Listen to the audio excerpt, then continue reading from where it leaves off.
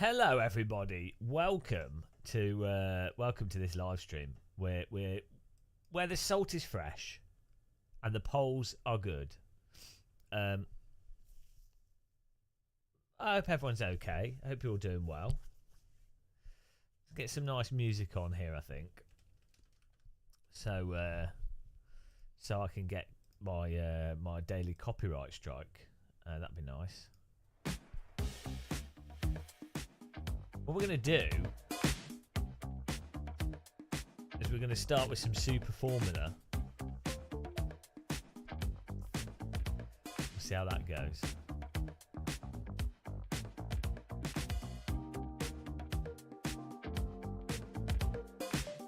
We'll wait for everyone to load in here.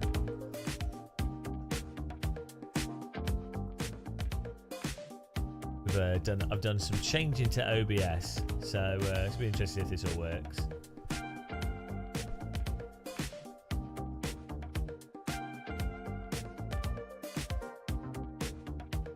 We've got a cup of tea. Hello, Freaky Leak. Cuba K, hello. How's it going, man?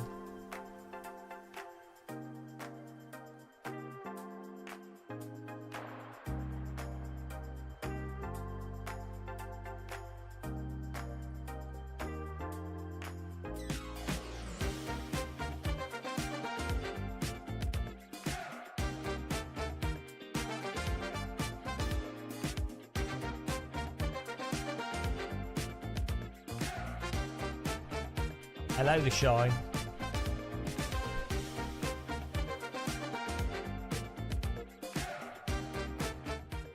Porridge time. I haven't got any porridge.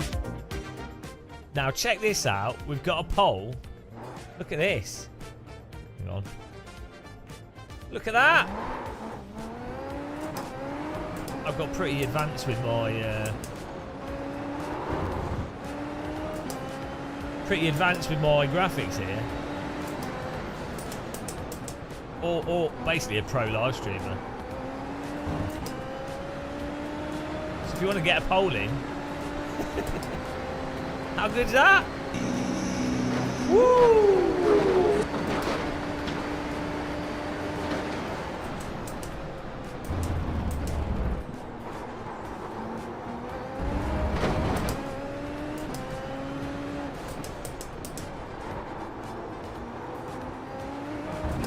This car has a PP on it. I'm not sure how it works.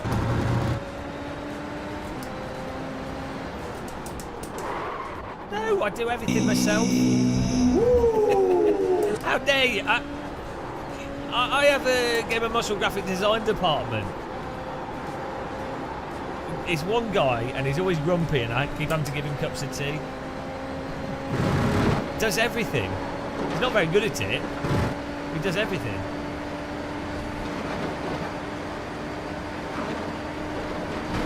This is going to be a nice relaxing race.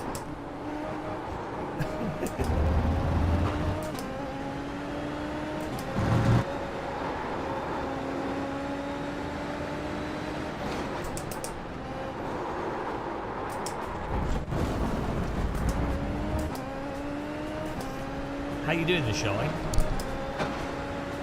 You're going to get the poll in. Oh, look at this. 16% say yes. 84 say... How good is that? How good is that? I'm well proud of that. I can even interact with it.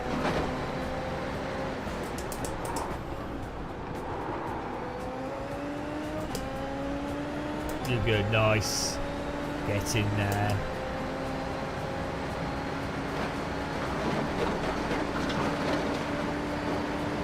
Because this is a really nice track, so it'd be really bad for Formula One to run at a good track, obviously.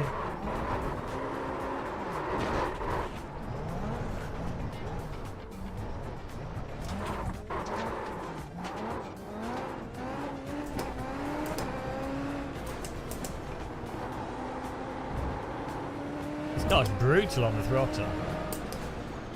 Oh no, we need to find some We need to buy some buttons for this car.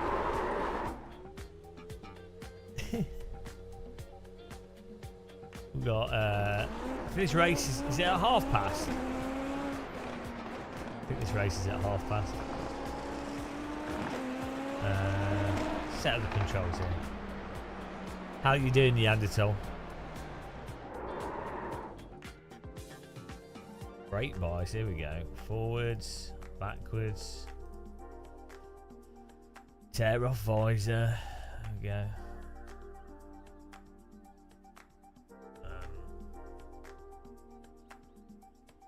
What is it? Is it push to pass in this car?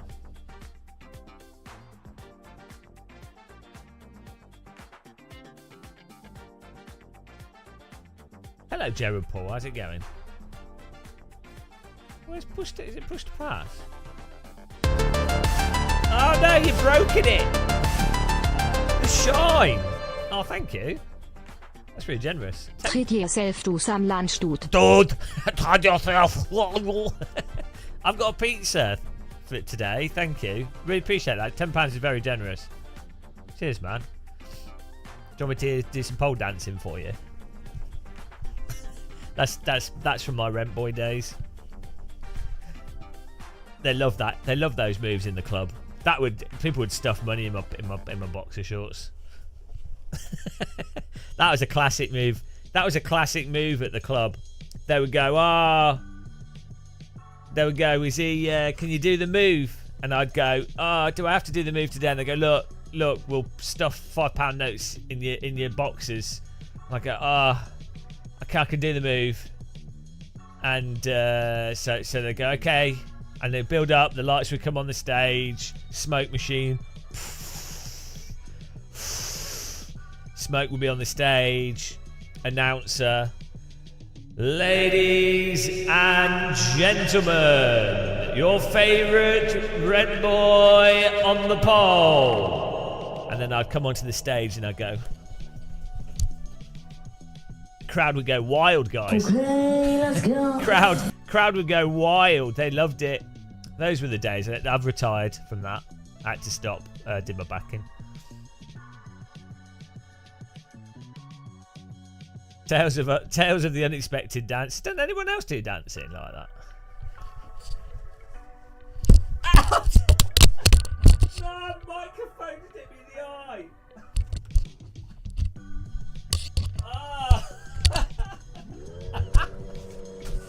Oh no, that wallet, it proper hit me in the eyeball. Got me.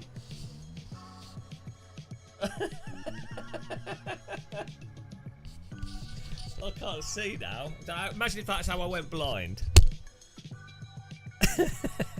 How did you go blind? Well, I was doing the rent boy dance. It really hurt. Oh no. Can't open my eye now. Oh, bloody hell. That's right, it's a dangerous dance. That's why I got the good money for it. Oh, God. I honestly can't open my eye.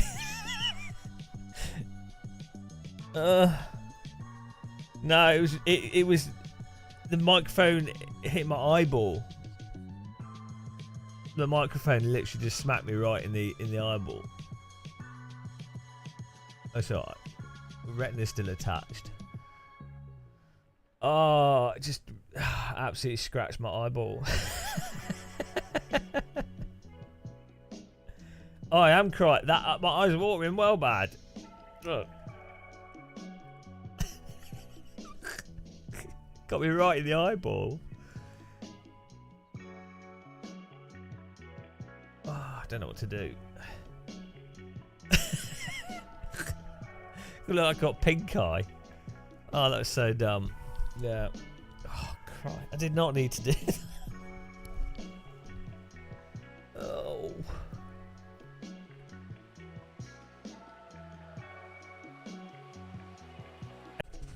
The microphone's got shit on it as well.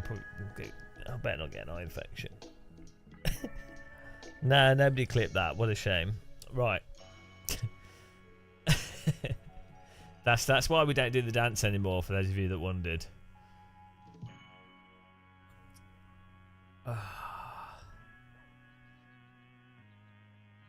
Well, it's got food on it and stuff. I don't know, not food. I've been breathing into it for like years.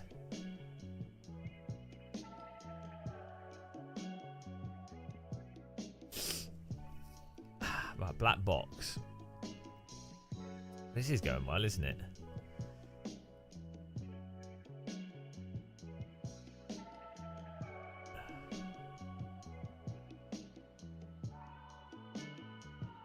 Ah, there we go.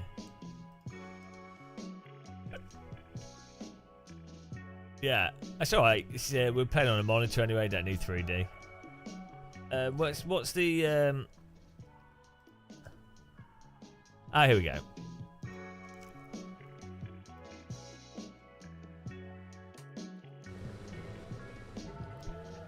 Can we sign up to the actual thing now? The Jack Sparrow of SimRacing. Ah, cat shit. Right, wrong button. There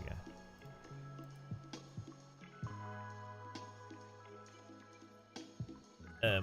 Let's sign up to the actual race. I mean, I've never driven this car, so I don't know how this goes. I found out that the so you see these for cult channel members. Everyone that's a member, you get added to this list. I think this list causes stutter. It definitely slows down your computer quite a bit. So I'm not sure if it was causing issues on this machine, because this machine's a beast. But I was doing some Counter-Strike, and Counter-Strike's very sensitive to OBS, and I noticed that the scrolling names was affecting performance. So I've taken off the scrolling names off this page, which is a shame because it looked nice.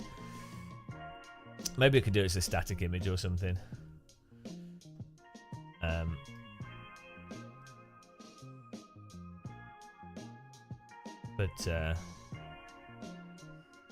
Yeah. Oh, there's only 3 people. They've killed Skip Barber. Skip Barber at Road Atlanta used to be amazing. I got banned from iRacing for a week trying to reverse finish. Do Skip Barber at Road Atlanta. That's a classic.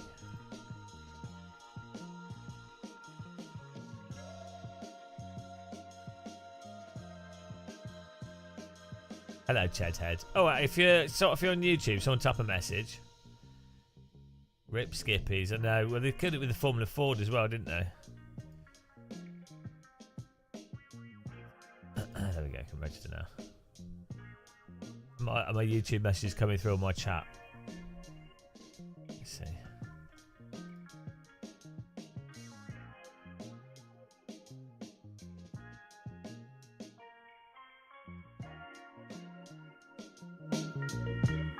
I think I could play this on the drums. I think I could be a funk drummer. I don't know. No, I'd probably fail. I'd probably fail at that. I'd fail at the fill. Someone could type a message on YouTube. That'd be fantastic, just so I can make sure chat's working. Hello, Thomas. How's it going? Is the dog all right after poisoning itself? Now, I got some ibuprofen because my arm's hurting, and I had some paracetamol, but I can't remember if I took ibuprofen, and I don't want to take more. So I don't know if I should have one, because I can't remember if I took any. I mean, worst case, they'd take 3 ibuprofen in one go, which is upset my stomach. But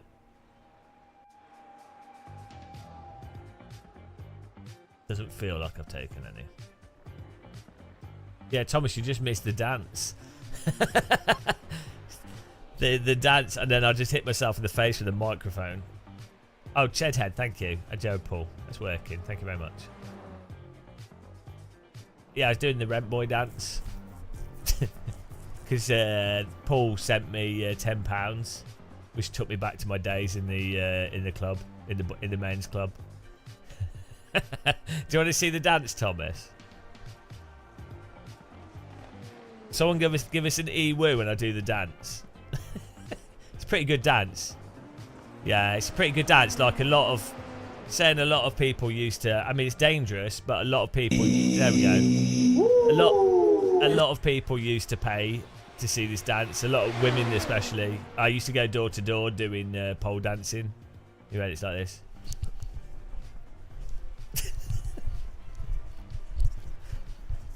You can see why that went down well in the clubs. So it's popular with the ladies, that one. Yeah, it's a pretty popular dance.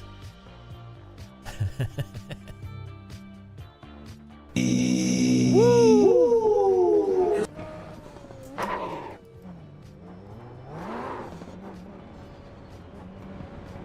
Women in chat can confirm that's a pretty sexy dance.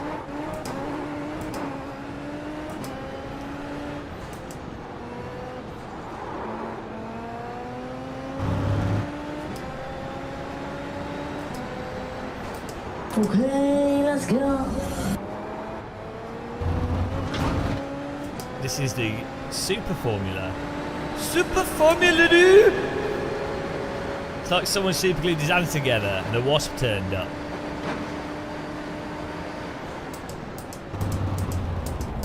Left side. Clear. Hope you're not mocking my dancing.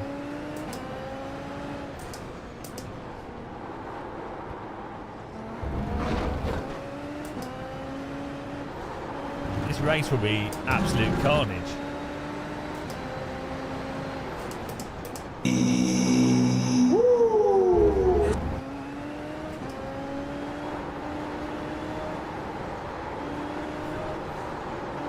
Okay, let's go. But yeah, thank you to the Shine for the donation. Really do appreciate that. The roast of Gamer Muscle. Can't roast me. I am the champion of the ninjas. Oh, thank you, Zedward Dog. Subscribed on Twitch. Appreciate that. I'll be. Oh, where's he going? I'll be updating the.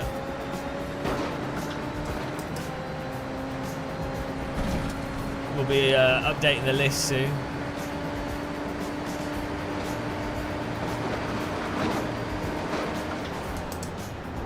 I think it should be up to date actually now.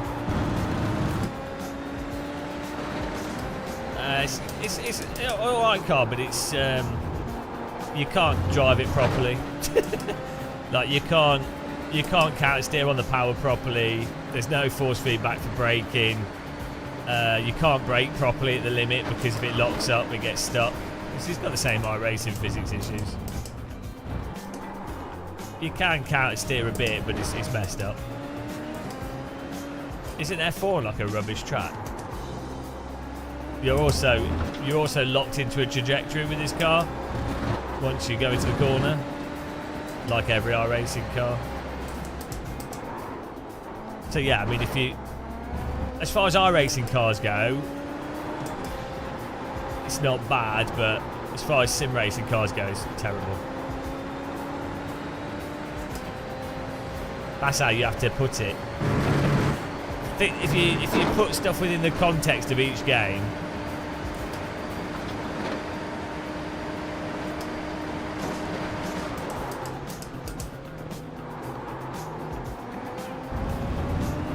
I don't know. I just thought I'd jump into iRacing with the pole. Do I need to reset the pole again? We can reset it. We've got a new polling system. Look at that.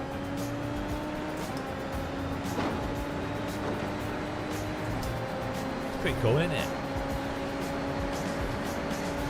All from the push of a button, guys. I'm like basically a professional streamer.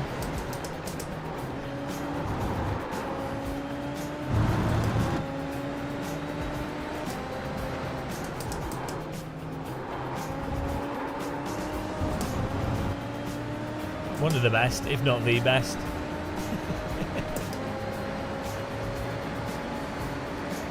Welcome to everyone watching on YouTube. Hope you're good. We are using the Moza Formula wheel here at the moment. I was testing this out. Would you like to see the wheel? Oh, that's a great shot.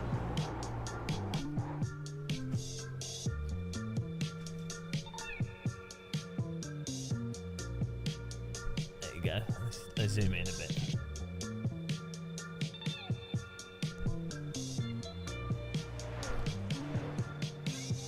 Oh.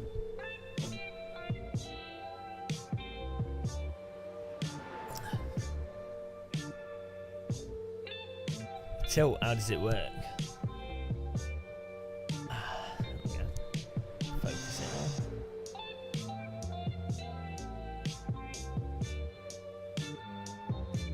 There we go. DD1 is smoother than the DD1. DD1 is easier to adjust settings from the wheel, and DD1 has better filter options. But both of them are perfectly fine. This has a better quick release on it than the DD1. Hello, Euclid.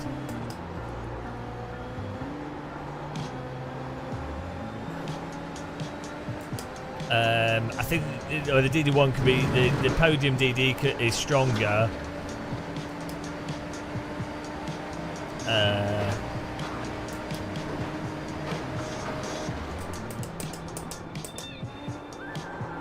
So sort of swings and roundabouts, to be honest. Once you get to like, by the time you're spending £600 on a DD motor, they're all pretty damn good, to be honest. Electronics or techno music? What do you mean?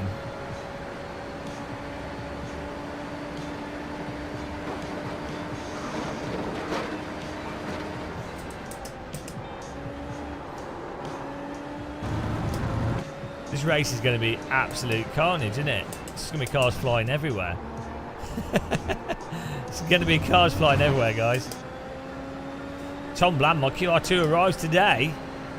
Looking forward to seeing the difference. Oh yeah, QR2 is good. It's much better than the original Fanatec quick release. I didn't really have problems with the original Fanatec quick release, apart from on the CSL wheel. Oh, full of tech. I just bought a Stream Deck OLED to hopefully review as well.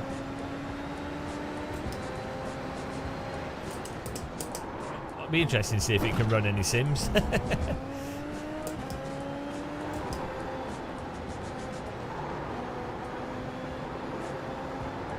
You want to upgrade your SimMagic Alpha Mini? Well, you know, if you're happy with it, like ultimately, you can sim race perfectly fine on like a G25. So anything after that is, I don't know. I guess you could argue. I would say that at about 12 Newton meters. Well, probably not even that. Probably like 10 Newton meters. Below that, I think you do. Well, the problem is the game's force feedback is terrible, isn't it, with most sims? But in a sense, you do get an advantage of force feedback. Like, I'd say there's an objective.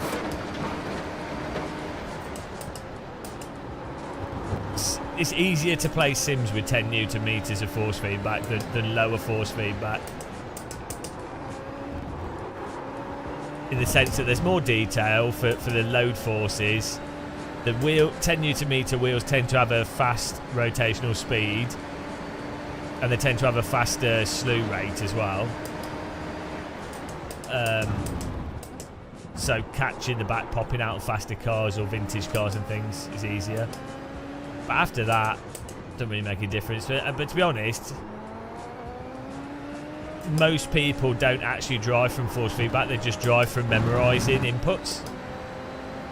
So in that scenario, it doesn't really matter what wheel you use. That's the irony. I reckon like 60% of sim racers maybe are not using force feedback to actually drive the car. Like, they feel the force feedback, it informs them, but they're not. It's not like the central point of their driving. What's the Alpha U? How many Newton meters is the Alpha Mini? I will get some Sim Magic stuff to review. I'm working my way through equipment at the moment. So we've had Fanatec stuff for a while. Then we're using we had the AccuForce wheel for a while. Now we're using some Moza stuff. Just so that I know personally. Also, actually using this stuff as well. So I've noticed there's quite a lot of tech review channels out there where they unbox it. They use something for like 20 hours or 10 hours or whatever, and then they're like, "That's the review." They're so busy doing the business of unboxing and reviewing, you know. Whereas that's fine. It's business, makes money. Not to begrudge people doing a job.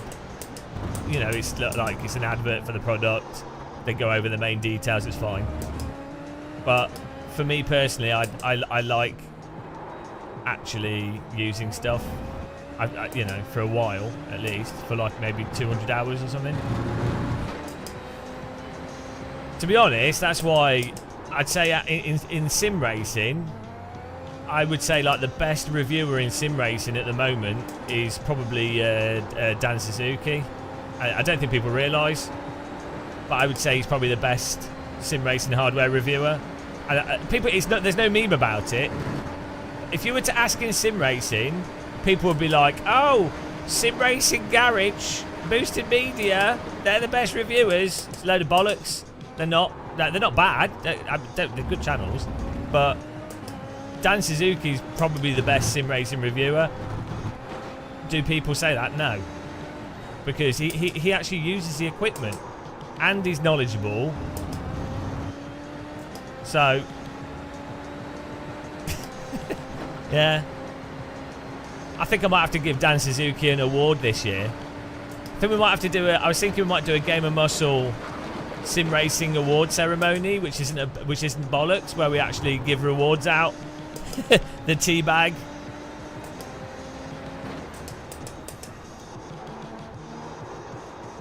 Yeah, he does have his. I would agree. He probably has his mic too close to his mouth. That's fine. That's a stylistic choice. Personally, his bloody camera. His slider camera, that really winds me up irrationally. His slider camera moving backwards and forwards. For some reason, that really winds me up. I tell you what it is. It's because it's going forwards and backwards. Whereas for me, a sliding shot just doesn't feel natural going. You know, it's like there's a bloody train in his house. So,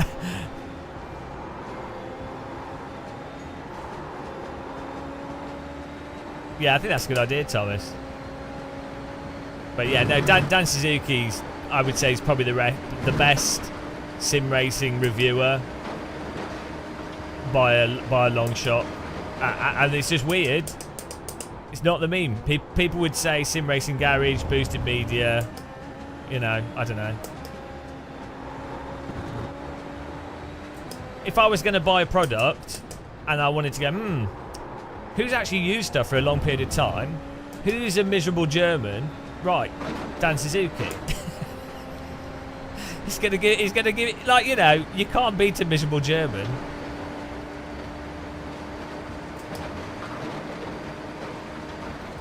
Yeah, I think he's grown. Like, he was already big on Twitch. I hope his stuff grows on YouTube. I think it will do.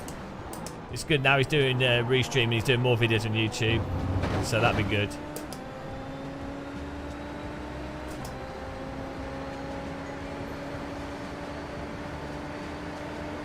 I don't care about production value. For me, it's for me, all that matters is someone actually spending time using the equipment, someone that can actually drive pretty well, someone, yeah, they actually use it and they talk about the objective points. You know. Anything else is basically an advert.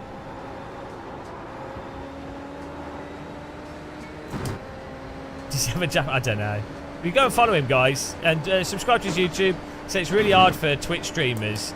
I think he will blow up on YouTube, which is great. But it's hard for Twitch streamers to grow on YouTube because you really do have to do videos, and it's a different thing.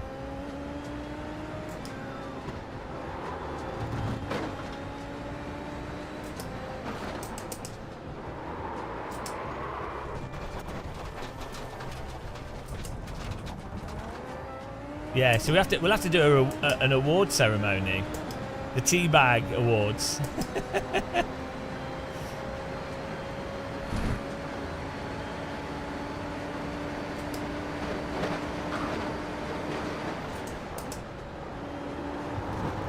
No BS. I'm picking all the rewards as well. No one else is choosing, and they're not going to be BS awards. They're actually going to be. Because award ceremonies, I was looking at them, they're a load of crap. Like, I mean, VCO do one, and I think their stuff's probably good for esports and things, which is what they do, right? So, is it VCO? I don't know. So they're probably good for esports, like that's what they know. I don't really know esports in sim racing, so that, you know, that's good. It's good to, they will know who's progressed further or done whatever in esports. Fine, I'm not really that. I'm not massively interested in esports. I'll follow it, and I'm happy for esports drivers to do well, and it's really impressive. And you know, I'm not against it. I just, it's not my thing. But it'd be nice to do like a, you know, actually highlight stuff that most people for some reason aren't noticing. Oh no, they don't get anything. They get to, award winners just get to feel depressed. That's the prize. Despair. Oh man, there's only 11 cars registered. We've got 10 minutes to go. This car drives like a Hoover. The YouTube crew are being very quiet. Why is the YouTube crew being quiet?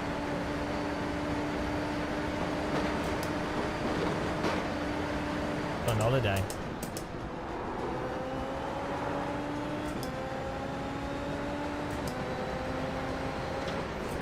I wonder how much R Factor 2 is taken away from iRacing.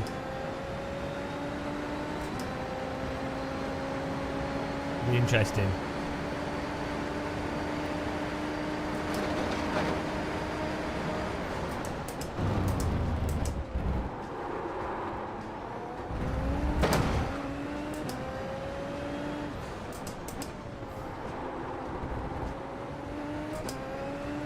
I haven't had enough tea yet. Yeah, there's 2 left of fuel left. Who needs tea? It is morning.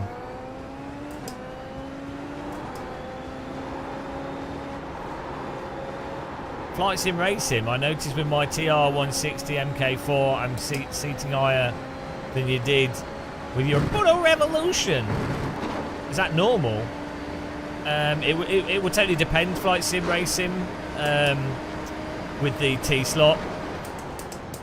Some T-slot rigs, the seat ends up being higher than others. Do you mean relative to the pedals? You can normally move the pedals up and down, obviously, and the wheel deck. So I think I'm higher on this SimLab P1X sim rig. I'm definitely higher than on other rigs, steel rigs. How are you enjoying the rig? Has it changed your life? I imagine it has done. I imagine you're now like the happiest person alive.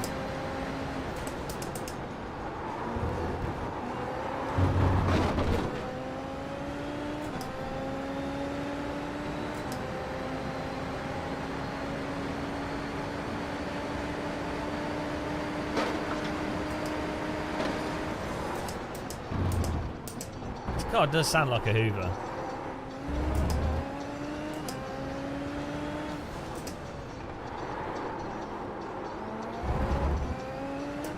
You have about 1 left. You have to drive from the tyre skid sound in iRacing. There's no way we're getting to the end of this race without people wrecking us.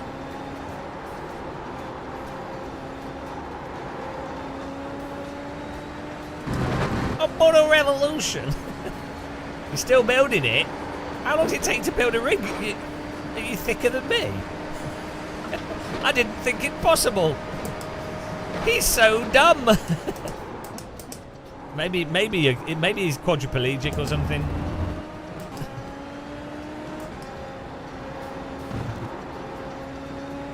You've been waiting for parts. Oh.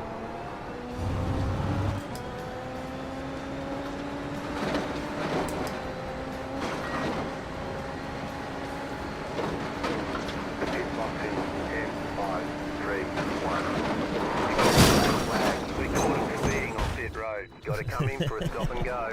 Come in for the black flag. Come in for the black flag. Beautiful. It's a good line, that.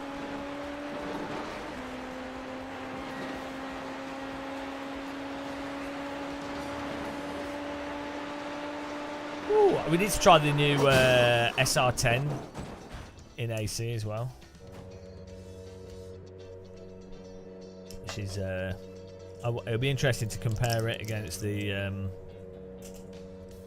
iRacing one, which is not very good.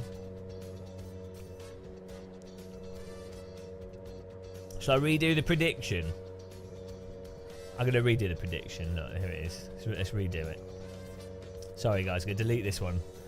Delete and return points. We're going to start a new prediction.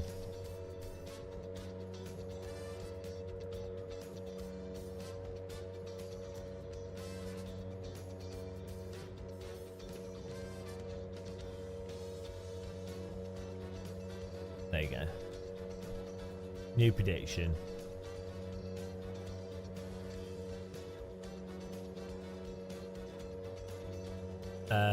No, I think it's a paid mod, unfortunately, which isn't going to help, is it? Yeah, it's unfortunate. I think you need to with AC. I mean, do you know the big shame I think with AC1 is that it doesn't have better AI, because with all the mods.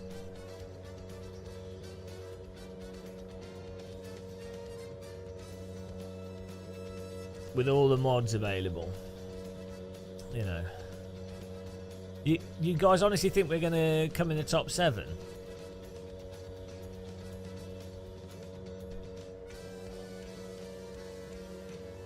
I don't think we will. I'm not optimistic.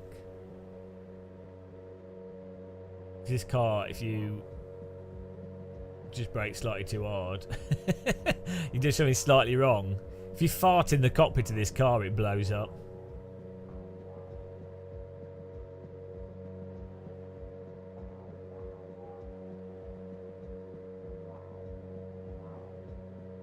Is this what is this car based on? Like, I mean, I know it's Super Formula. It's like a Japanese. Is it what chassis is it? It says it's Honda. Is it kind of like a Indy car, basically? Looks similar to an Indy car.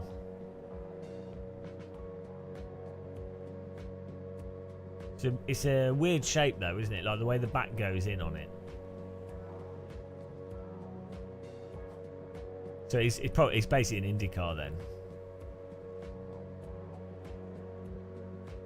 Or maybe it's not. It has that kind of look to it though.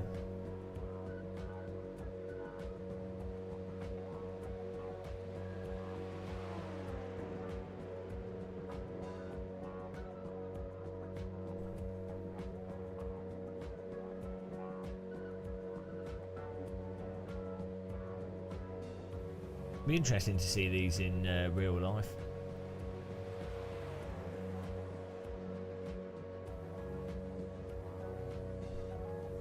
Right, 1 minute. 1 minute till we wreck. 18 cars registered.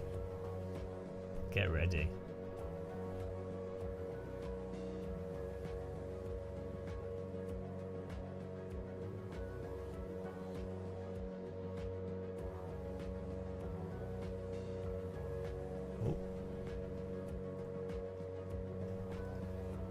Bob Jones, does anybody have a recommended direct drive setup and wheel with hand controls on the wheel? On all wheels, hand controls. Technically all wheels are hand controls, right? Do you mean like analog paddles for accelerate and brake? Do you have like problems with your legs?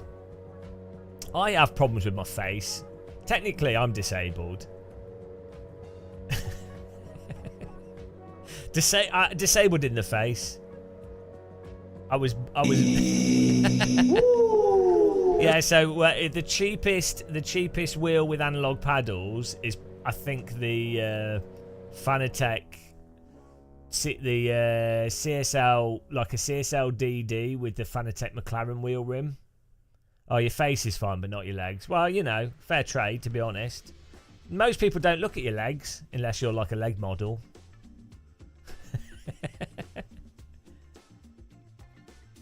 Do you have? Can you not use either leg? Do you have to do everything with your hands? I'd say like what the nice thing with the McLaren rim is the shifter is push pull as well, which should probably help. Hello, Ultra. See, I'm all right. Yeah, no, I've had some insomnia issues recently, and like this arm's been stupid and my shoulder's been stupid. Yeah, all hands. Yeah, so what you probably the McLaren wheel rim. I don't know if I got it behind me. No, I don't know where I put it. But the Fanatec McLaren wheel, like if you're looking for like the cheapest wheel that has clutches on it, and also the ability to you can upshift and downshift, like because the shift paddles are connected. You can. It's a bit stiff, so you might need to adjust it. But you could. The McLaren wheel rim is probably the cheapest option for someone that is going to be using a wheel rim for everything. There's some other wheels out there, but I mean, you do it like the nice thing. Another thing with the Fanatec wheel is like the podium wheel has the two shifters on this, so it's got clutch, and then it's got two shifters. So like it will have one ear, and then it's got one ear, so you could use that for upshift and downshift. So if you're accelerating and braking, you can still choose to just use one hand. So that but then there's more expensive options as well.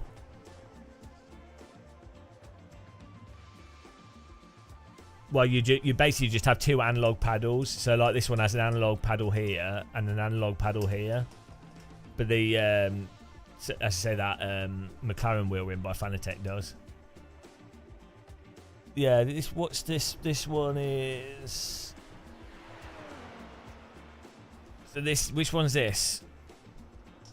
This is the KS steering wheel. This one's quite nice. This has two analog sticks down here. They've not got much pull on them though, so they're quite sensitive. That might not be a problem, to be honest.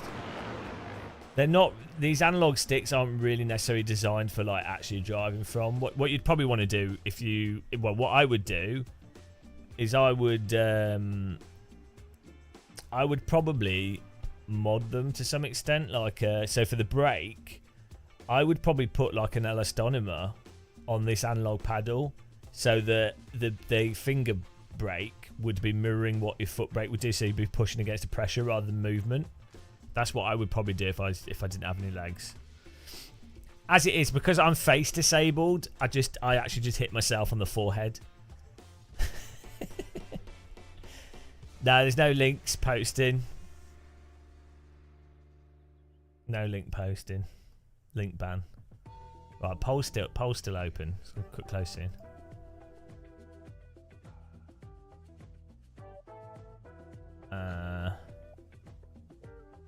YouTube Fortash hand controller. Yeah, there's some different companies that do some accessibility controllers, which is nice. But as I say, you often have to spend quite a pretty penny for some of those. I think the McLaren wheel rim by Fanatec is probably the cheapest accessible wheel rim.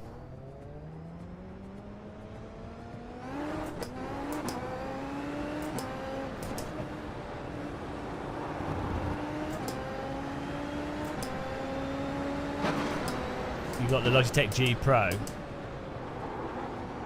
Which one's the G Pro? Is it the DD? Oh yeah, the Logitech DD is not bad, you know. It's quite a good wheel. The pedals aren't very good, but the wheel's nice. Logitech's pretty good, to be honest. In fact, it's probably very reliable.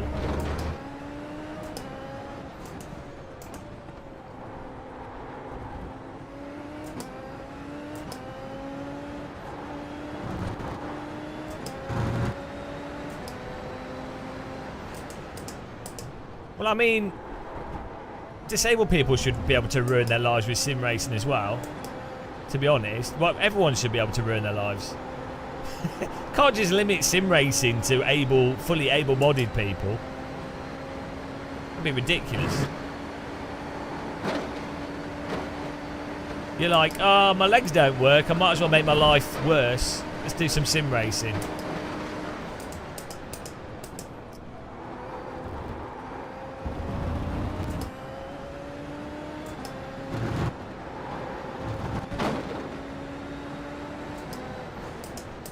I'm surprised that more companies haven't made more of a thing out of accessibility controllers, though. Just for them wanting to virtue signal and pretend that they actually care about people and not just profit. You'd expect more companies to do stuff. I mean, you know, there will be people at companies that do want to do it for, you know, they want to do stuff because it's a good idea. And why not? But ultimately, businesses do these things to virtue signal. They're profit. Big companies exist for profit. That's all. Completely devoid of any form of empathy. The trendy thing at the moment is for large companies to pretend that they're empathetic and care. Oh, we really care about disabled people. Oh, we really care about the environment. It's like, no, you don't. Don't pretend. Care about public perception because that affects bottom line.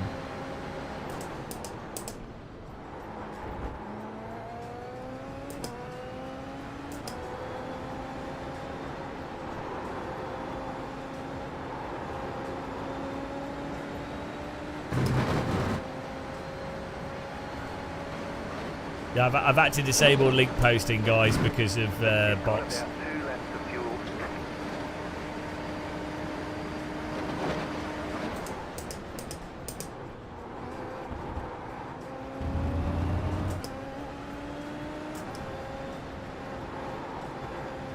Well, you know, I guess it's better for companies to virtue signal and do something positive, though, than to not, so should probably take it. One issue, hello Neil, specific needs, so 1 or 2 products probably only works for small group. Exactly, yeah. Yeah, you end up with, like, especially for controllers, and especially with certain disabilities like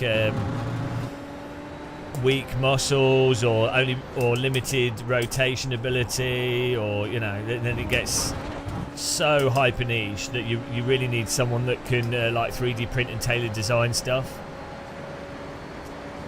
I think as I say, that push pull shifter, progressive analog paddles, maybe an additional shifter on a wheel,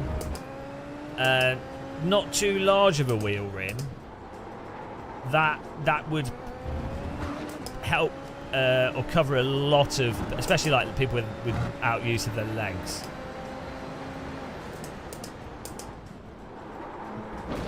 One of those like those rally, you know, the rally push pull shifters, and there's some really cool actually hand controllers.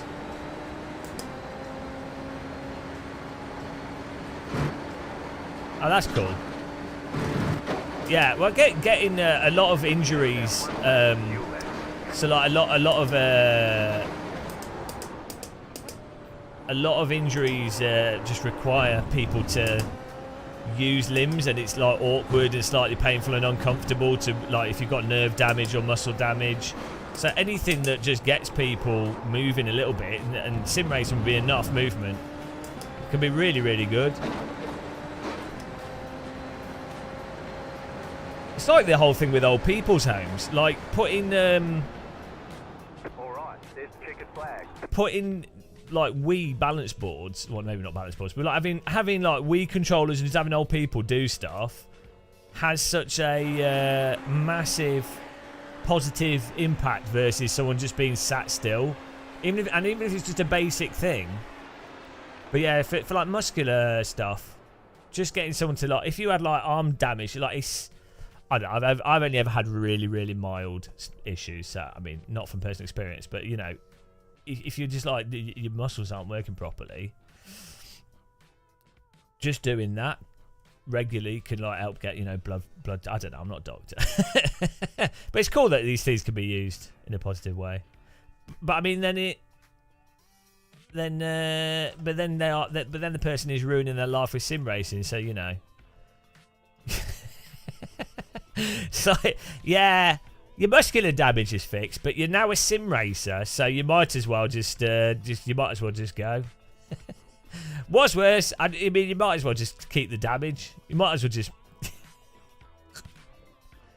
I mean, really, sim racing is a terrible hobby. It's pretty bad. They developed some accessories for Kubica to drive with one hand. Yeah, see, the thing is, there's a temptation to make jokes or just funny comments, and they would be funny, but you know, people are very sensitive around disability, which is ironic because having known people with very severe disabilities, they have a great sense of humour because you have to. So,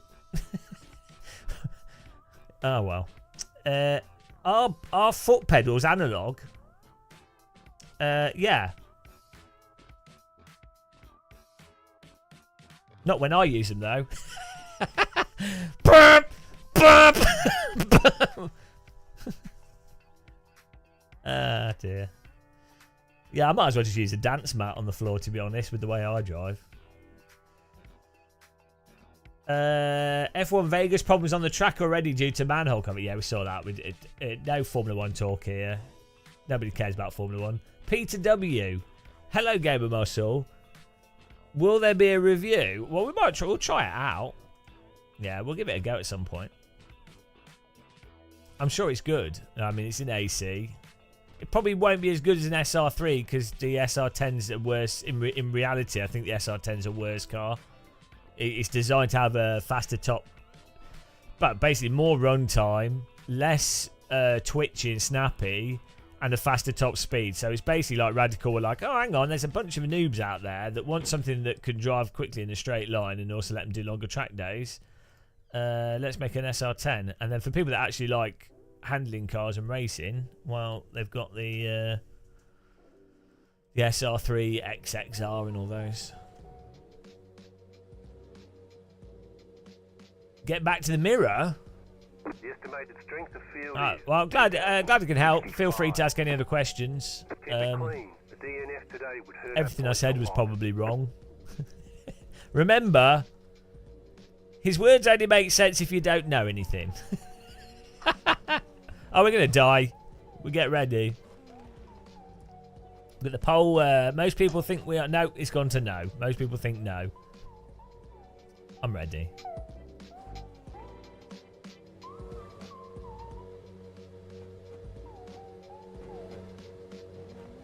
Oh dear. Oh, at least there's 20 cars. I don't know how to do launch control in this car, so we didn't set that up. Green, green, green.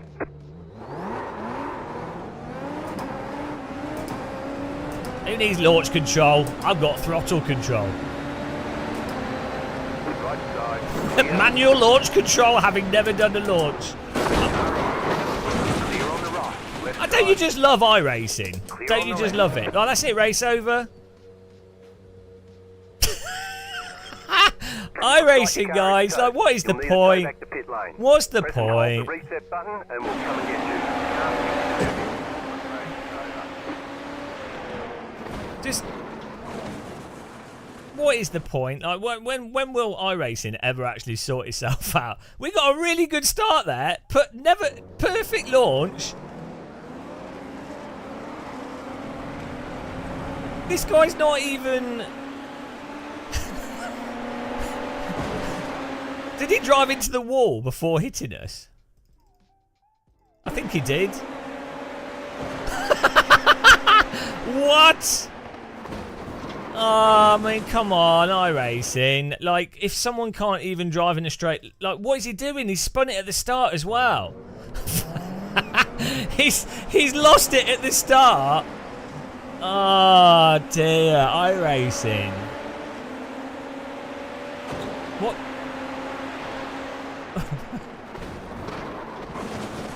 I mean, honestly. You can't. This is actually iRacing in 2023. This is like the ultimate summary of what you get for paying.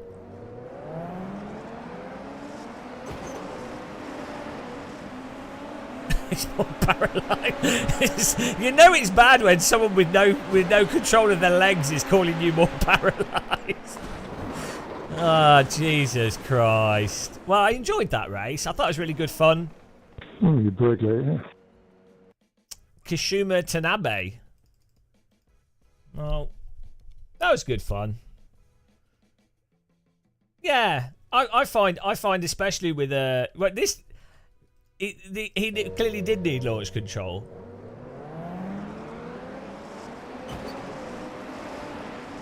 One last time, just to enjoy this. I mean, after I felt so happy with myself. And we got to see the really nice damage model as well. Why? He's not even locking up. That's what's strange. Normally, what happens is someone kind of misses the break point and locks up, but he's not even locking up. It's I don't even know what's going on there. Thanks, iRacing. Enjoyed that. I'm blaming iRacing for that. You know. Well, there you go, and that's why it's difficult to game rating and safety rating in iRacing. Give you the prediction. Okay. Choose outcome. Top 7, no. There you go. Well done, guys. See, I would quite like to do the Skip Barber, but the problem with the Skip Barber is... Oh, GR Cups at Brands Hatch. No one's signing up to Skip Barber. He's 0.7. Yeah, no one's doing the Skip Barber race, unfortunately. 22 laps of Road Atlanta in a Skip Barber. Isn't that like a... Hang on, that's like a 35-minute race, right? We're doing the full track. The pace car is out of control. Thanks for the e-woo there. This is the full track, right? Up the hill. Yeah. Why, seems like a lot of laps. We could do the GR Cup. That's normally pretty fun. Oh, is it? Oh, it's the short track. Oh, that's crap. Well, hang on. So where's the... Oh, yeah, short. But so I thought the short layout, you go down the straight, turn right, and then... Oh, it's the full layout goes all the way down here. Yeah, I see. Okay, that makes sense. Oh, the short layout's crap anyway, so let's not do that. Oh, we can do LMP2 at Red Bull Ring. That'll be nice and clean. There's only 2 people registered, but that could be fun.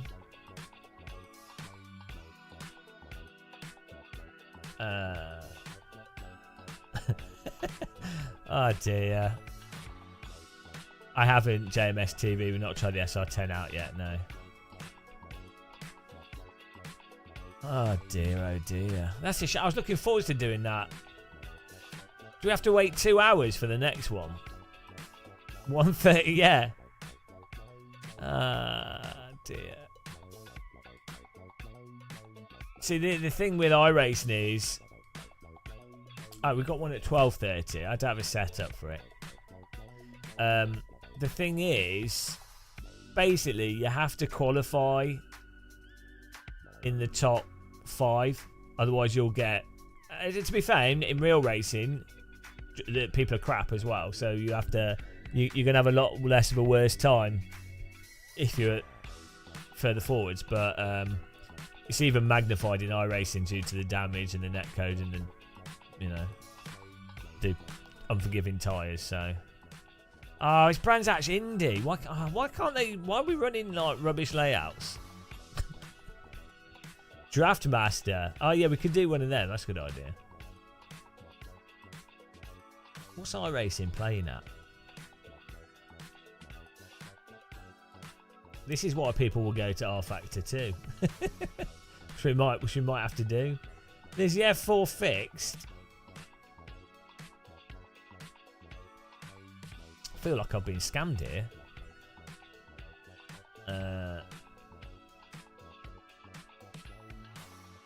When's the next Draft Master?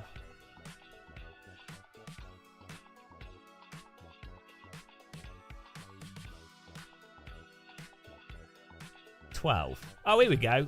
Yeah, let's do this. Sorted. Good call there. Shady, yeah, hopefully.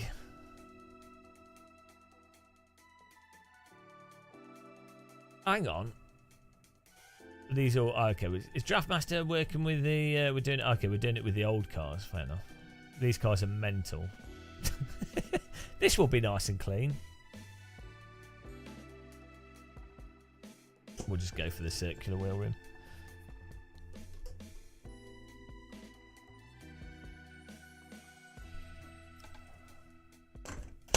Bonk. Oh, okay. Right, do we need to do a new poll? Should we go for top 7 in the Draftmaster here? I think that can happen. Start a prediction. Look, I can do this all from my... look at this. I'm in control here. It's amazing. This is the future. There you go. Probably make that a bit smaller though. So let's do that.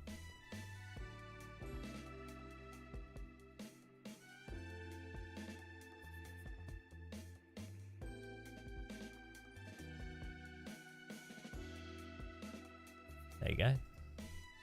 It's nice and tidy. Oh yeah, your no optimism. No, we do all right in the Draftmaster, guys.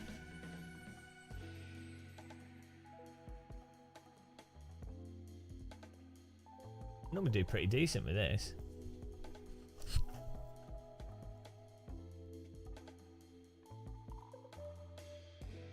We have to bind the H pattern as well. I really need to get Richard Burns Rally set up on this system. I've got the downloaded it. I think it'd be quite fun to do a side by side comparison with Richard Burns and WRC.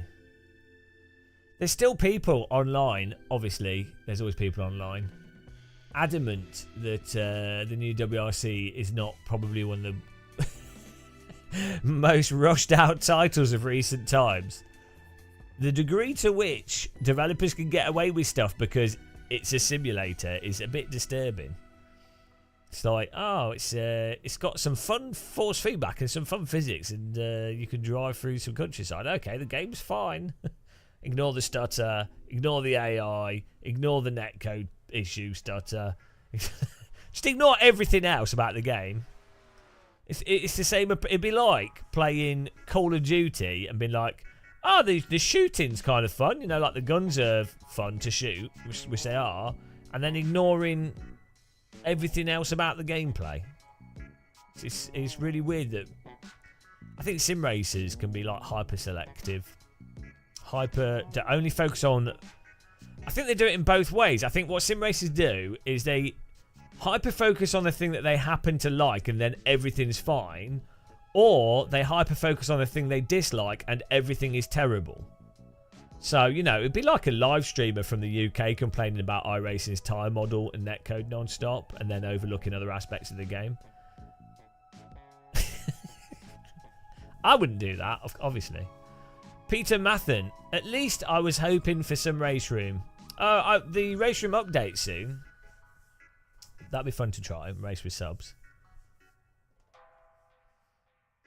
Sound of Guns. how do you like the Moza compared to Fanatec? Will I switch back? Yeah, no, I'm using the Moza stuff because I'm putting some hours on it so I can then do a decent review, having used it for a while.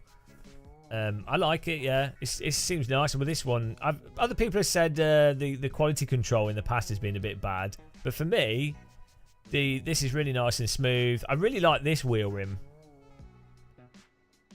This wheel rim here is really, really nice. And the lighting looks good. It's actually sunny outside. It's actually sunny outside, so we've got some really nice light on that. Look at that.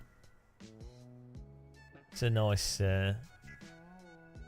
the reflection off the metal is nice as the wheel rotates. Yeah, this wheel rim's really, really nice. This is actually one of their cheaper wheel rims. I would totally take this wheel rim off and stick it on another wheel. But yeah, no, it seems fine, to be honest. Like a nice detail. Software's a bit weird, but I just set it to just remove the high frequency stuff, and then I've just left it on, like those settings for everything. Buttons feel really nice on the wheels. These buttons feel great. They're actually very satisfying buttons. Not. They feel like they're the mechanical buttons. Well, I mean, I guess they will be. They feel a bit like...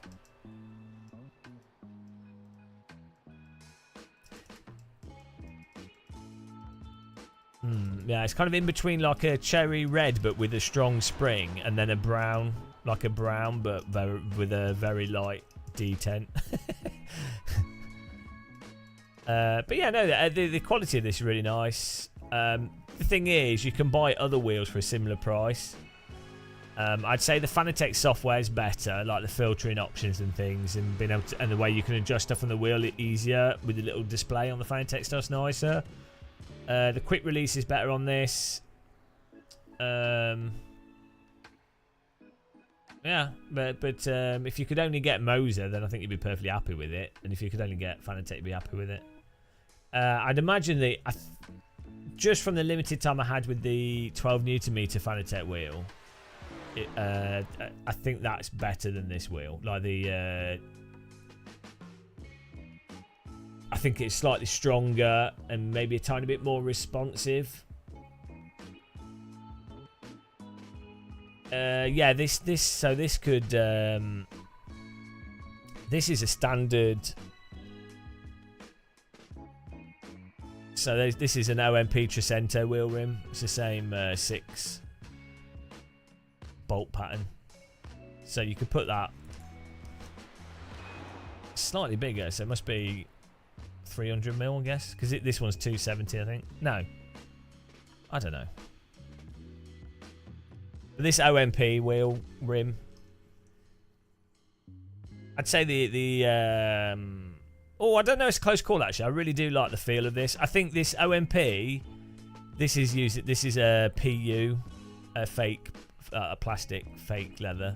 It's literally plastic. I think if I had this Trecento wheel in actual leather, I would still prefer it over this. This is a synthetic leather, but it's a very nice synthetic leather. Feels really nice, but the weight of this wheel, I'd say on like a 12 Nm wheelbase, the weight of this wheel was really nice. And the Moza button box is a lot better than the Fanatec Universal Hub. I mean, the Fanatec Universal Hub works, and you can move these buttons around and stuff, which is nice. But these it works, but they don't feel as satisfying. These feel more like, these buttons feel like something you'd have in a factory for like, oh no, the reactor core's overheating. Let's dump the fuel rods. Beep. Whereas this feels like, oh, let's just push a button.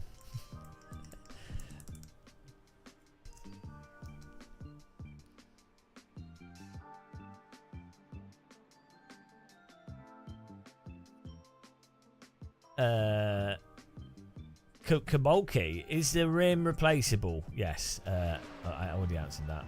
A batter bread, AZ5. Oh no, that launches the attack on the west.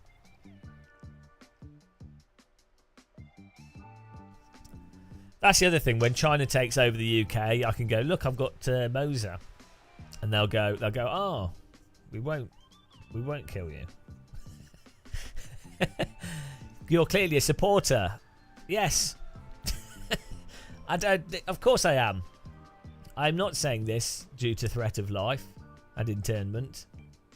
I am saying this out of pure honesty. Oh, anybody Chinese in chat? Generally speaking, is China? Well, China's bloody huge. So saying just you can't lump the whole of China. But generally speaking, are Chinese good at sarcasm culturally?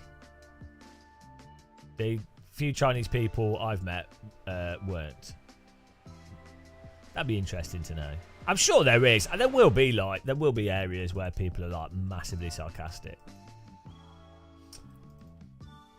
Problem is, yeah, China's so huge. The difference, the cities, rural areas. There'll be so much in the North and South China. Might as well. It's like America. You can't lump all of China into one thing.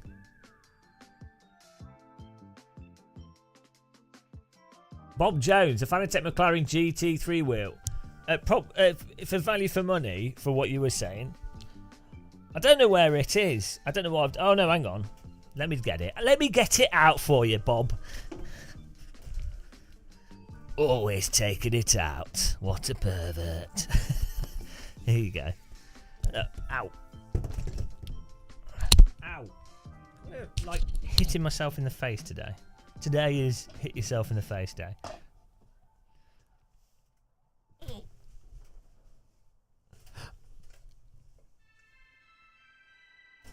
Yeah, here we go.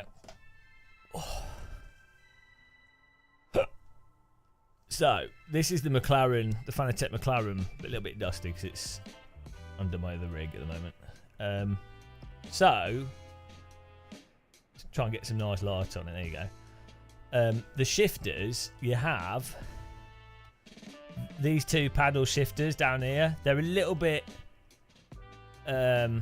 stiff. So so not the shifters, the analog paddles. They're a little bit stiff. So if it was me, if I was using this as an accelerator and a brake, actually as a brake, it's perfect because you want it to be quite stiff because it gives you it's easier to be more precise. But for the accelerator, what you probably want to do is like make this longer, like attach something to it to make it longer, and then obviously that leverage will make it lighter. And then the shifters here. Now this is Fanatec officially licensed it, so they don't feel the best because it feels like they're going onto rubber dome buttons. But when you're driving, it works perfectly fine. Again, the shifters on this are quite stiff. But you can push it up to downshift and then push it down on both sides.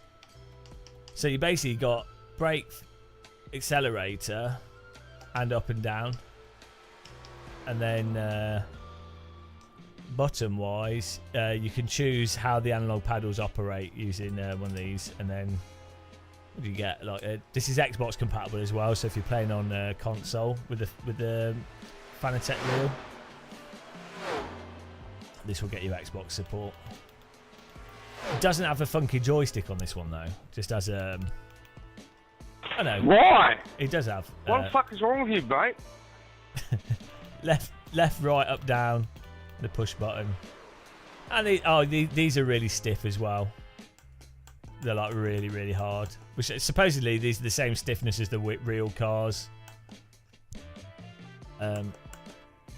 Buttons, but yeah. It's a nice, for the price. This is probably it's really, really solid. The grips are absolutely fantastic on this. The pace car is out of control. Akagol, thanks for following. The grip feel of it is amazing. Like this, the feel holding and driving this feels like a super duper high end steering wheel. Like I've felt real car wheels in a real GT car that feel the same as this. It's really it's plastic, but it's super rigid, so it just feels great. But yeah, or you probably I don't know if they're going to do one with the QR2 with the new wheels, so that would be something to look out for as well, because you wouldn't want to have to replace it in the future. But yeah, that's really nice. Best value wheel rim on the market probably still. Although actually this one's nice, but it's up there. I forgot to.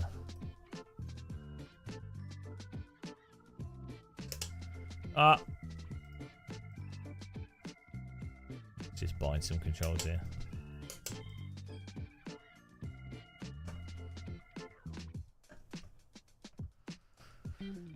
Yeah, that's alright, you're welcome, Bob. Oh.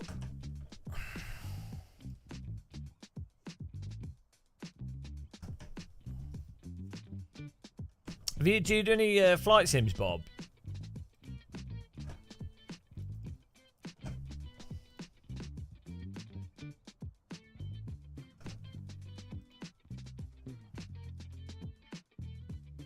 I don't know what I'd play if I didn't have use of my legs. I'd probably stick to like. I'd probably just play more Counter Strike.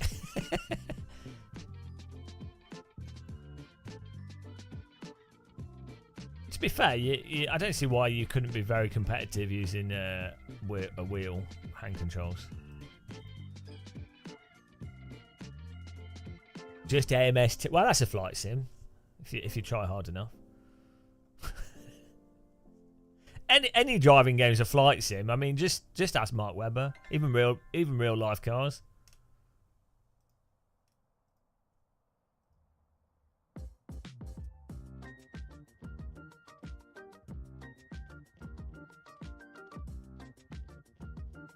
Alright, let's just go. See what happens here. Oh, look at the dash on this. This is a proper car. Pole predictions closing. Look at that. I'm well happy with that. Animated and everything.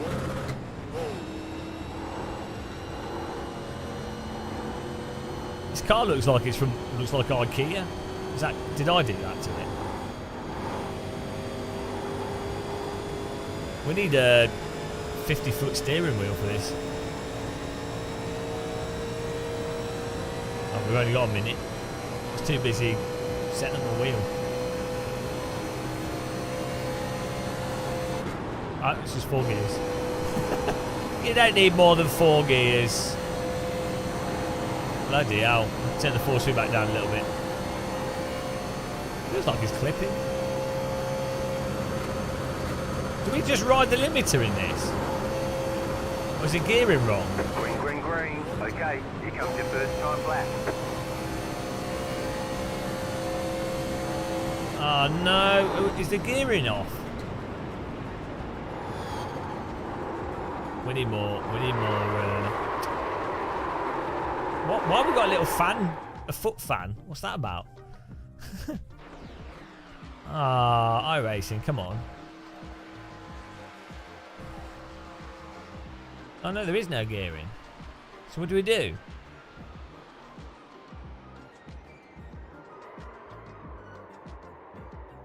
I don't know what we do, guys.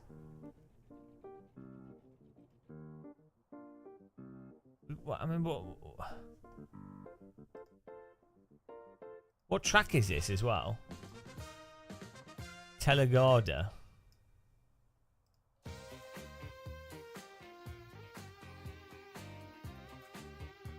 Well, let's try that. How much fuel do I need? Nothing, just drive. Oh, we need a voice chat button. Obviously.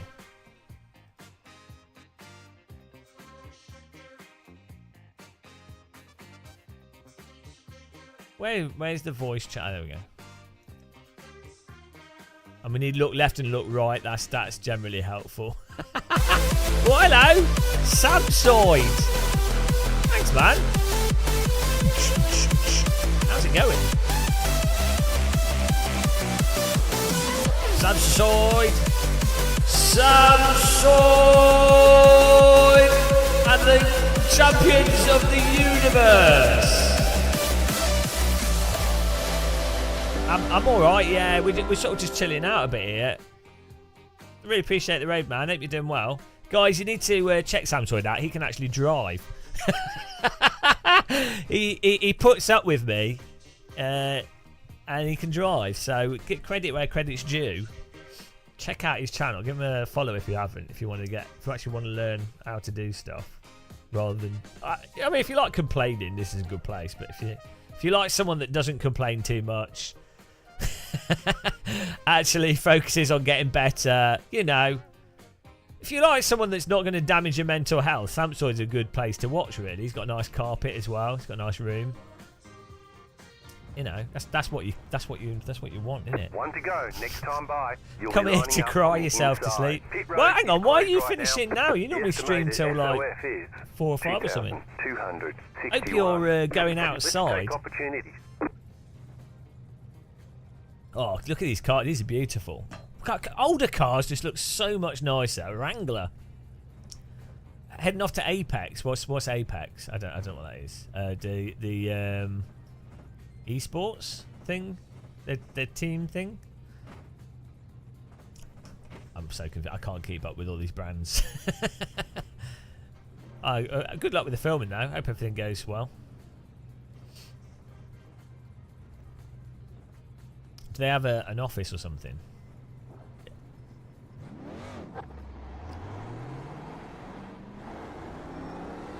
Oh yeah, I forgot that you moved. Oh, you moved again. So hang on. So are you in London now? Like you moved from? Samsung moves every week. What is he on? Mic check. Where? So you're in London? Oh, you moved not to. Check. Well, to be honest, Loud and clear, mate. the prices down south are stupid. So, how far north are you without doxing yourself? Are you like, is it like Manchester, like Midlands north? It's not like Newcastle north, is it? I forget where they are. It's Manchester, right?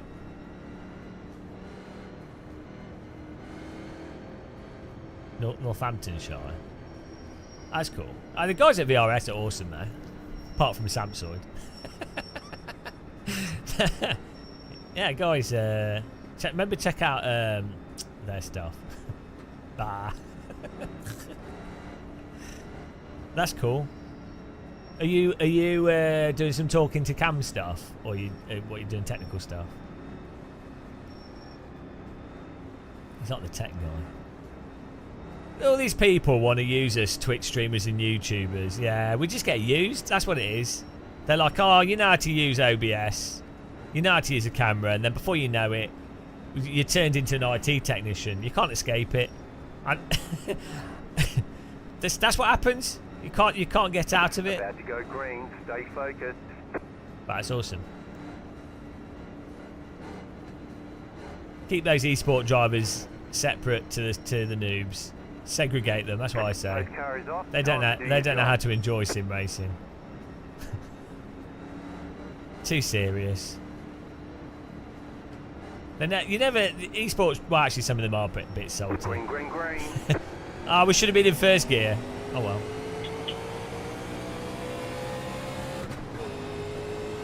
Yeah, some of the esports drivers are actually salty. This is pretty good. It's good to see. There we go. Look at this. But yeah, thanks for the raid. I hope you have a nice day. Hopefully I can see you soon. In the person, in the flesh. In sim racing, yeah. Oh. Inside, outside, inside, outside. Still there. Oh, this setup's better. We're not hitting the limit. Bloody hell, this car's slippy. This is so much better than modern oval. Like, look at these vehicles. They're gorgeous. They're like bricks. Look at this understeer. Amazing. Kodak. Hot Wheels. Oh my God, they suck. Coming through. I don't know. I'm not even trying to, but we are. Bloody hell. This is amazing. Still there inside. Still there at the bottom. Clear. Probably need to save the tyres a bit. Car inside. Still inside. Clear. What a Wrangler. Oh, this is awesome.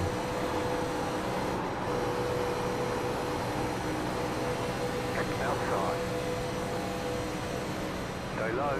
You're on the bottom. 3 wide.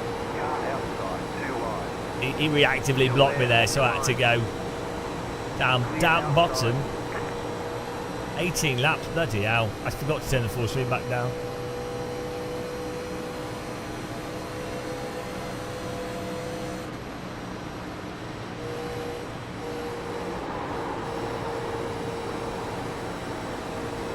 Mate, the thing that wears tyres out in oval is normally going up and down. It sort of wears different, I think, to... like you obviously have the understeer from pushing, but going up and down the banking really wears tyres out. Car outside. You're in fifth. Outside is clear.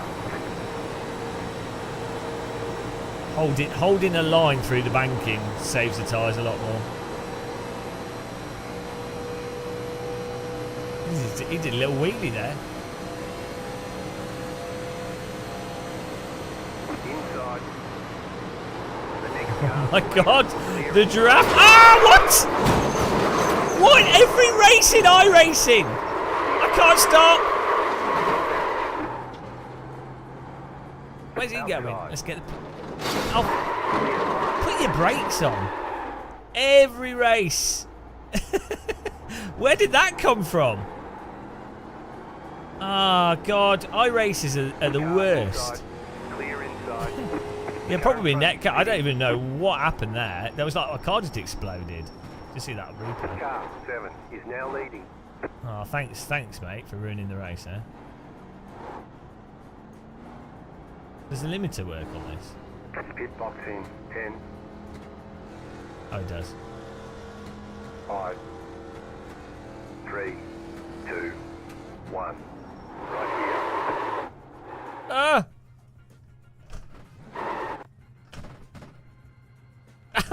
Come on. here. All clear. Punch it. Ah, well, we'll finish this. We'll have to see the replay, but Let's just ride a lap instead of riding fast. Let's ride for a few laps. what is he on about?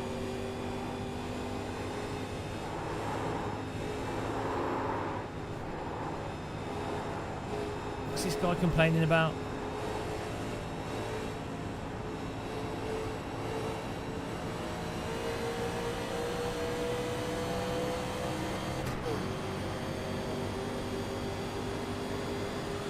Car inside. I don't know what he said. Something like near throttle. That's all I got.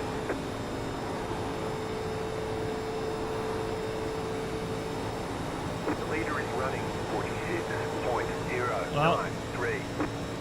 Where are we? 12.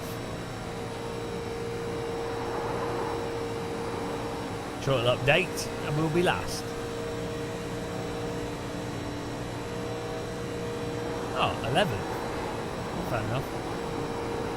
They might crash at the front, we might get some more places back.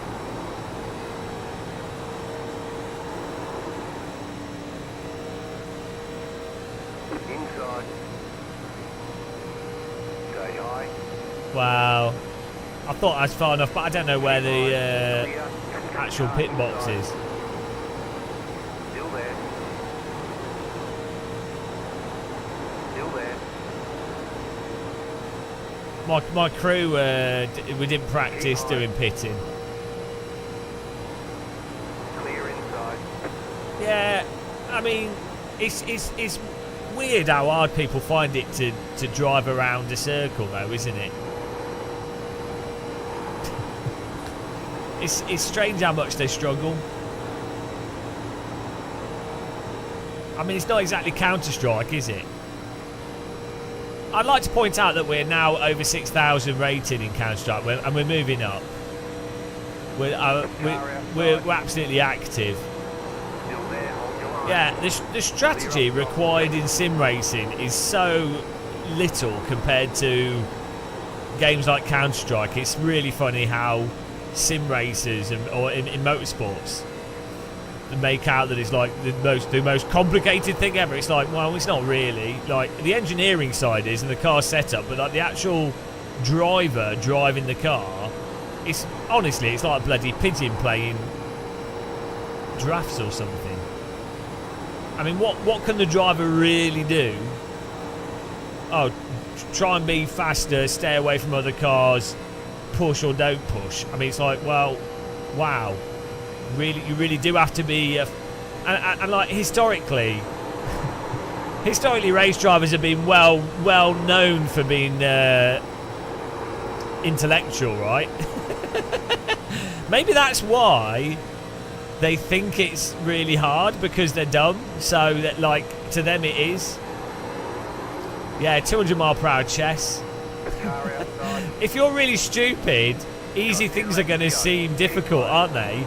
And anyone that's doing motorsport or sim racing is going to be stupid. Like, why else would you do it? Car culture is probably one of the dumbest cultures that humanity has ever created. So it's not a surprise, really.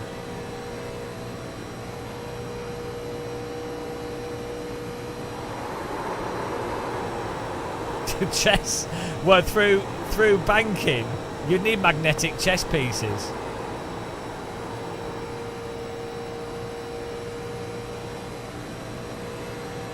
They should put chess players in a Formula 1 car. Yeah, while they're driving.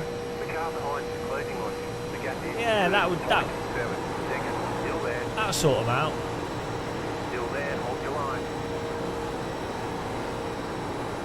Oh, we're going to get a top 10. That top 7 is on the cards, guys.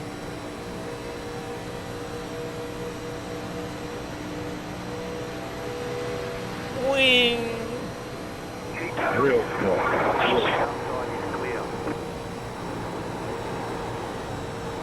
I think they just had a big wreck. Hello, Cold Sard 80. How's it going, man?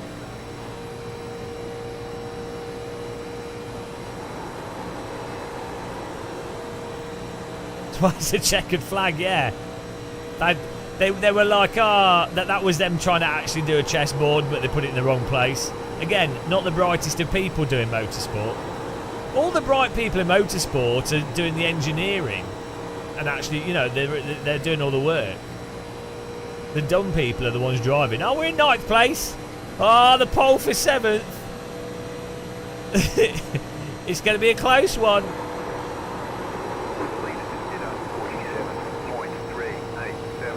We're coming. We need another crash, and then it's happening. Oh, I love that I've animated that. I mean, I know it's pretty basic graphic design, but look, I'll take it. I'm taking it.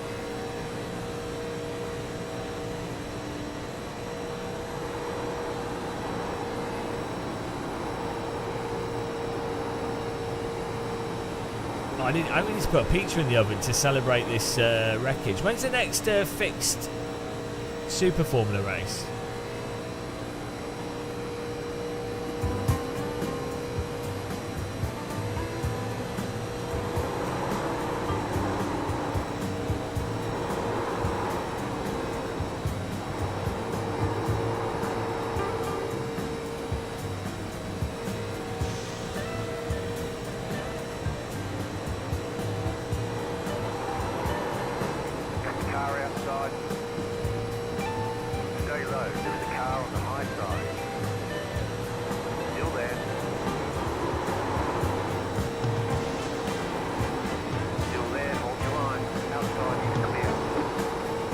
Lap to go.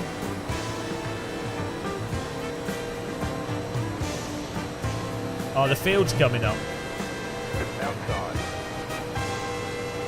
Still there, hold your line. Outside, clear. Oh, Pink's causing a wreck. Yes! Oh, Pink's just took out the field.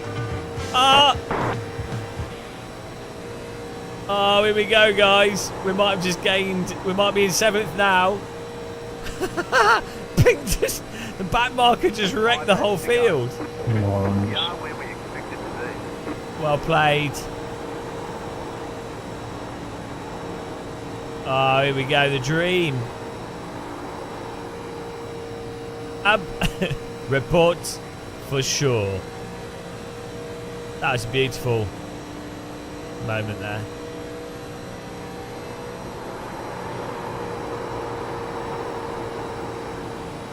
Oh. Anyone in the pit, we have to unlap ourselves, so. I can't hear you, by the way, Jay.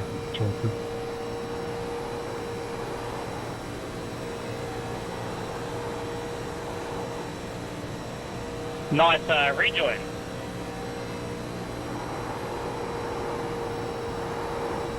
Car stop down low. Go high. Oh, that was full. Oh, guys, it's going to be a close call. We might be in top 7. 2 more. Let's go. This is going to be an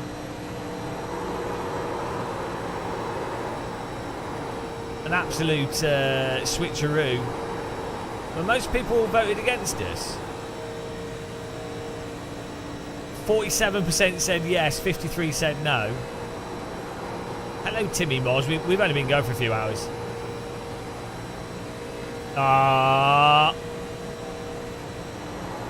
We're still in 9th because we were a lap down. Unbelievable. But then there's been another accident, so I'm not sure what's going on here.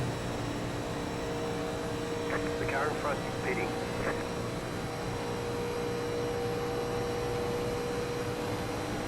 Outside. Still there. Clear outside. Where's he going? Is he going to drop back to draft us for the win?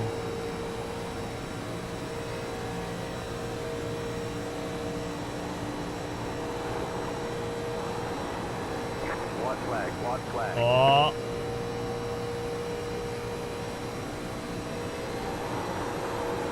Oh, 7th! No, we got the car behind us though. Ah, no.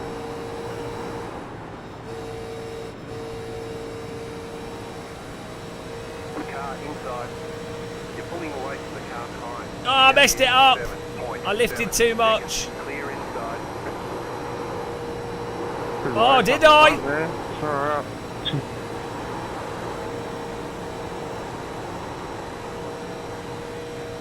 Good win, Ryan. Oh, come I was on! trying to block that outside for them guys. They ended up wrecking. I shouldn't have done it.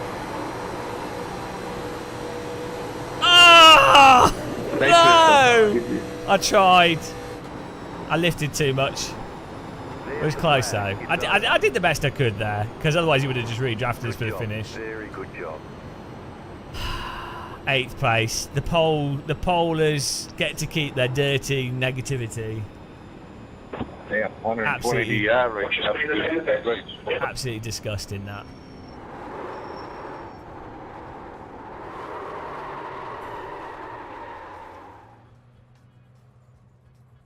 Absolutely disgusting, I have to say.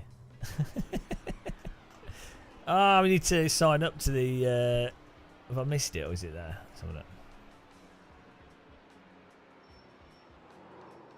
I want to do the Super Formula. Where is it? Hey.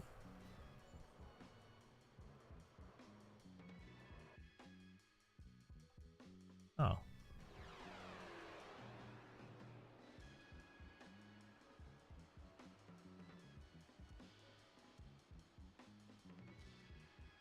Oh, it's the open setup one.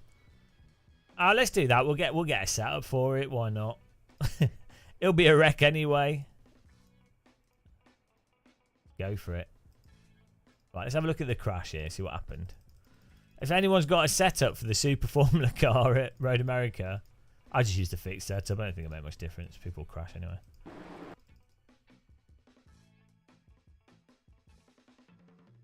Oh yeah, well, yeah, it's all about keeping your foot flat on the accelerator. It takes a lot of, you know, it's like chess at 200 miles per hour. What? What? They're not even on the track. Oh my goodness! Come on. Come on. Like, I mean, really? Really? Is this what happened? What are you doing? Oh, my goodness. No wonder I didn't expect it. My teammate as well. Wrangled. I got wrangled there. Absolute disgrace. Disgusting. Alright, let's try Super Formula again. A new prediction.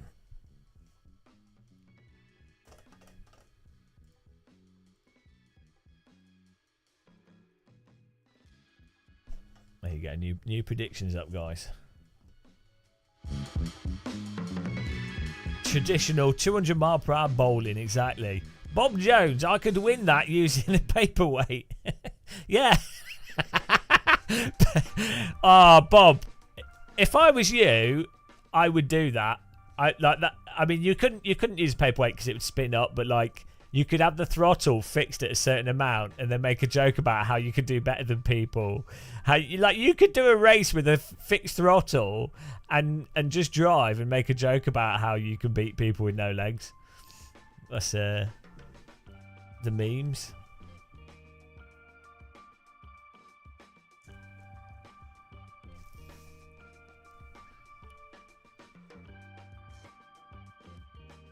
Let's get in there. I need my bloody pizza.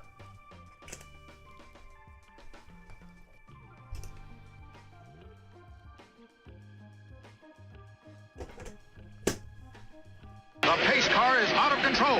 Hello there. Sascomet has followed us. Thank you very much. Appreciate the follow. Welcome.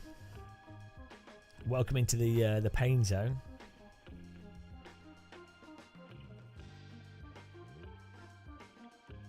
And thanks to everyone that's supported us here. Appreciate it.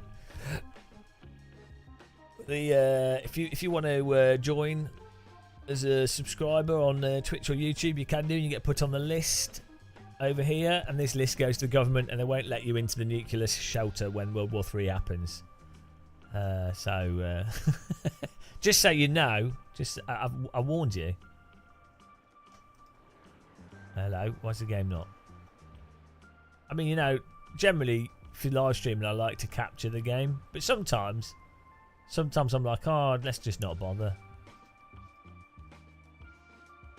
Sometimes I'm like, you know what? Let's just not put the game on the screen. Viewers get far too much entertainment from us.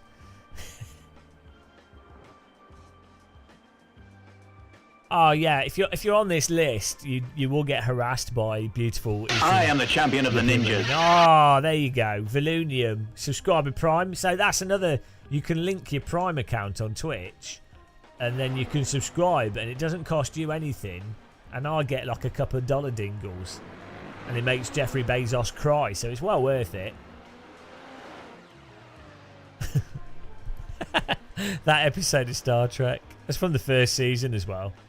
Oh dear, so stupid. Acting, guys. That's some good quality acting there. Right, I need a setup. We're just gonna go with the iRacing fixed one.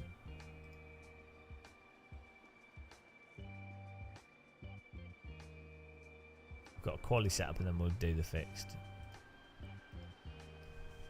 Exactly. Double dipping. Thanks first for the membership there.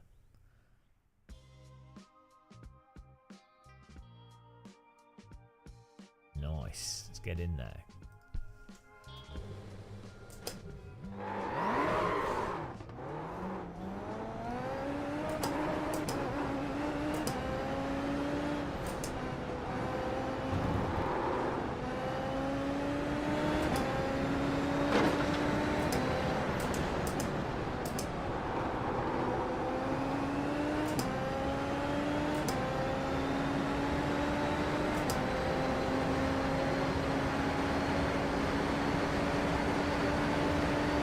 Definitely pizza time after this race.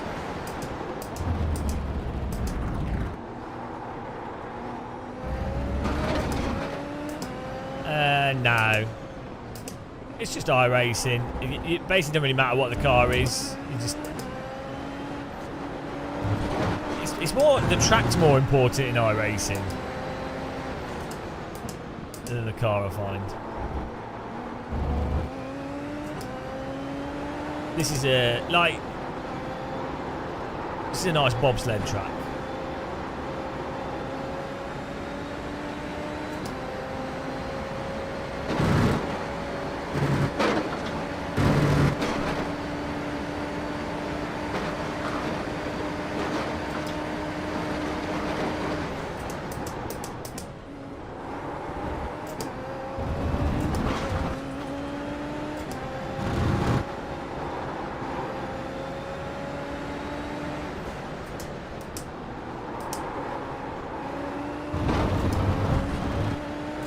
See what we get here.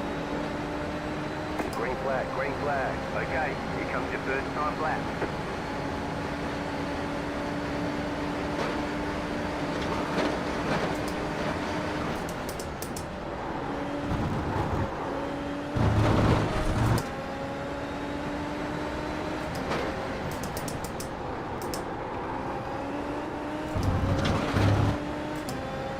What is slew rate? Well, so in electronics, slew rate is how much the voltage can be varied,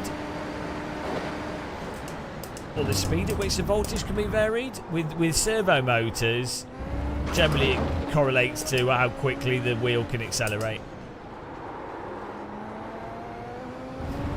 But technically, you can have different slew rates for different frequencies of forces sent through a motor. So it gets very complicated. So like you could have a really fast slew rate for very high frequency vibrations, but you could potentially have a low slew rate for low frequency changes. And then the key would be designing a wheel that has the adequate slew rates for the various frequencies. So ironically, a manufacturer is saying our wheel has the best slew rates of any force feedback wheel. Well, that could just be the slew rate of like 200 hertz vibrations. Well, that's of no real use. That's of no real use to actually driving a race car in a simulator. So this is a problem. Whenever you look at buzzwords and marketing and what have you, and then you actually look into engineering, even as a complete idiot like myself, I'm just dense when it comes to like stuff like that, but I can read into it and go, oh, actually, it turns out that things are much more nuanced and complex, and you can't distill things into a single buzzword term in a meaningful way. So, yeah, DD2 for €800 is good. That's quite a good price, yeah.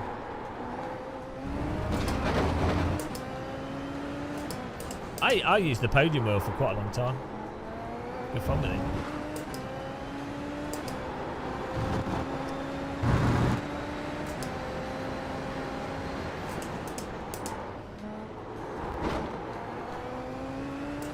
Especially if you've already got Fanatec wheels.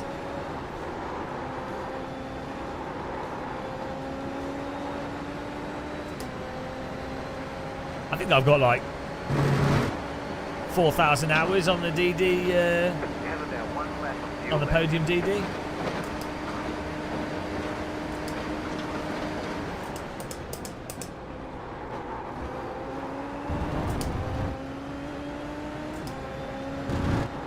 It's like I was looking a lot into monitors recently, and it's not actually absurd. The whole thing with frame rates and or the hertz of the monitor. It hurts my eyes. Like,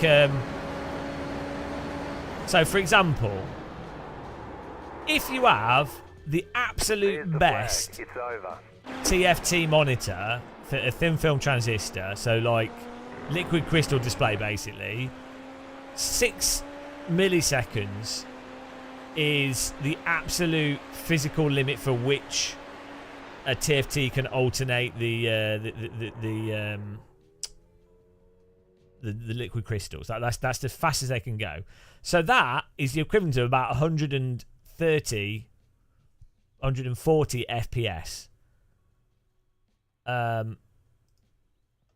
So if you have a TFT display or a VA panel or whatever, and that panel's 244 hertz, well, that's kind of pointless because the physical display itself, like you can put that signal through it, the electronics in the display can process that signal, and but the actual physical output of the panel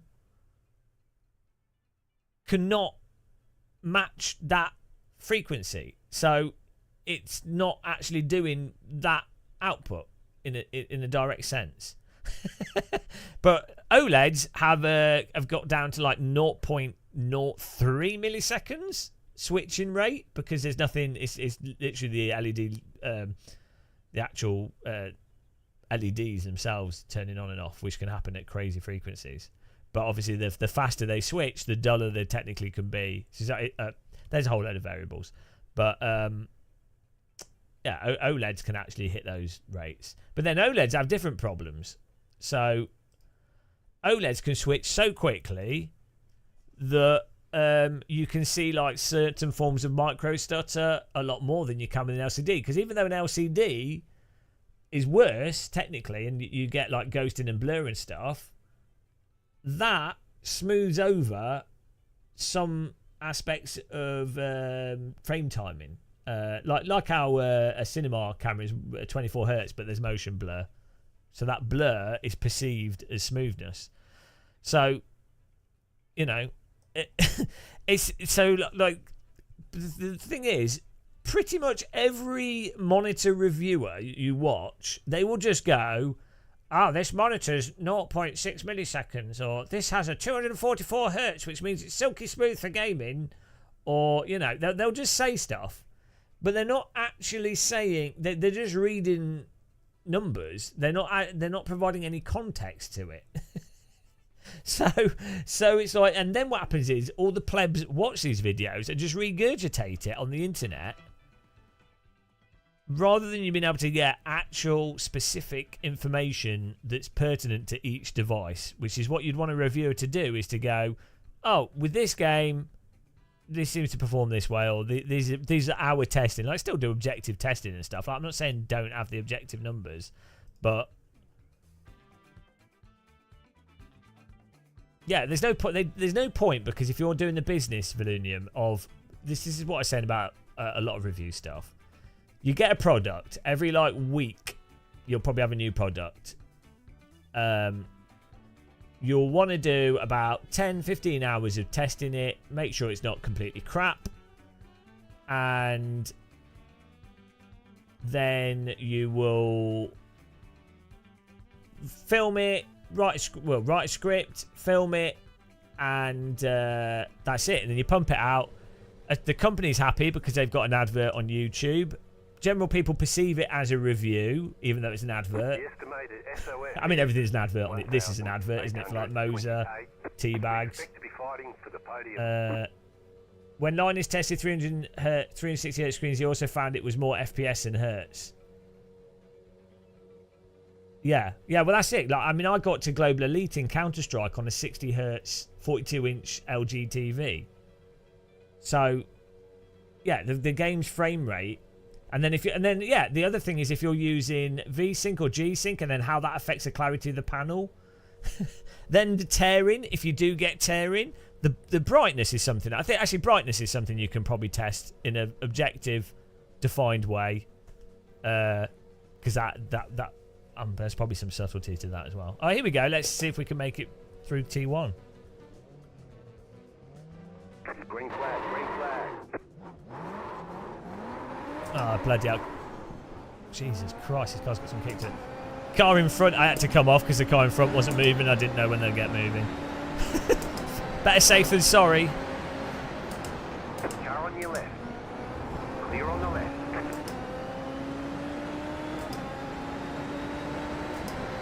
Yeah, so with Counter-Strike, for example. Oh my goodness. Slow car ahead. You got a slow car on the left. With Counter-Strike, you really notice, CSGO, if you were getting below like 210 FPS, you would really notice it, even on a 60 Hz screen. Car right, clear on the right.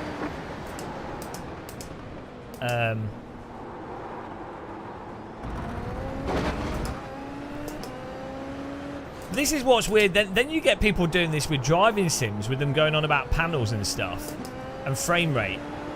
And it's like, most people playing a driving sim are just memorising inputs. And as a result, once you've got like 100 Hz, I mean, if you don't care about, if you're not using G-Sync, well, where's he going? If you don't care about G-Sync and V-Sync and stuff, 110 FPS or whatever, or you don't care about tearing, you're pretty sorted.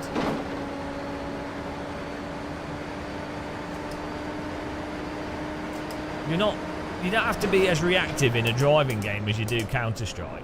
Like, you're clicking on pixels in Counter-Strike. Right side, clear.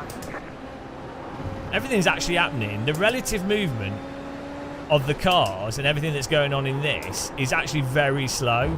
Like, sure, the car's travelling through the countryside quite quickly, There's an incident behind. but everything else, this is what's really weird. They're going about drivers and their reaction times. This is like a meme in Formula 1 as well. Reaction times of drivers. It's like, hang on, a Formula driver, I guess if they're reacting to the force feedback and balancing the car on the limit, which I don't think they necessarily, that might be less of a thing in modern Formula 1, I don't know, but okay, for that component. But in terms of like what the general public's focusing on, which is what the other cars are doing around them, like making a pass, diving up the inside and stuff, that actually happens really slowly compared to like table tennis. But it's so weird what people focus on. Because it's like, wow, car's moving at 200 miles per hour, that's fast. It's like, well, it's not the relevant part.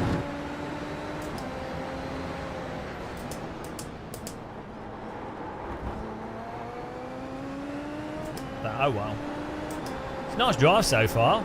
We've survived the first lap, which is always good.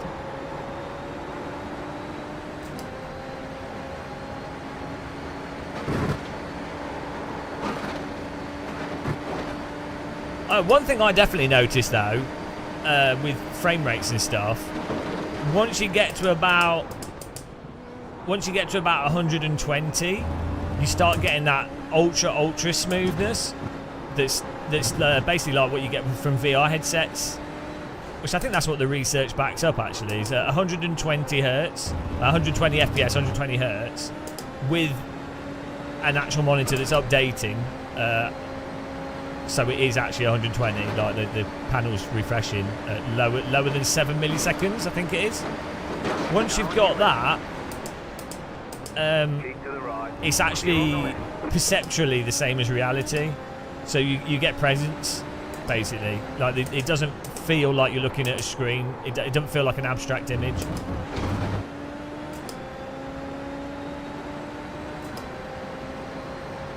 Yeah, they put your name on the cars, which is nice. Toka Race Driver, do you remember that? That was the first game that put your name on the back, put it on the glass, and then the glass would break when you had a crash. How's it going, Star Fox?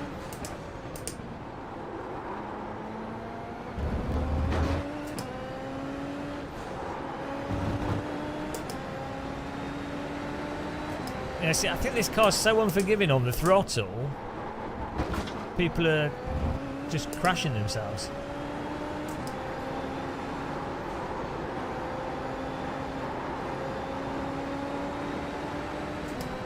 Niels, are you still there? Is that Helsingveld software that lets you push buttons to switch mapping modes?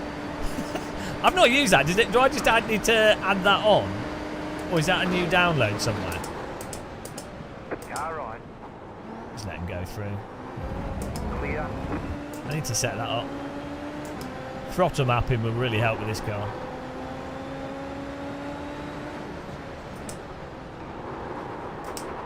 The car in C1, just set the fastest. I separate down it. I'll have to get that sorted. 671. Jimmy Engold, what do I think of the R12 in ACC? I mean, ACC's got absolutely shit force feedback, so It's fine. It's fine. I mean, ACC is fine with any wheel because the game's got no dynamic range to it, so it doesn't really matter. I mean, like, let's give him some PP.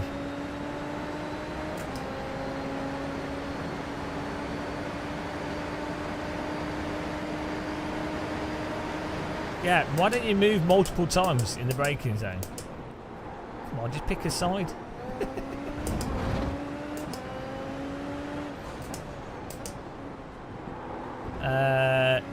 What do you mean, like the R12 versus DD2? I'd get a DD2. Oh, don't dive bomb me. Don't. Oh my goodness. Oh, okay. Clear on the left. I'm really not racing here because I don't want to get wrecked again. I want to finish the race. That was a good move by him, to be fair. You know, he's allowed to do that.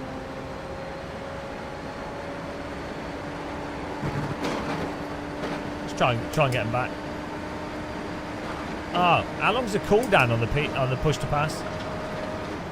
Is it a whole lap? I'm really not used to driving with push to pass. It's quite. I think push to pass is actually quite an interesting dynamic for race cars. Where's the cooldown timer for the PP?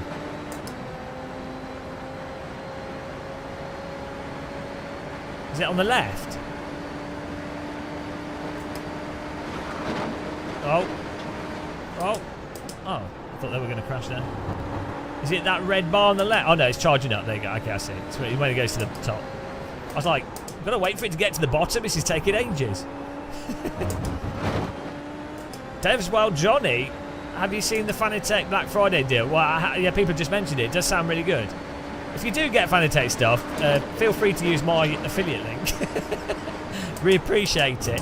Or, if you hate my smarmy, stupid British face, use, like, other YouTubers like Random Call Sign or smaller YouTubers that have affiliate links. It's a really good way to support smaller YouTubers.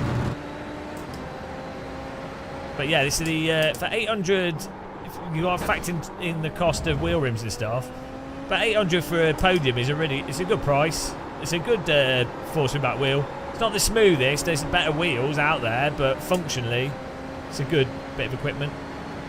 I mean, I've got like 3,000 hours on the podium, which is basically the DD2 motor. So, for 800 quid. And it comes with a new QR2, great, yeah. So, yeah, that's really good. Because I mean, weirdly on the podium, the other quick release worked a lot better because it had like a rubber grommet that held things in. Right, I think I'm going to use my PP down the straight. Or maybe we could use it for the whole lap. I don't think it turns off on the brakes. It's just. Yeah, let's give it a good PP here.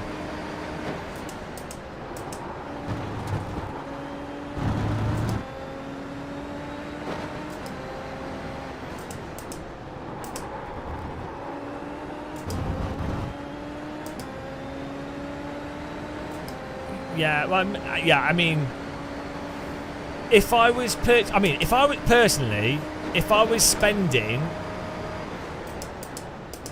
over £500 on a piece of SimRacing hardware, you're not a price-sensitive consumer, really, are you? So you might as well buy once, cry once. And I mean, personally, if it was me spending upwards of £1,000 on force feedback wheels for myself, I would probably go for the SimuCube, which I don't have an affiliate link for, so I'm an idiot saying this. I'd probably go for a SimuCube wheelbase. I still think it's one of the better ones, like just absolute raw feel. I mean, it's all marginal, but that, and then I'd probably buy like I'd buy a nice Formula wheel rim, and I'd buy a nice circular wheel rim, and then I'd call it a day. That's probably what I'd go for. The leader is running 41. I'm going to PP up to this guy. Ah, missed the break point. Well, that was a good use of the PP. It paid off. You're losing on the car. The gap is 3.9. Nailed it. Is the SimRacing good in AC? Is rubbery feeling outside of R8? Well, I don't know what he's... I don't know. That's not been my experience with SimRacing stuff. What does he mean by rubbery feeling?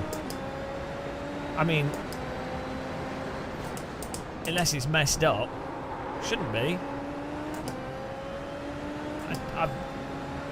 Rubbery feeling? Where's he getting that from? Well... The car behind you closing. Yeah, I don't know what that's about. 1.9 seconds. I mean, I haven't tried the SimRacing with AC recently, but that would be weird given the nature of that wheel. Yeah, he's probably just talking about the difference between the force feedback in each sim. But I can't comment on what Will says about sims and force feedback, so I don't know. I don't know where he's coming from. But yeah, ACC has such atrocious force feedback. It doesn't really matter what wheel you use with it. It's got very strong, abrupt force feedback that doesn't have much dynamic range at where the grip disappears. It just the grip just falls off with no like load into it, which as a result means if you're playing ACC on like a cheapo wheel or a wheel that has less dynamic range, it will actually work quite well, because the thing that a DD wheel does particularly well is that you can have a range of force whilst the wheel's already putting out quite a lot of force. Unfortunately, ACC doesn't really deliver that much range of force. so if you know, AC1's would be the real test for a servo motor. Yeah, race room's got good range of force feedback. It's a little bit overly dampened by default, though. I'd say, like, it feels very realistic, though. If you wanted literal, if you're looking for force feedback that feels literally like a car steering wheel but still has detail in it, I think Race Room does a really good job of that. But yeah, punchiness of the wheel, you can make any DD wheel feel punchy with any sim, really. Just reduce damper, have the strength on reasonably high, don't have too much interpolation. Sorted. Every sim will feel pretty damn punchy, even on any wheel. You have to keep in mind that all these wheels, like once you've got a servo motor that can rotate at like 150 to 200 RPM and can do like 6+ Newton meters of sustained force, like peak output, like a continuous output, not peak, you're like, that's fine. Like you're at a level where it's, you know, the differences are very small, like less than 5% difference between the wheelbases.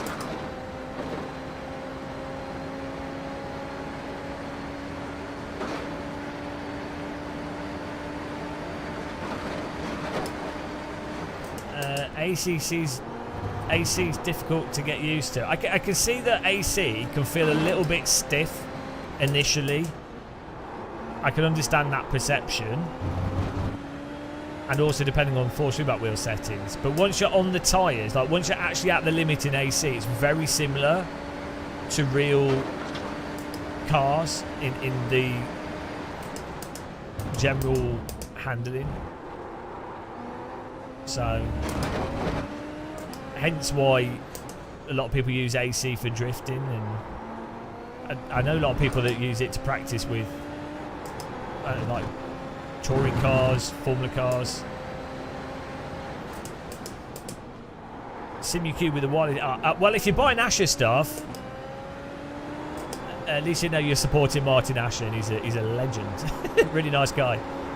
Although actually I think KW produces the stuff now. I don't like ACC, but I do like the Normalist. So that is amazing. I don't think there is a round Asher wheel. They've got a button box. one of the or not the best simulation to practice, like even F1 or GT mods. It's really good. The Asher have a button box that you could put on a ram wheel. I think Asher's McLaren wheel is one of the better, really like nicely priced for quality. This is the Moza something Moza wheel with a screen. That's what it is. And it's like £600 though. This is not a cheap wheel.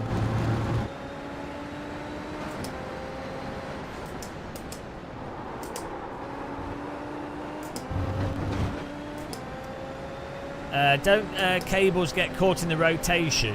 Not really.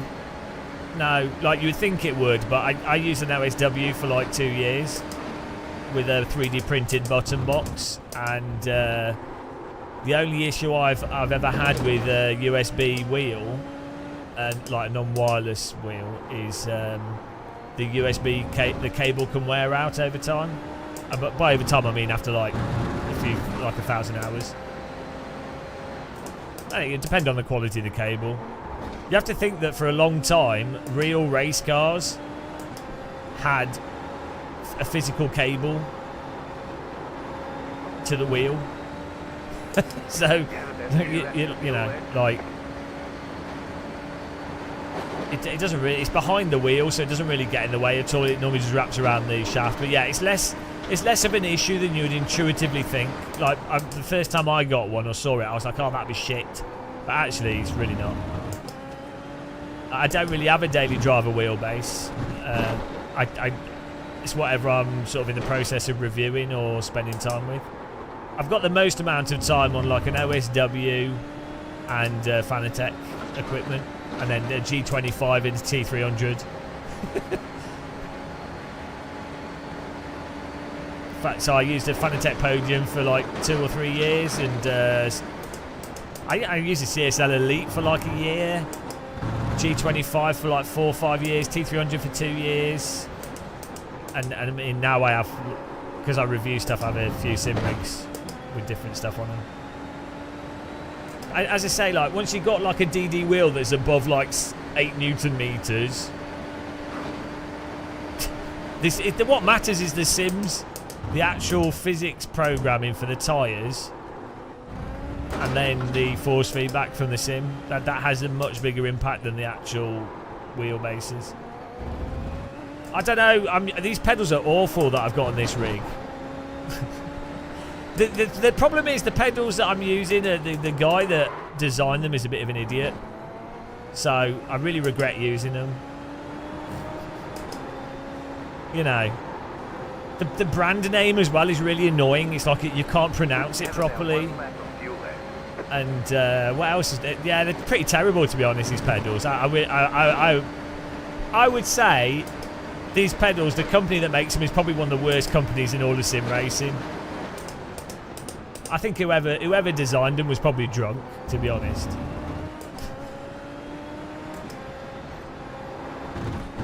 Probably like an actual, probably just a total loser.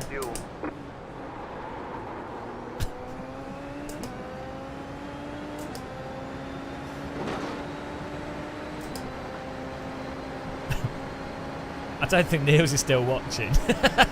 We're using the Housenveld Ultimates.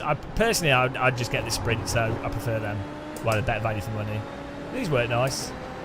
Really not. Oh, there he is. There he is.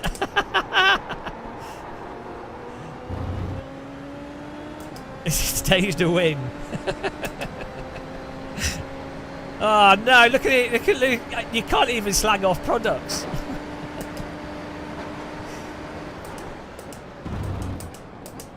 Imagine using equipment with the person that came up with it in the chat. Well, that's the strange world we live in. These ones electrocute me every time I say something negative about Niels. There's a car battery hidden in it. I don't know how they fit it in there. It's very clever, and it electrocutes me through my feet. So I actually have to wear like rubber shoes. That's how I beat the system. Rubber socks. The leader just did a 40. Oh, it's Brendan Lee! Oh no, I've not got enough fuel! I've just used the default setup. What? Do you need to overtake on the grass like that? I'm driving in a straight line. Oh, fuck me. Right. I just used the default setup. Why would you not have a setup? The gap is 2. I mean, I should have checked, but can't make it to pits. It's uphill. Well, you know, iRacing go out their way to make things as least. Oh dear. Maybe we can use the overtake. No, that's not going to work. We can't. It's not. It's just the overtake is just uncaps it. Yeah, that's Niels' fault. He's just dumped the fuel out of my car. Yeah, Brendan Lee, guys. This guy's got the fastest fingers in all of sim racing. They call him the steam engine. They call him the steam train. I'm gonna be careful. I don't want to get banned. Shumi. Yeah. Yeah, no, it's not like in real life. This car would completely have a whole team behind it that would basically do everything for the driver at this level of car, and they would basically work out the setup. And you know, no, that would be unrealistic. I don't know, Brendan. I might be. I don't know. Well, I'm kind of. I'm not sure. I'm not sure how it's going. It's up in the air, I guess. I never know with these things. Like, I think so, but I don't know for sure. I think it just comes down to like booking and stuff. Oh, that was good. That was another successful race there.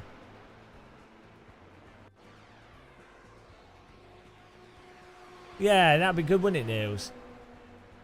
Show me the fast fingers. Awesome. Well, I'll get it on video. Yeah, if I am there, I'll get the. I'll get it on video. We'll Hang on, who are you driving? Who are you driving for?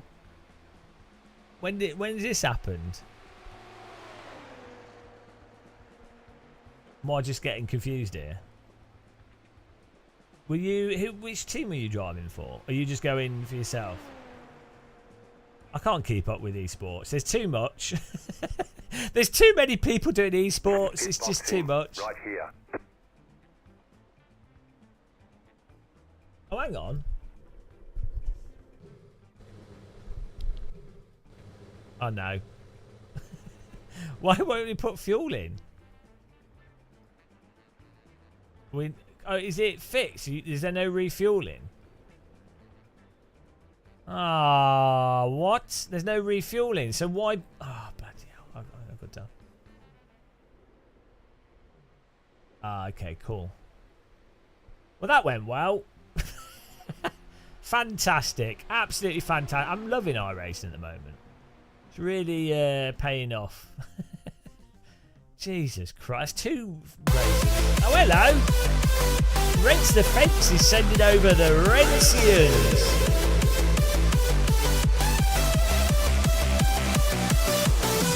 Rents the Fence. Rents the Fence. He likes to turn left. Rents the Fence. Rents the Fence. Don't take offence. It's Rents the Fence. I think I did. I'm a bit of a man, whole cover.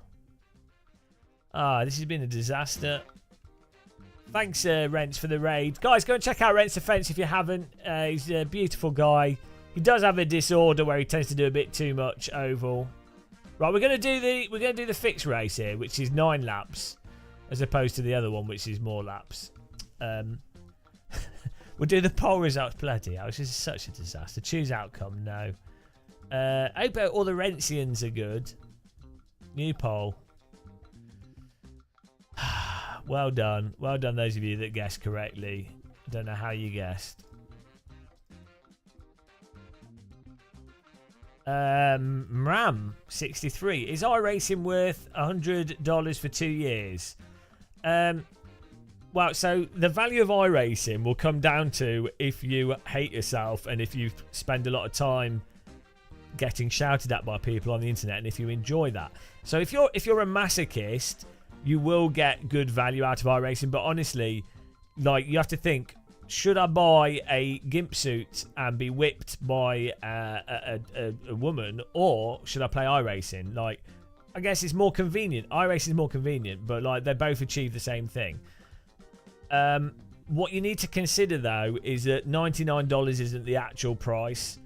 So basically, if you're going to play iRacing, you're going to need to buy some cars and some tracks. You don't need to buy all cars and all tracks, but you will buy some cars and some tracks.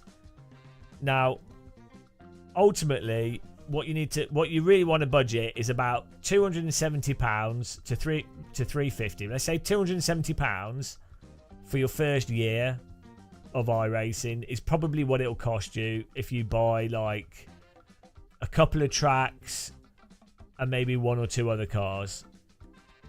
If you can't afford £270 on a video game that thinks it's a hardcore simulator, and it is a simulator, but it's weird, then don't get into it. But if you're perfectly happy, if you've got disposable income where £270 is, or $300 isn't like crazy money for you, then you can, and you're willing to suffer some interest in physics, and you can jump in and find races any time of the day, then yeah, you can get good value out of iRacing. Like, personally, as much as I disagree with iRacing's time model netcode, I've got good value out of it because I use it to live stream, I use it to feel bad about myself, I use it to get a lesson in how not to make a driving video game fun.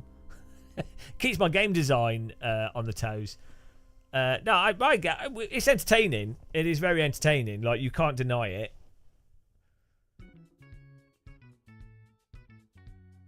Rents defense. I'm just willing to suffer. Completely unrelated. Ferris wheel. Will a gimp suit make my lap times quicker? It depends. I mean, if you live in a cold climate and you want to keep warm, and you can collect your sweat and then you can drink it so you don't have dehydration issues, then yeah, it might do. Lily Panda. What is the Grand Prix Legends? It's just it's the Lotus 69, isn't it? Lotus 49. I still had gimp suits on my mind.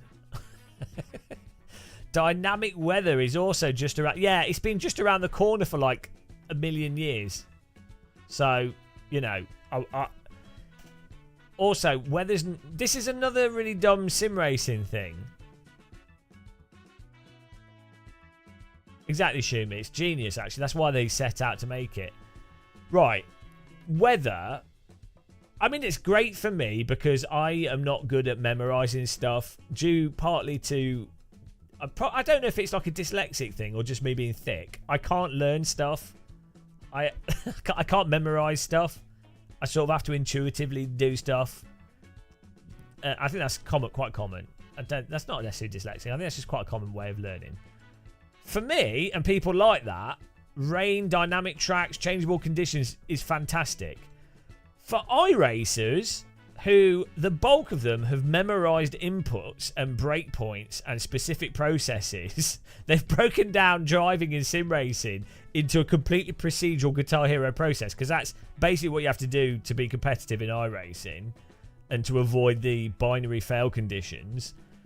The rain is going to be the worst, unless they significantly change the tire model. The rain is going to be the worst thing to happen to this simulator. For me, it'll be really good.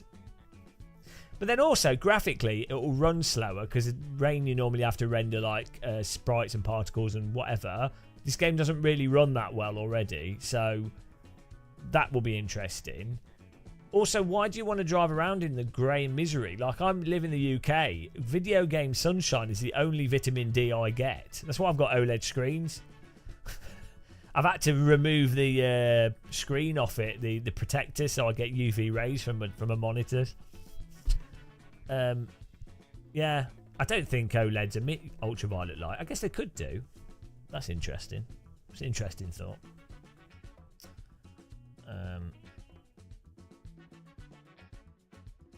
Can OLED screens emit UV light? Can my phone work? Can OLED screens emit ultraviolet light?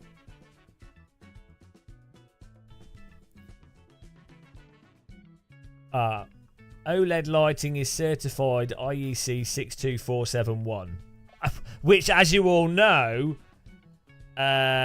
which means that no photochemical UV risk to the skin or cornea. I mean, who doesn't know about IEC 62471? One of my favourite IEC ratings. That, I mean, I'm sorry that I didn't. I can't believe I forgot about that. I mean, all you guys in chat knew about IEC 62471. It's one of our favourites. Sorry, but it's incompetent for me to not know that. But in theory, I guess obviously you can make a... Okay. Can an LED light emit ultraviolet? Oh, here we go. LEDs do produce a small amount of UV, but they emit even less. That's because the amount that is produced is converted to white light by the phosphors inside the lamp. There you go. We're doing the Super Formula Fix race. It's on my Discord, Bob Jones. Are you buying stuff right now? I would suggest to you to not buy stuff right now. I would think about it and hold off buying stuff, unless there's like a really good deal, and then you live in Europe and you can return stuff if you don't like it. I can give you my link. Oh, it's on my YouTube. Oh, hang on, it's not. Hang on, let me. I've not pasted it in here. Let me just get you the link. Appreciate you using it.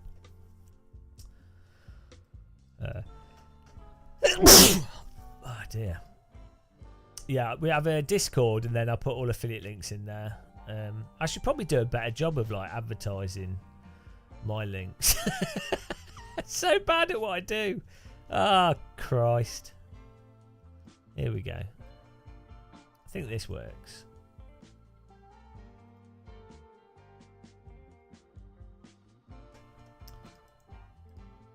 As I say, for other people, I appreciate people using my links, but at the same time, there's probably smaller YouTube channels or people starting out.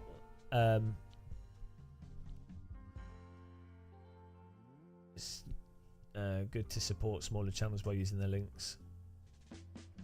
There you go. I think that link should work.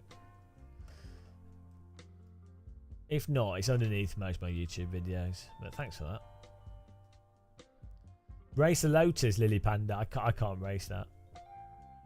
You're welcome. Why are you saying thanks to me? You're the one that's using my link.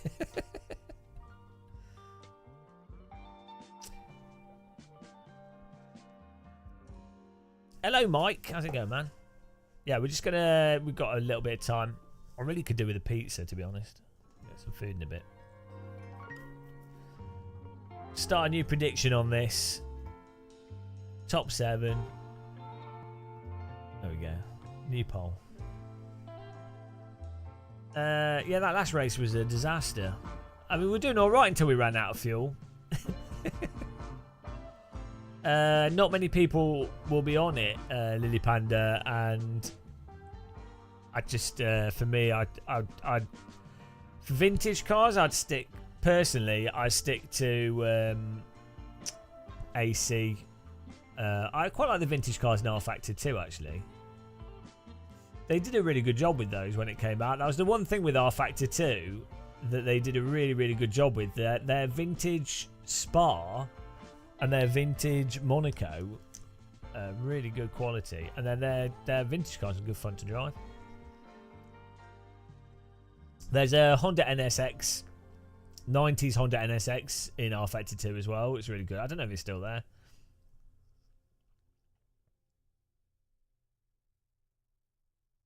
It has so much suspension trouble. It's insane. Right, let's get on track. Maybe we can finish a Super Formula race. That'd be nice.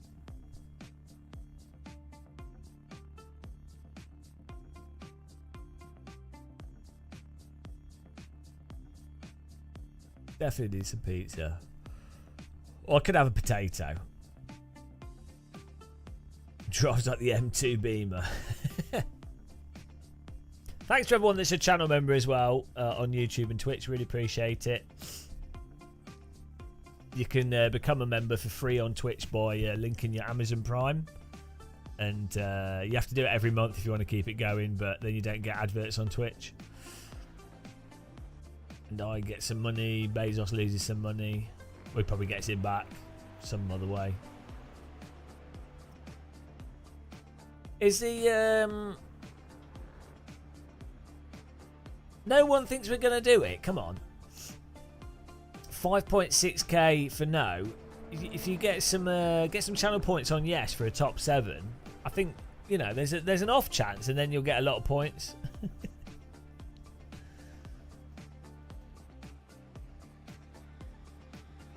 Look at that. Look at these two guys here. Get some points in there, guys.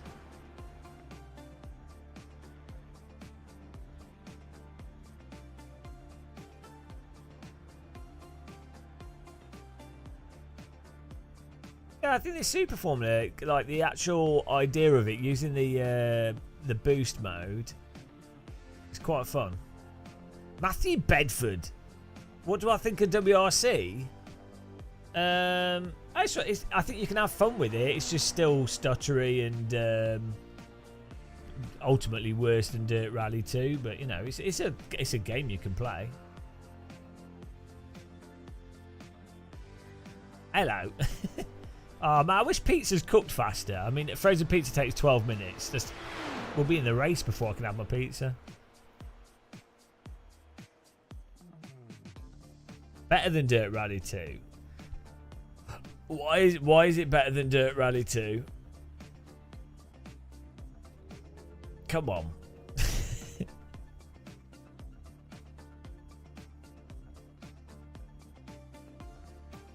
Do we need to go through the tick list here?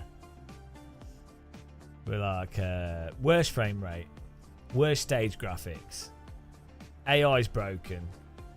Is the handling more realistic though? Like, is it? Like, I'd say it's just different. It's just different. I think it handles jumps better. The roads are so smooth in the new WRC that I think that makes the cars less bouncy.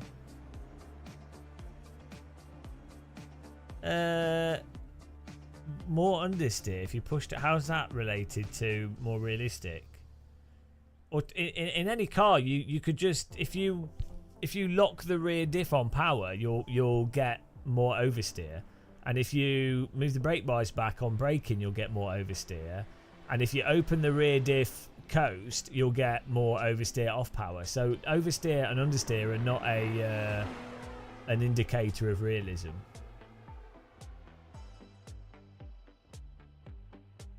Also, why would understeer be a good thing?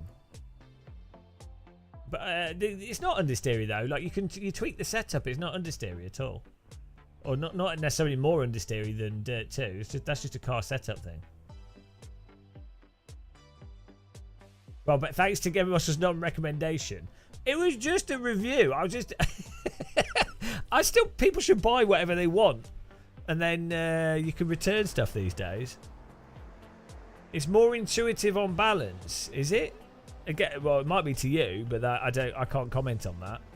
I find Dirt Rally 2 and WRC easy to drive. Like, they both make sense. The force feedback's fine in both of them. I would agree WRC's got better force feedback than Dirt 2, but Dirt Rally 1 has better force feedback than Dirt Rally 2. Okay, the switch from oversteer to understeer is at the right time. Well, again, that time from switching from oversteer to understeer can be largely changed by adjusting diff settings. So, but the stages in WRC are fundamentally unrealistic. So the physics are kind of like, well, you know, And you can have fun with it. It's just weird that it's a worse game than previous games that they did a decade ago. So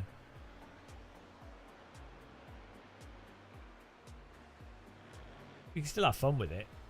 That's fine. I think it makes you feel like a legend when you're driving it, though. I feel like there's some shenanigans going on with the braking that makes you less likely to like crash from braking. Yeah, that's fine as well. But you know the game is completely broken, right? Like if you're playing through the single player. There's a bug where the AI, if they crash, they get 0 time. So you can't reliably play the single player at the moment. So that's kind of a problem. That's like, it doesn't matter if you enjoy the handling, you can't play through the single player properly. Yeah, and then you have stutter. Then you have a very low frame rate relative to what, for the most part, looks pretty rubbish.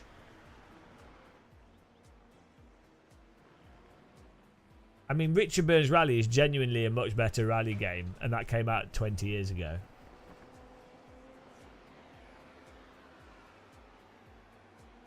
Okay, well, yeah, but okay, that's fine. Like, you can play a game however you want to, and you can get enjoyment out of that. But you know,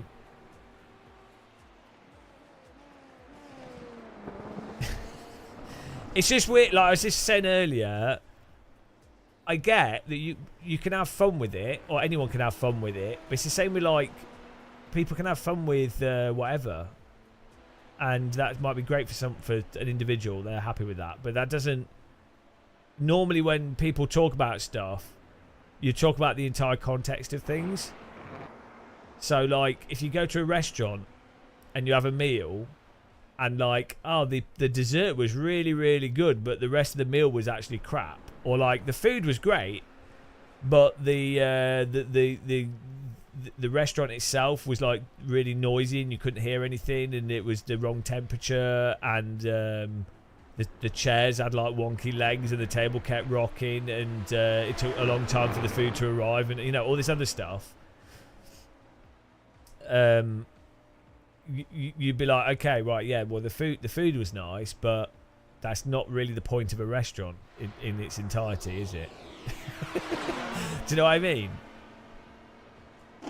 Where we're genuine fun and happiness. Now, normally when I'm asleep, I feel pretty contented. I'm hyped when I'm walking. If I'm walking, I'm happy. Yeah. Also, the thing that I think is inexcusable, like Ritual Horses just said, they released it. They've clearly released it a year too early. It would seem like I'd say a year, probably a year too early.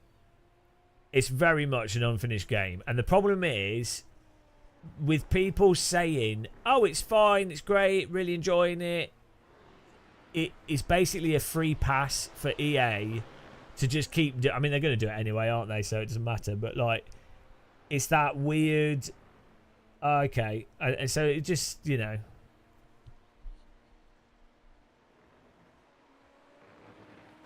hyped when you used to see yourself outside Dixon's on the camera in the window. I mean, that's where it's at. That's where that's the pure excitement.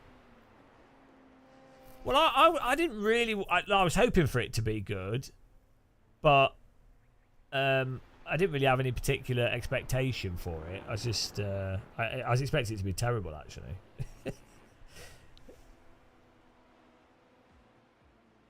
Yeah, like so that's the thing. From a game perspective, this is the same with always this car's gone.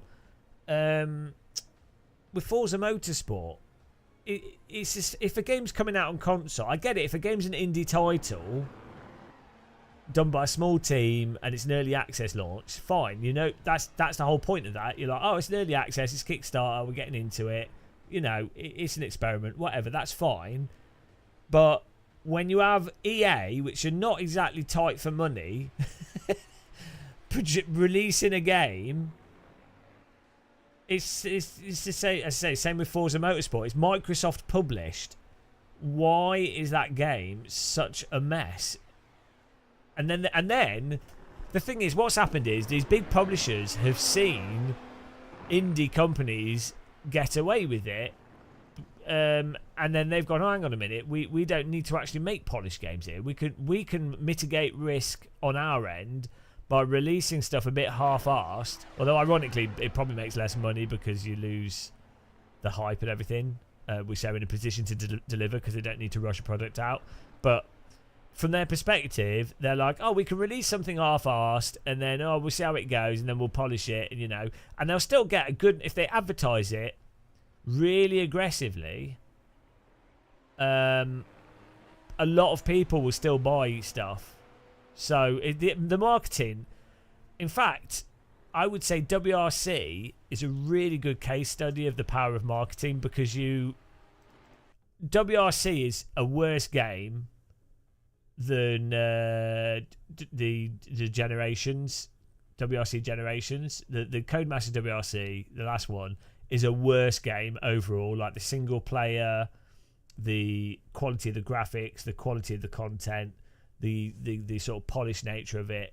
It is objectively a worse game. Like, you might like the handling more or less and stuff, like subtle stuff, but from the perspective of like a person that knew absolutely nothing about it, bought a game, WRC Generations is a better game, right? But the developer behind WRC didn't have the marketing budget that EA has. So you look at the hype behind WRC, it's all because of marketing, and then YouTubers will, and then the viewers, and then YouTubers will play it, and then there's a motivation to hype it as well because, well, you get more views.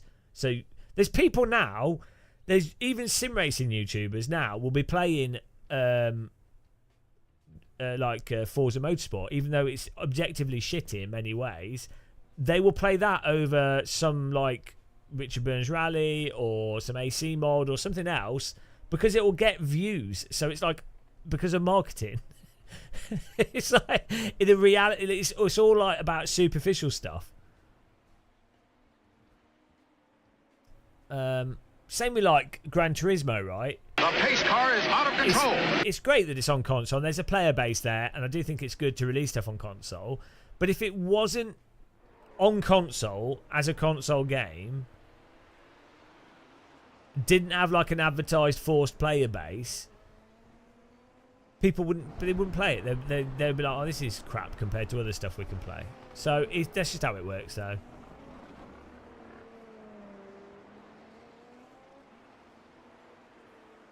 But it's the marketing sort of... I mean, it was with everything. It's like if you look at like a popular streamer or popular YouTuber, they will have loads of viewers that are just watching because it's a popular thing. It's like a bandwagon effect. It doesn't matter. Their stream could be absolutely terrible to watch. It could be worse than this live stream, but people will be there because like it's a cultural event, or you know, it feels relevant because there's a crowd of people. Like a Taylor Swift concert. It's a skinny woman dancing on the stage, but there's a... I don't know. I don't even know. Oh, there's so many people like her. We must like her as well. That's how it works. Why, Ritual Horse? Why is AC the best for so long? Because she just is. Fact. Hey man, you can't afford a PC, but you can afford a console. Well, but that's not true. I mean, unless you're buying like a last-gen console. Oh, thanks for subscribing, Tristan. Games console ends up costing quite a lot.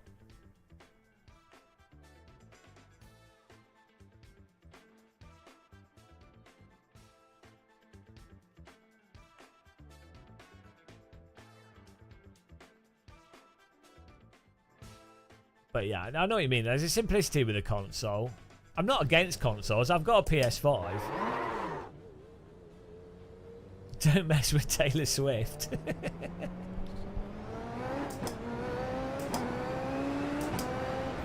I don't get her concerts. I'm not a fan of her music or anything, but I'm not against it. But like, I don't get the concerts, right?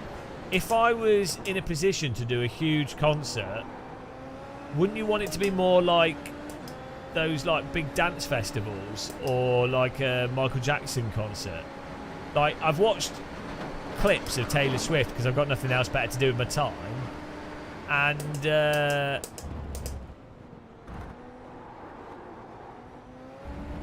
it just looks really underwhelming as a spectacle to bother going to. How much is my PC? Well, that's not really relevant, is it? The point would be, how much is a PC that gets an equivalent performance or value as a PS5? So, like, I mean, you can buy a Steam Deck for £300. So, and then games are like a fraction of the cost of game console games. But like, you can buy, like, let's say you spent £800 on a PC.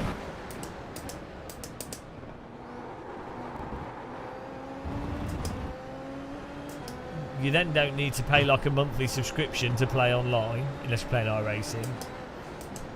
You've got a computer for a start that can do computery things. You don't need to spend 1,500. Green flag. Okay, here comes your first time lap. You can build a pretty decent gaming PC for like £700. Like, if you're comparing it to a PS5 that barely runs 60 FPS with a bunch of games. Obviously, if you're buying a PS5, you'd be like, oh, what game on a PS5 do I really like? Well, maybe it's Gran Turismo, maybe it's like platform games, and you might like the PS5 controller. So it's different. They're different things, but you do get people conflating the pricing. If you play a lot of games, you just get so much better with a PC compared to a PS5. I've got a PS5, so I've got a Nintendo Switch as well. I quite like games consoles in general. But you also have to think, on PC, you have every single game ever made for a PS2 with that. Every SNES game, like, everything is emulator fully supported. Full Steam library going back to like 20 years of games accessible at your fingertips that, you know, like, the value that you get from a PC is insane.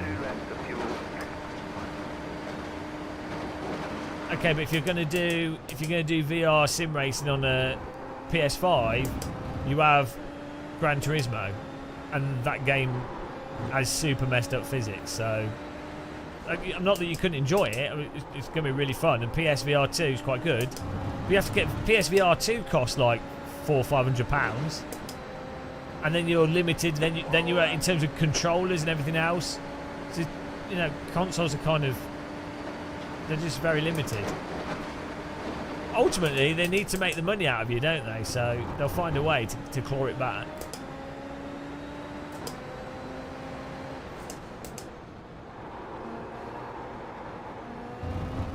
But yeah, where a games console offers really good value is if you like playing split-screen games, which unfortunately there's less of them.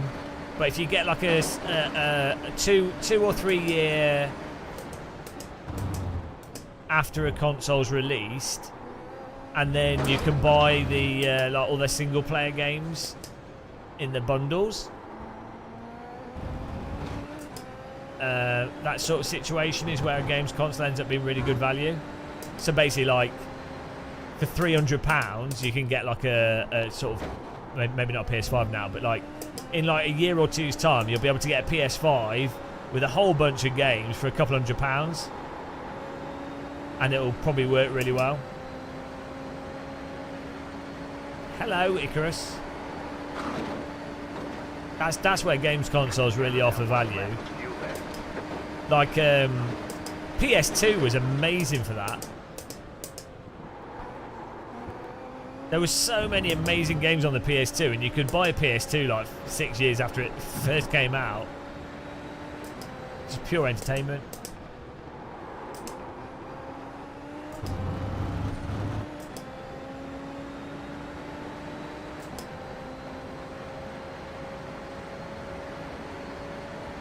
Yeah, get a PS2.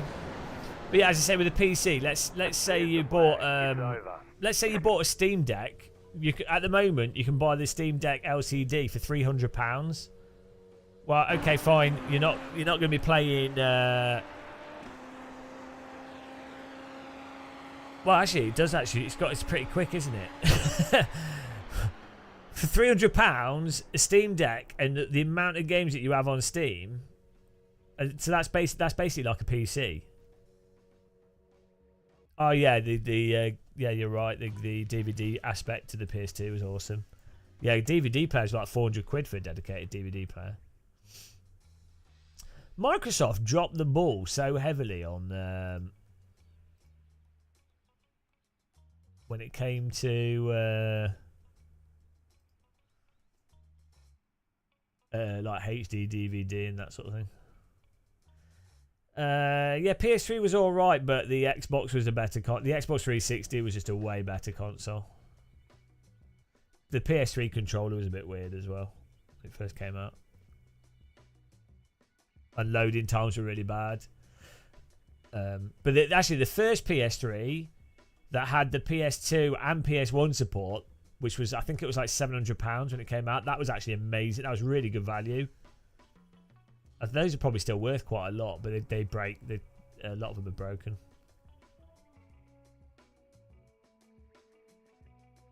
They should all have a DVD. Well, you don't really need it anymore, do you? Blu-ray's good though. Can the PS5 disc play Blu-ray films? I bought a PS5. I've not tried any Blu-rays on it.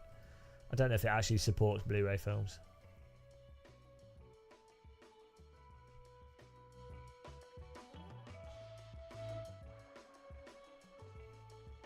What's a Steam Deck? It's a portable games console. I just bought the OLED one yesterday. It just came out, so we'll probably do a video on it. I'm just curious as to how well it'll run stuff. You missed the poll. We already had it up.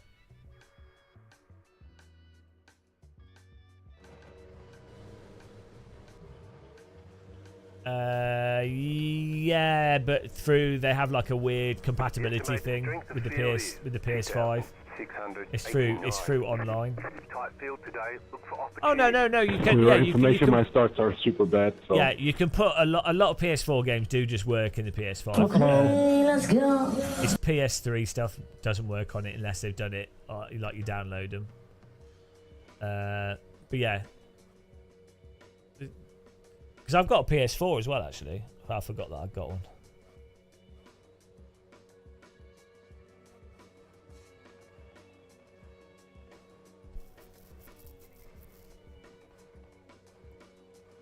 I always buy a PlayStation for Gran Turismo, play it for like... It's my first race in these stuff. Play it for a few hours and then never touch it again because I'm like, oh, this is terrible.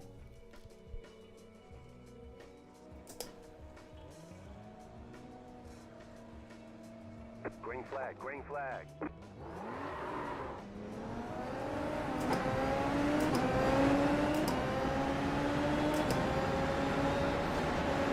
Car right. Clear. Oh, okay, I'm a noob. Sorry, guys. I'm an idiot. I'm sorry.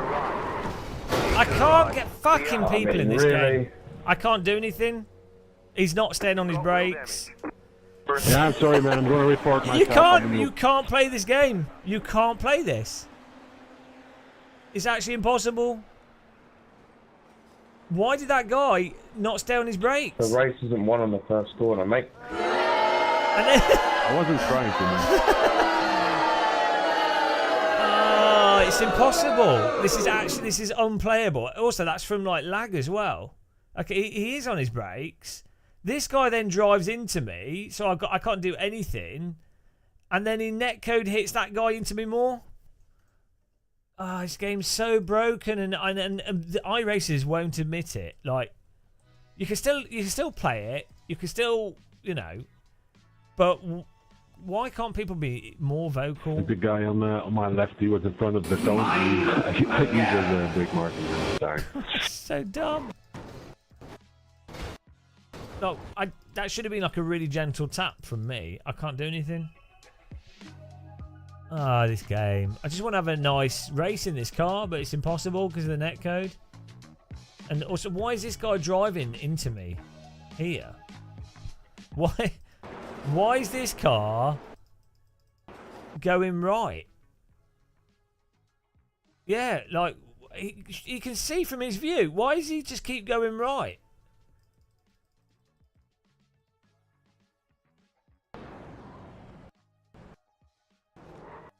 He knows I'm there, like, because I've been next to him and I'm slowing down. I see him coming across. I get on my brakes. I'm having to go onto the grass as well to avoid this guy, so then I can't slow down anymore.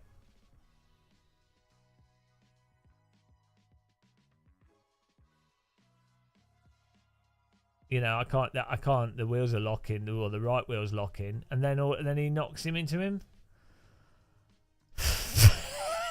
It's just a joke of a game. Bloody hell.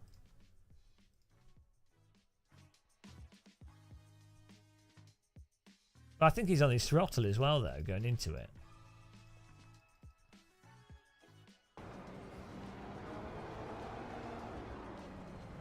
He's not bothered looking to the right, because this is all happening very slowly. Look, he's seen the accident. At least he's lifted. He's not checked that there's a car to his right. He's just basically he's target fixated on this guy, and ignored that I'm there. Then he's driven into me, and then he's gone, oh, I'm actually driving into me. Then he goes left and gets away with it. It's just people are so bad at sim racing, and then iRacing doesn't really, and the netcode, the car contacts are over the top. What's this guy? This happened to us last race. He's just missed the break point entirely. So stupid. Just like, they need to reduce the damage in rookies. And then this guy's just spun it on the throttle because iRacing's like,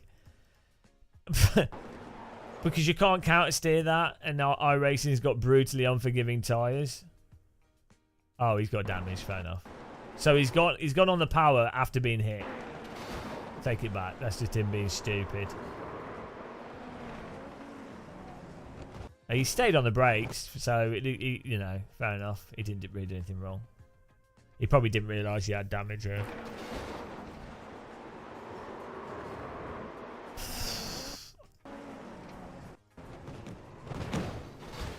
Right, the fact is, why do I have to get the weird lag contact? Like, I'm trying my best, and then this lag contact causes this mental... like, that's what wrecks my car. Because he's rotating in some weird way from this lag. He didn't even touch him. Oh, it's so dumb. Oh, we're done. Too much damage. Thanks, iRacing. That's another fantastic race. Enjoyed that.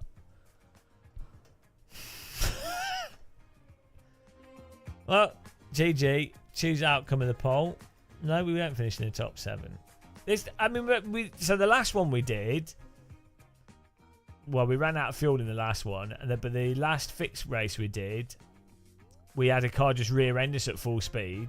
Nothing I could do.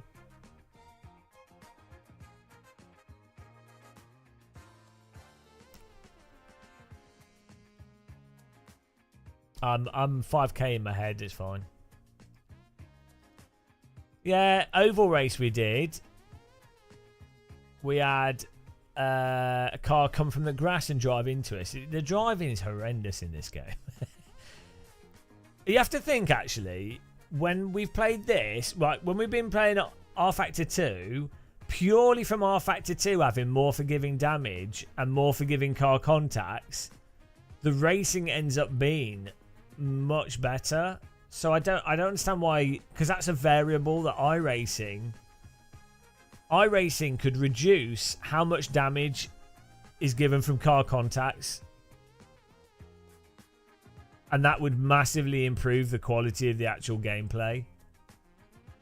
Given that there's netcode causing mental car spins, mental contacts, given how unforgiving the tire model is, it would be more realistic to have less damage. Or just turn damage off. If it's rookie, just turn damage off. Like the tyres are unrealistic, so why pretend to have realistic damage? Does it make any sense? JBW Racing, because I just jump into whatever I don't practice. I'm only like, I'd only be like 5k in F4, Formula Ford, you know.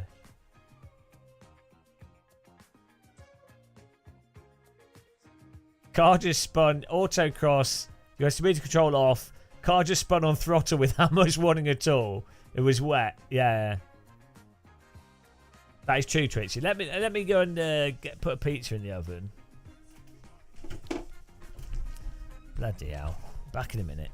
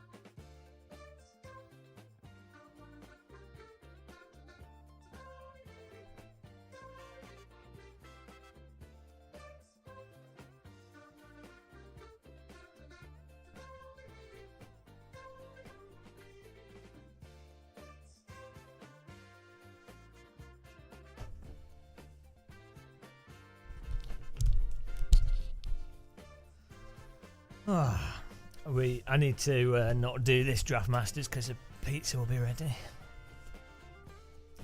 Maybe I should do a podcast instead. Who wants podcasts? Nobody wants podcasts. Yeah, let's see what other oval stuff we got. Let's see what other track stuff. The shame with R Factor 2. Shame. Is that it's at the moment they're running really boring tracks with the cars. I mean, this would be perfect, but no one's in it, and it's a short track, so yeah, this week's a bit of a dud for iRacing, I think.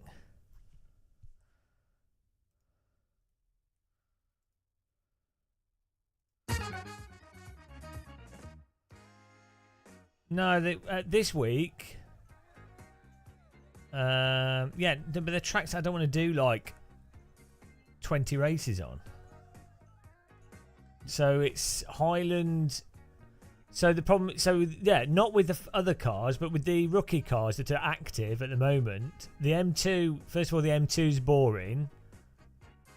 No, I like Tobin Raceway, but it's with the M2. I like the Highlands track. Yeah, it's all right with the other cars, but with the rookie cars at the moment that are active. Yeah, but then you have to wait, and it's not active at this time of day, so. Although we've got the rating now, so maybe we can do the other tracks.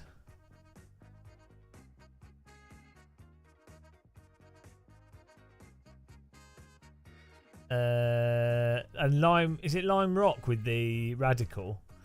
But then the Radical's like super slidey, so I don't know why the Radical in R Factor 2 is so slidey. I mean, it's not bad, but it's just Lime Rock with the Radical is not the best. Also, I know Lime Rock, so at least you do get to see other people on fire, which is nice.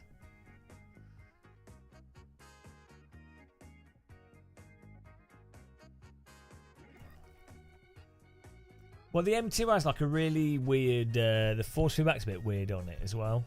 I just don't find it particularly fun to drive. It's just very slow, isn't it?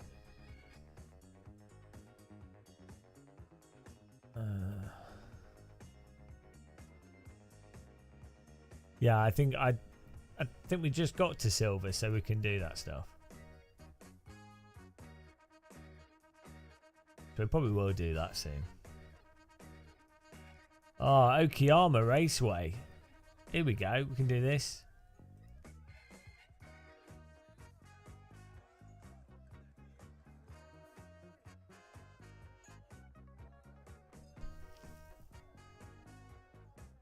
I think you just have to be careful on the throttle with the IndyCar in R Factor 2.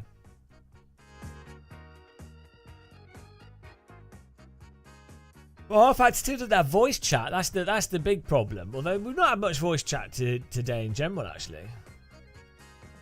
Hello, Brian. No, we did once, and then we ran out of fuel because the fixed setup, or the setup I put on the car, didn't have enough fuel because I forgot to check.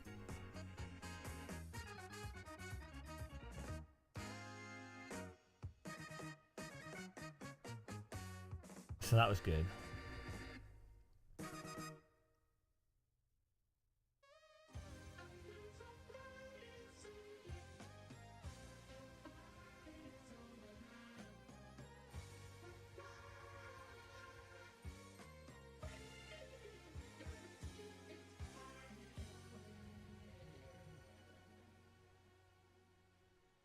Move your wheel one way, then move it the other. You were... What's RR?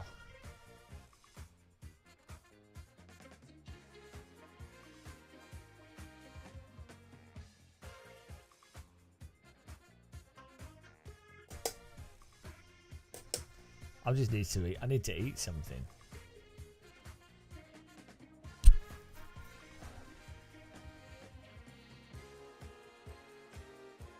Oh, has Race Room got people in it now? In the rank stuff.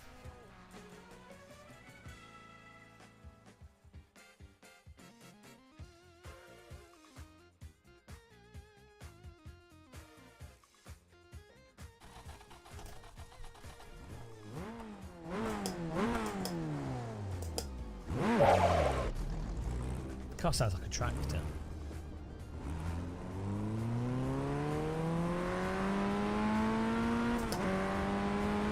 Hello, Nipper. How's it going, man?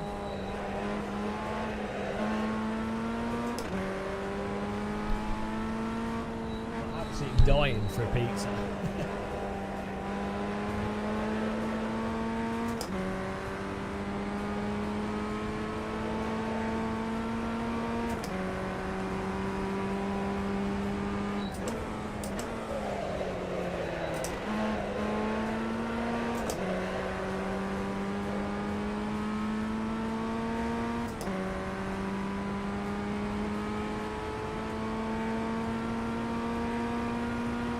Somebody say just eat. No, I don't do that. I've just put a pizza in the oven.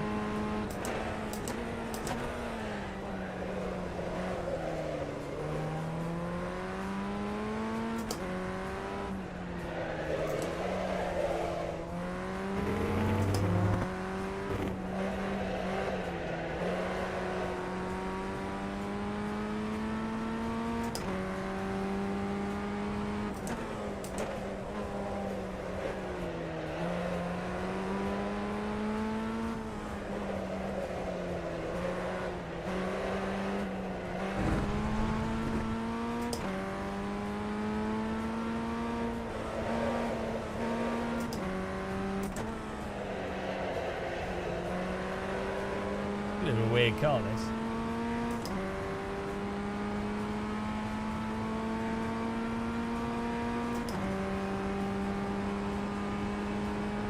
I can't remember with this car. Do we need to rev it out, or do we need to change as soon? I think we need to change as soon as it goes onto the red light.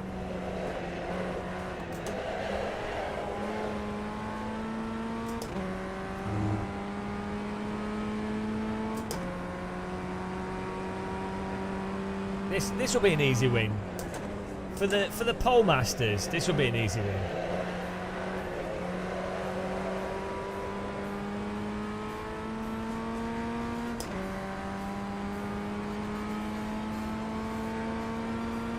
You can't. I just put it in. It'll be dinging in a minute. Can't hear my oven dinging. We've got like some hypersonic hearing.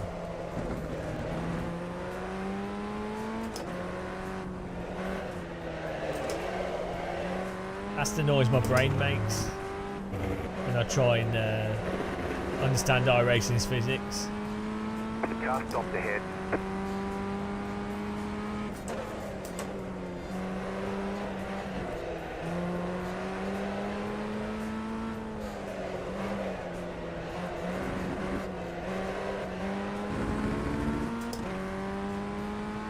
I need to bind a tear off visor.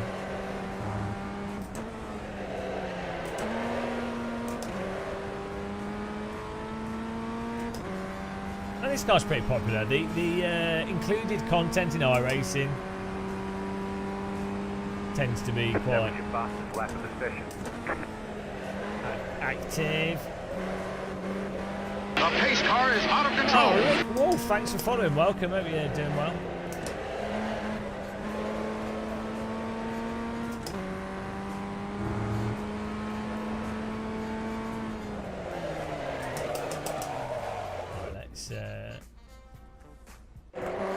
Bad some buttons.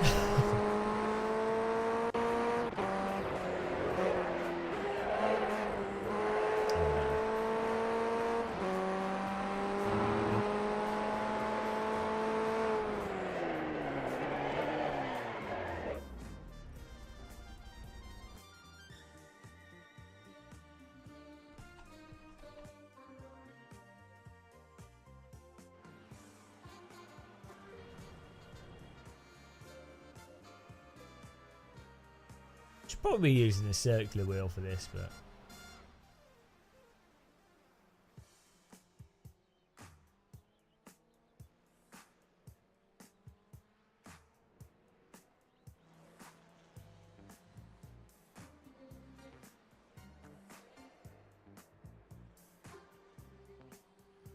it's really weird how this game has like 3 different places 3 different places where buttons are located for button binding. I don't know how does that happen. Like you got ear for looking, then you got a sound thing to bind. Woo! And then you have controls. It's such a weird way of doing things. You're like, oh, okay. Why would you not just put it all on the same? Okay, let's go.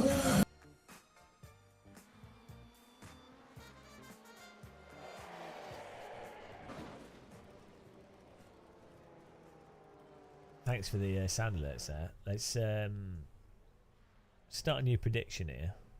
Top 7, easy. There you go.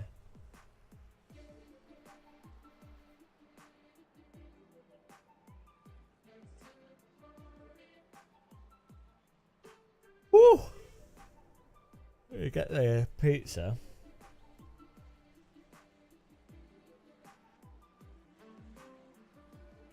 Got a bit of chai latte going on.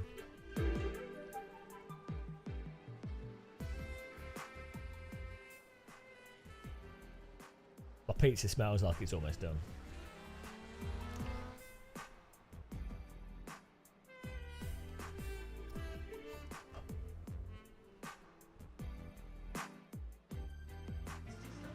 This is race driver music.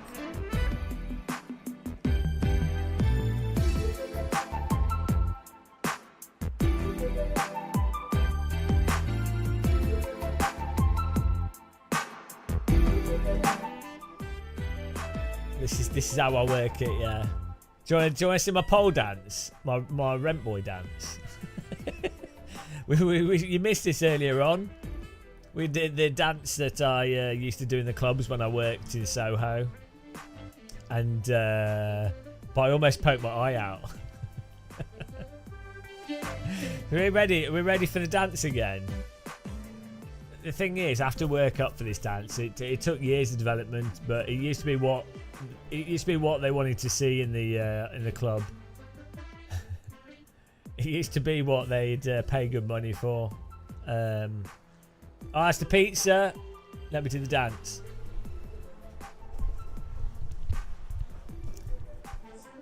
That's what the ladies like to see.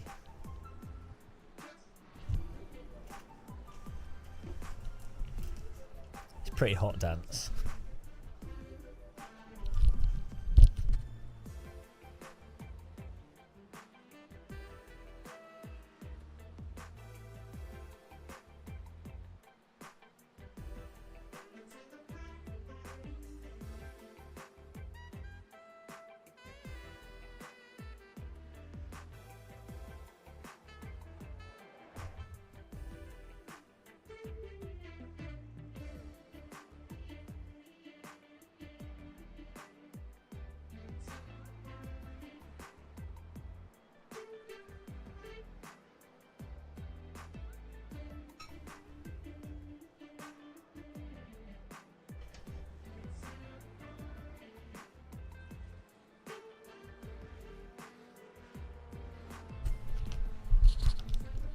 We'll get a top 7 in this one easy.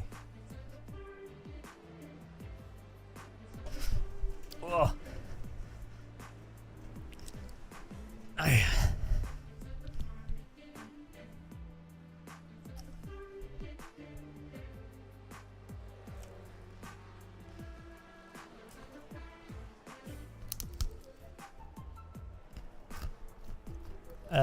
Chipolo. Or there's a couple of them. It's like air tags. How does it work? It's just a Bluetooth. It's just a little Bluetooth device.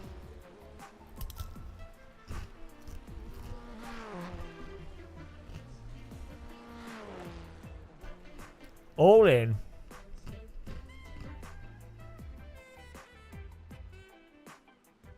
Does that make you feel? Did that give you a power trip? Poor Amazon driver, he's doing a really awful job. You know, he's having to deliver parcels cut non-stop to grumpy customers who are getting the wrong order, and you've just now he's no Christmas.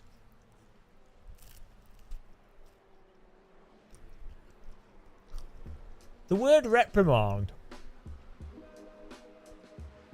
It sounds like someone's going to be locked in solitary confinement. Hello, filing account.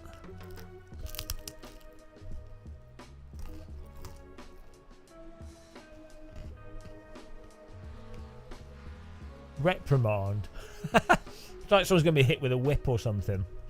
Filing account likes to be reprimanded.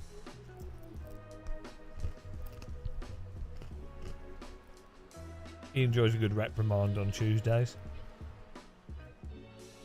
I can't remember the last time I was reprimanded.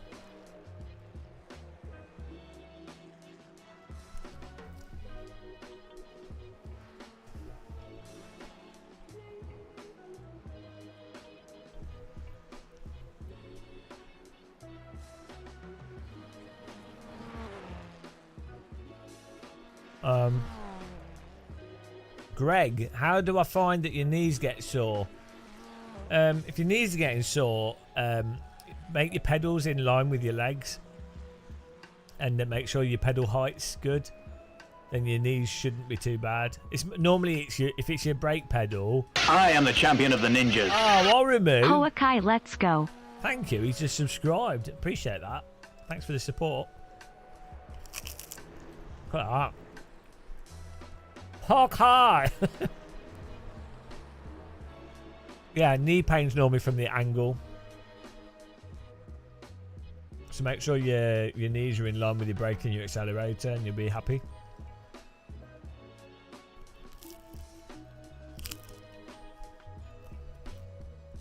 Filing account. Slamming filing cabinets on fingers is a hobby. Shumi. Takes another 20 seconds to do a proper job.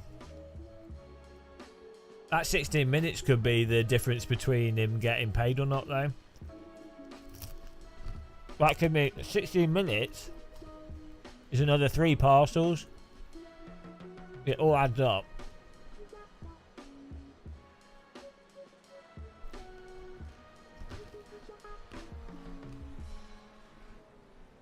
That's the difference between eating.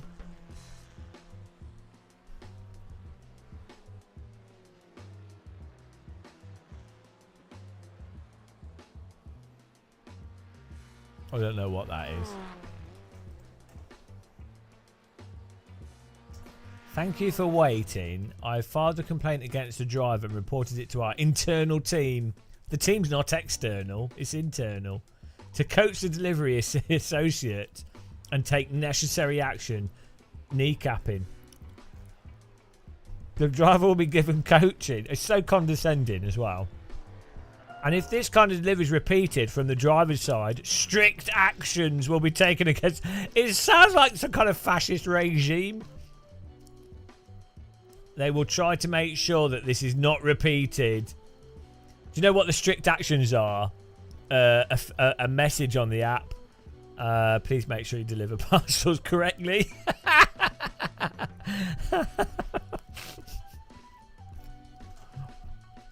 I mean, that's what you get when you're employed by that message. Doesn't sound very wholesome, does it? It's a bit of an authoritarian message, really. What's on the pizza? It's just salami and cheese.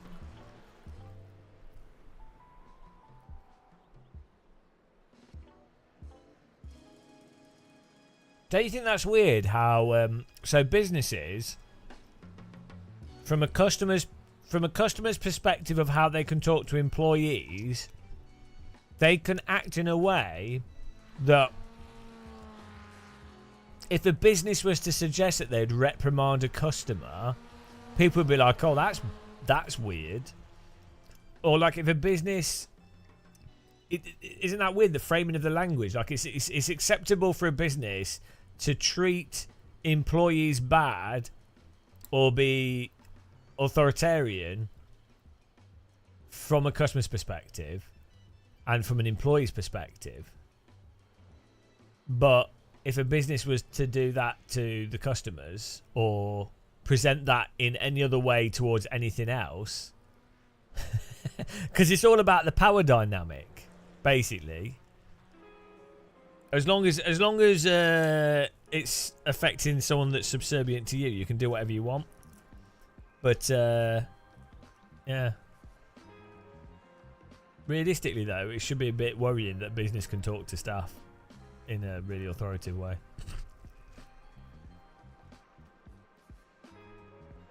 You're lucky to have the job with us.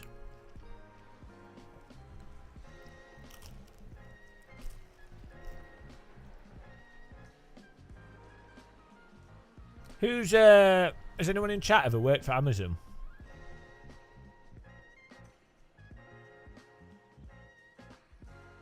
Oh no, but you could go. Shumi, you could go back to a hunter-gatherer society where people. The evidence suggests that people worked for like 19 hours a week, and spent most of their time just having a nice time. So, really, things were worse. Thanks to agriculture and moving away from hunter-gatherer societies, things have got demonstrably worse.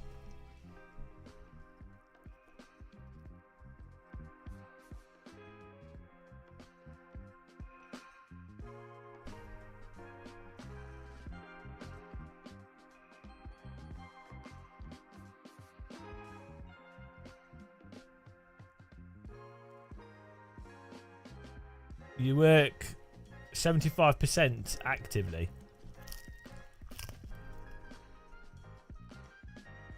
Hunter Biden Society. That's quite good.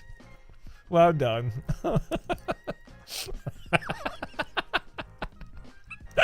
That's just a stupid pun.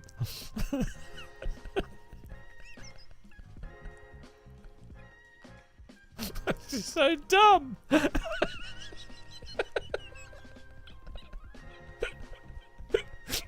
Such a dumb joke.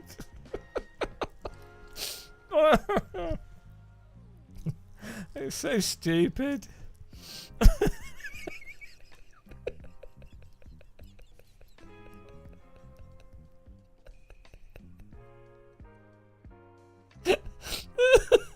Oh dear. Oh yeah, that's the joke of the week, that. It's so stupid.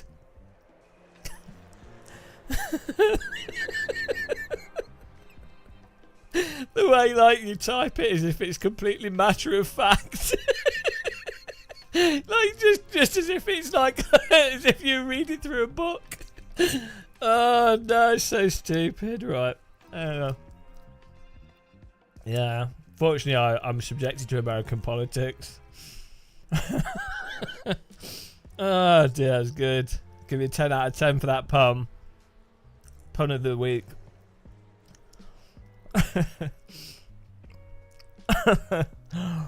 Oh dear.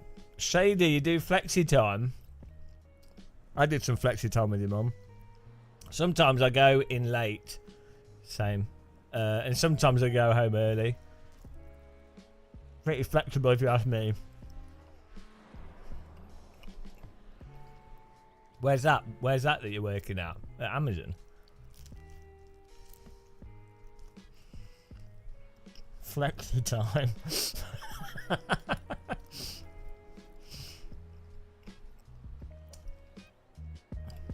Who doesn't like a bit of flexi time?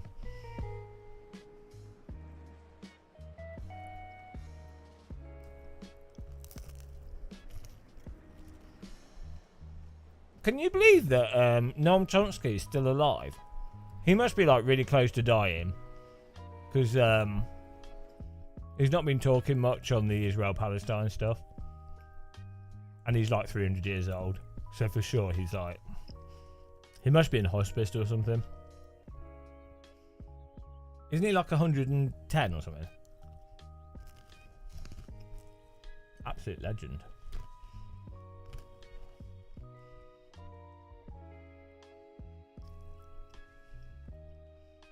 Qualify or eat my pizza. No, he's only 95.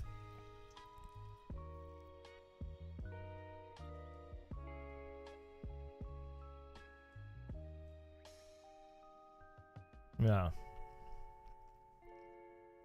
Imagine being 95 and still able to like do social commentary stuff.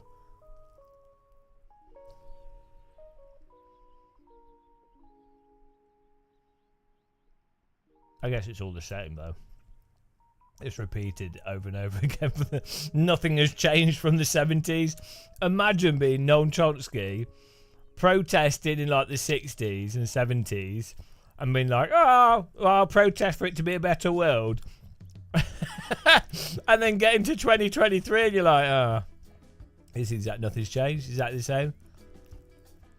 Nothing has changed.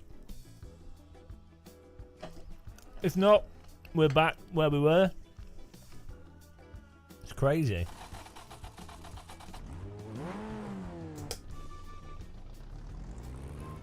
That's got to be like really depressing. Like, I don't know, unless you're like,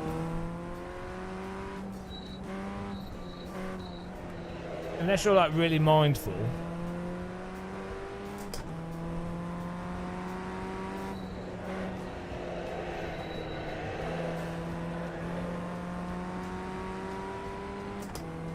Because presumably some of the motivation of him doing what he did, obviously a large part of it would be, well, it's just the right thing to do. Fine. But partly the motivation would be, the hope that it would have a positive impact. What Moza wheel? I don't know. It's their Formula wheel that costs $600. It's really nice. It's quite expensive though. I'd say it's a bit overpriced in general, but it feels nice and it works well. So, and the buttons are nice. So, I don't know.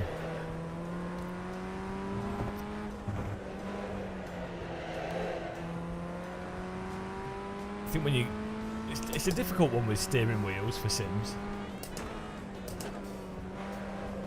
Like some really nice actual car wheels feel a bit cheap and tacky, to be honest.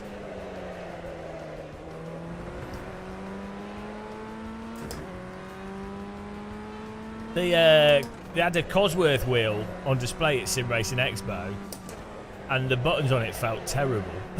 It was like I think it was like a multi-thousand-pound wheel. But it felt terrible. Okay, here comes your first time. That's a funny thing with sim racing, actually. Often, sim racing equipment is way better than actual real car stuff. Like the feel of like brake pedals and stuff, and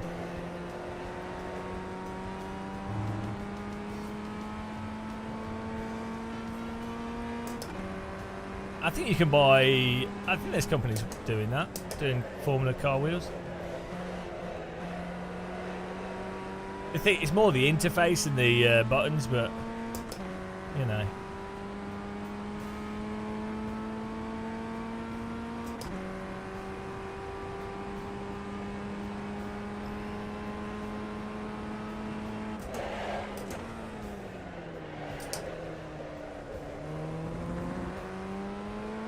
I quite like to drive one of these in real life, although I'd rather one with flappy paddles. These are like dog box.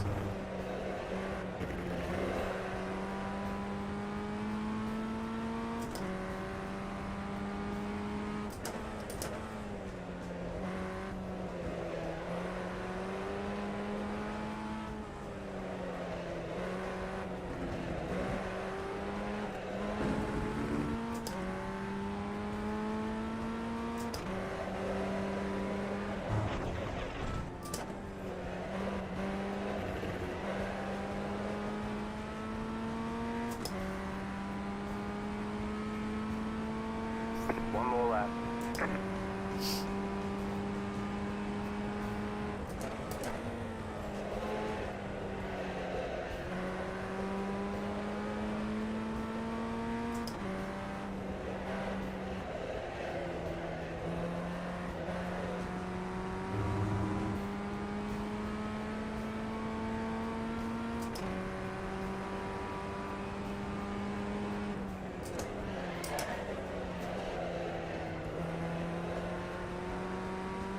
I'm above R8 in filing account. I'm not controlled by numbers. You know.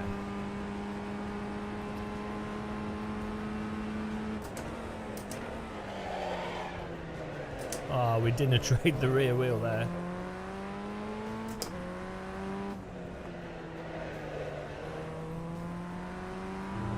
If you start locking, this car goes into total dinner tray mode.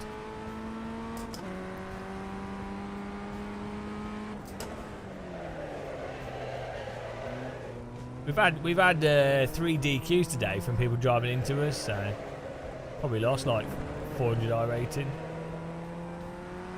I don't mind.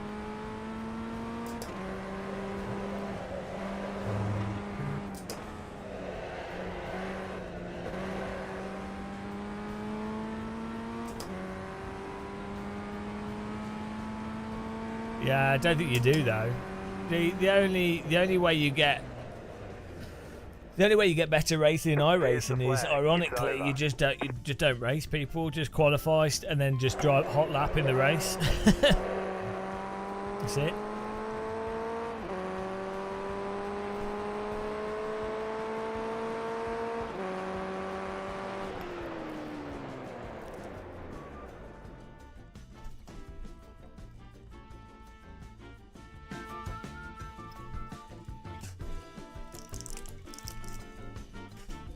Okay, let's go. Okay.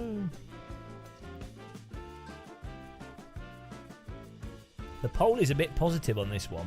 I'm a little bit worried. Far too much positivity here. Look at that. Look at that poll animation. Great job by the graphics team.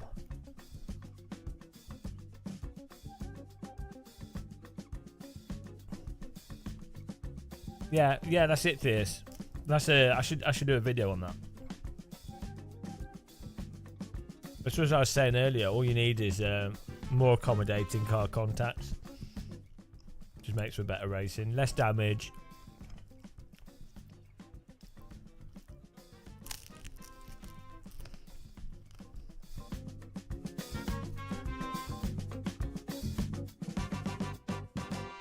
Yeah, like R12 2.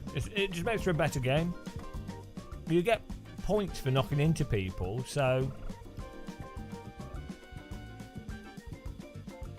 the biggest mistake iRacing makes is it forgets that it's a simulator.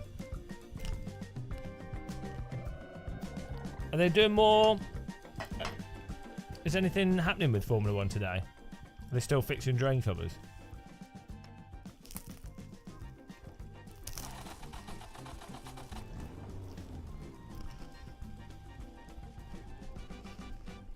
The estimated strength of field is 2,172.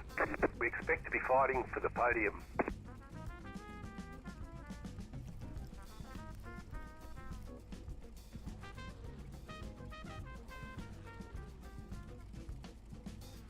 Well, I don't normally watch any sport really, to be honest. I always think if I'll put sport on if I'm doing something else, if I'm working or something. I'm doing paperwork things, but I won't bother. If it was my free time, I'd rather be walking or something. I find it quite weird how much of free time people are willing to give up to sport. I mean, if they enjoy it, so it's fine, but it's a lot of time investment just to be a spectator, and if you go to an event, it's a huge time investment driving there, parking, like, forget the actual event itself. Again, if you're with a group of friends, that's fine, no matter, you're hanging out with friends, so it doesn't matter what you're doing. But there's people that are they're like actually dedicated to the sport specifically.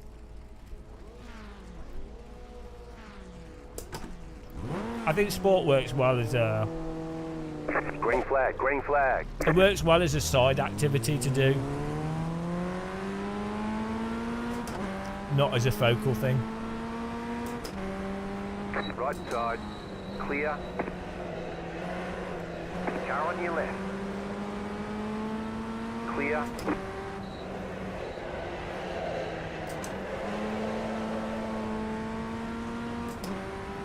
Well, I don't drink, but yeah, I can see if you're drunk. Well, a lot of things can be enjoyable if you're on drugs, but I don't do drugs, so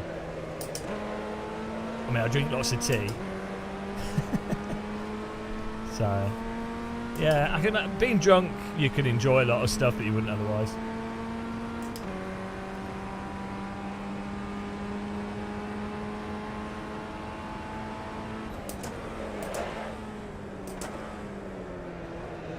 Left side, stay on the right, clear.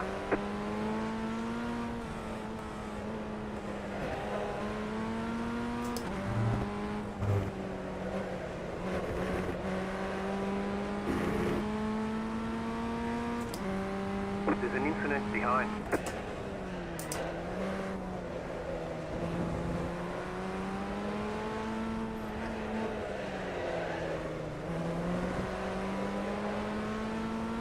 Macau's mental, isn't it? I can't believe that they do that still. So many people die there, especially on motorbikes. Has anyone died this year? It's that fast right-hander.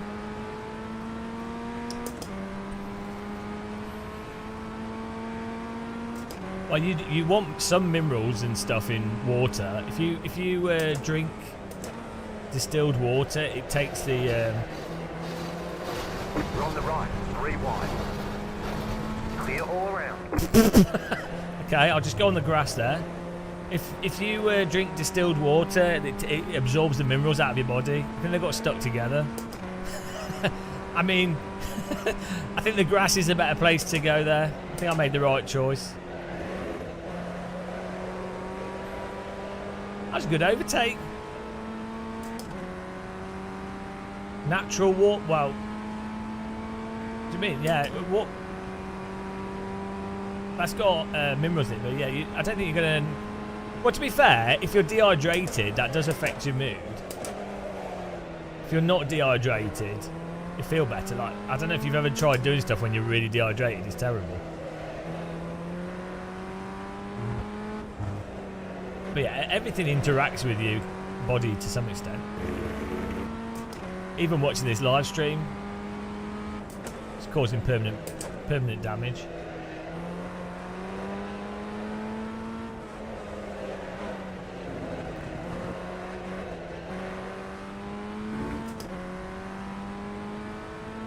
Well, you say it's fun if there isn't a serious injury, but surely the serious injury part of it actually makes it more compelling to watch as a spectator. This is what's weird, is like people can't separate the I'm not saying this is you, but in general, You're in 4th right, position. you can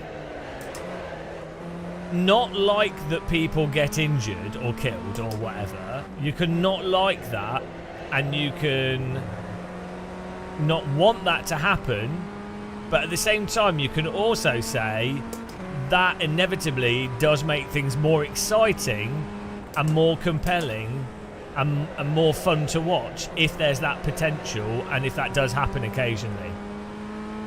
But for some reason, people get stuck on that, and because they then think you're endorsing it being dangerous, or that you're in favour of it being dangerous. Which, I mean, in a sense, you are in favour of the danger being there. You don't want it to happen, but you're in favour of it being there. But yeah, people really struggle with that because it's kind of like it would seem contradictory in a sense. Clear on the left. But you know.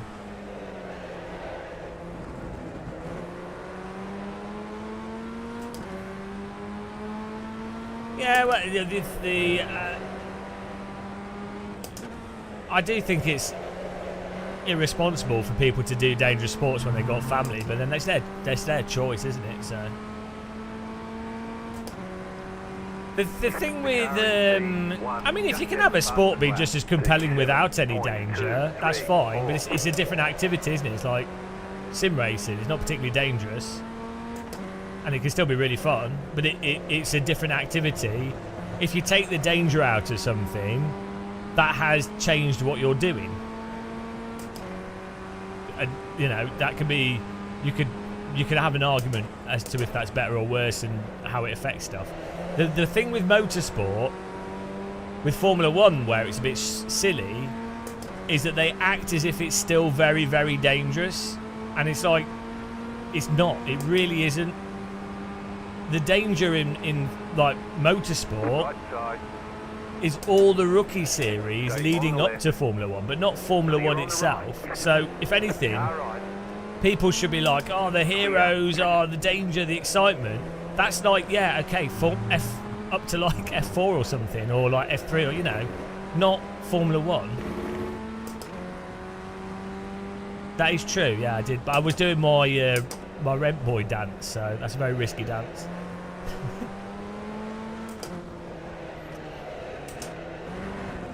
Yeah, you only break your hands if you play games with shit force feedback. Also, what's his name? OG, UK OG. He's got brittle fingers from playing too much Guitar Hero. He's got the most brittle hands in all the sim races, so it's not really a surprise, really, is it? 7, 9, 2. Is Keep it? to the right. Stay on the right. You're losing on the car. His nickname is UK Brittle Fingers. Flat for you. Keep to the right. There's an incident behind. Stay on the right. Yeah, it's alright, we're just having a little draft battle here. Notice how these guys were slow as shit until the tyres got warm and then they go into hot lap mode. Stay on the right. Tale as old as time.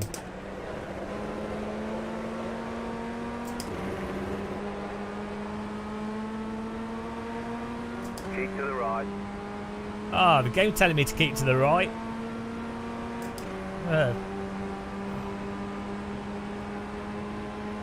Keep What if to I the don't right. want to?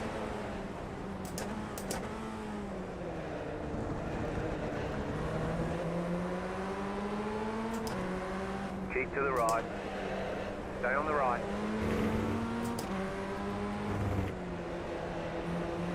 Clear. Car right. It wasn't a bad overtake by the other Keep to guy. the left. Clear on the right.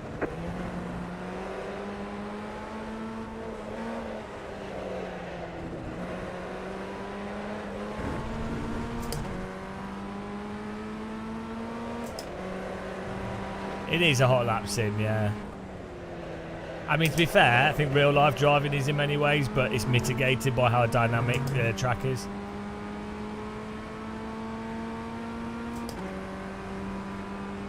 And how limited the amount of time you have.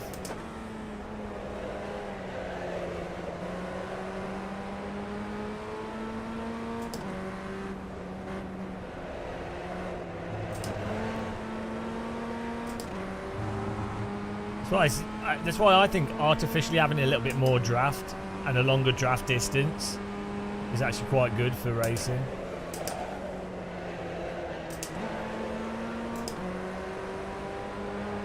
Car on your left. Clear. Oh, he's going to send it up the Right inside side. and drive into me. Clear. Left side. Still there. Stay on the right.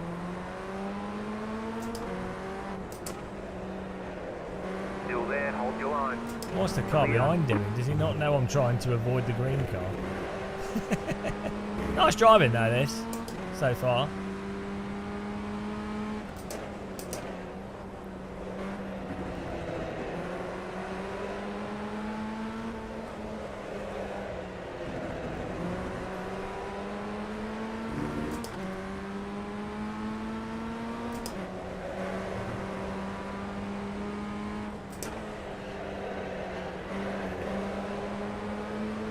The car in C1 just set the fastest lap.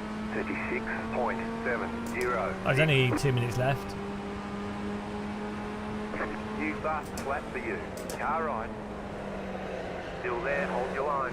Stay on the left. Clear.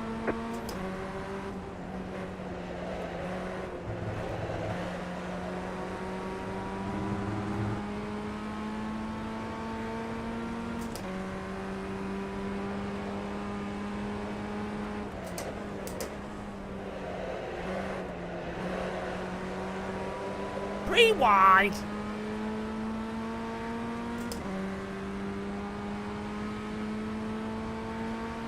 Oh boy, as Matt Malone would say. You don't go free wide.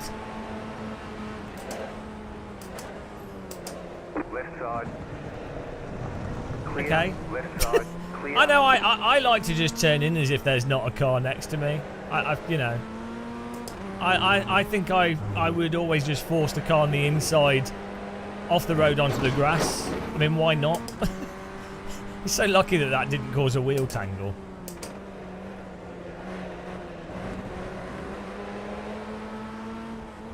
Fortunately, the grass is a lot better now. No, I was pretty alongside. I was just slow in the corner because I didn't want to understeer into him. The car in P1 just set the fastest lap. Yeah, they've mown the lawn. 0.562. White flag. White flag. Oh, here we go.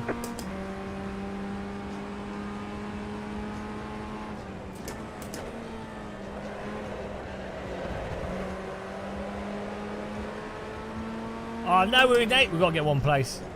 Didn't realise. Don't worry, guys. We'll get it back, don't worry.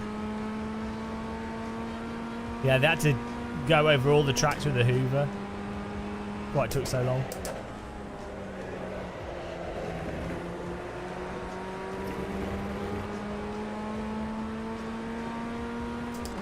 Nah, don't worry. We'll get 7th back.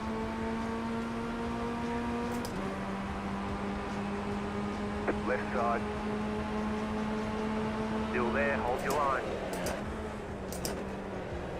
Still there. Clear.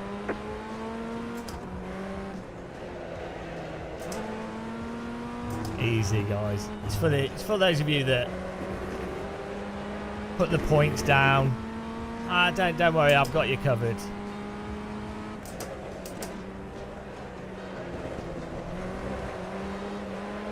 I don't think he did. I think it's just netcode.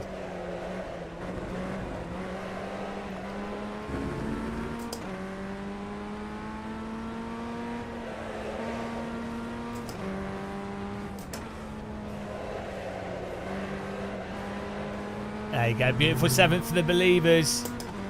Ooh, that was a good race, boys. I didn't know how that 3 wide was going to go, but it seemed like we figured it out. Minus 38, thanks to iRacing's superb ranking system. Good job. Very good job. That was alright, it was nice.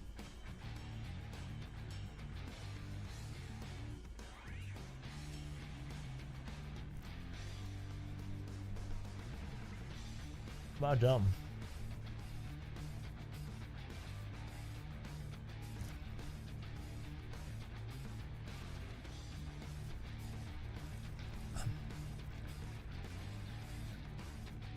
Yeah, I'm above I rating. I just drive around having fun.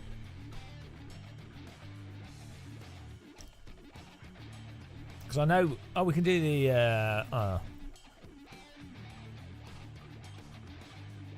I don't want to forfeit. I've just finished it. Yeah, well, iRating doesn't work at all. So, first of all, you have people have Smurf accounts, so that completely breaks ELO for a start. If a sim allows ELO Smurf accounts in a pure ELO system, well, invalidates the iRating entirely. Secondly, they don't have iRating per series, so it doesn't work because some people are like, I'm like shit at GT3, but I'm good at like F4, Skippy, Formula Ford, you know, for practice a little bit. I think they are actually doing that iRating per, like, for Formula versus Tin Top and stuff, but yeah. And like the fact is, if I'm doing F1 or MX5 or whatever on a track I know, like Alta Park, Brands Hatch, Donington, Lime Rock Park, VIR, whatever, then I just gain, you know, I'll finish like 3rd place, 4th place on average, which will gain your rating.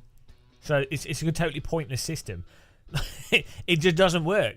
And for some reason, people are still obsessed with iRating. I mean, it's a fun thing to get your iRating up, but it's a load of bollocks.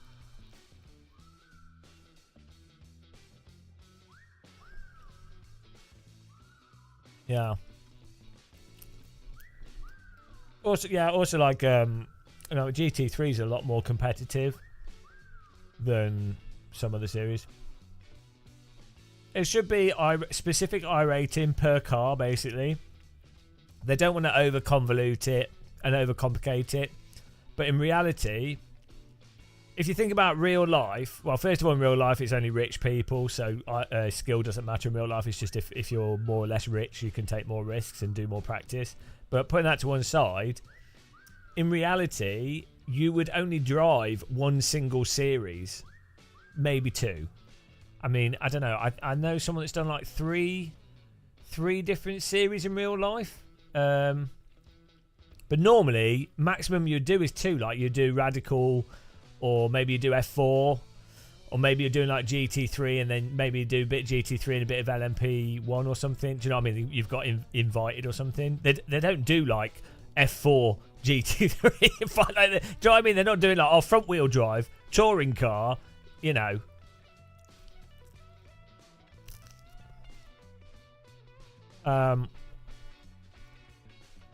If you're getting into iRacing, I'd expect to spend about £270 in your first year, for your first 2 years.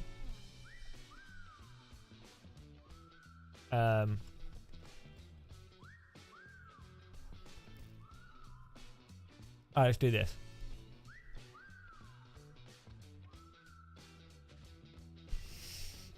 Well, the thing is, I guess people in motorsport just go, well, obviously it's a rich person's sport, so just accept it. So in the same way that like anyone doing polo or a jockey or whatever, they're going to probably be rich people. So from their perspective, they're like, well, you know, that's just the baseline, is that you have to be wealthy to be in it.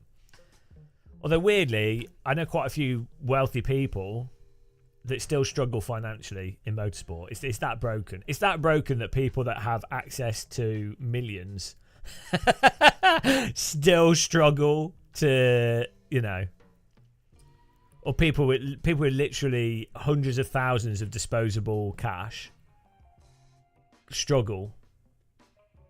It's totally broken. It's a sport. It's not really a sport, is it?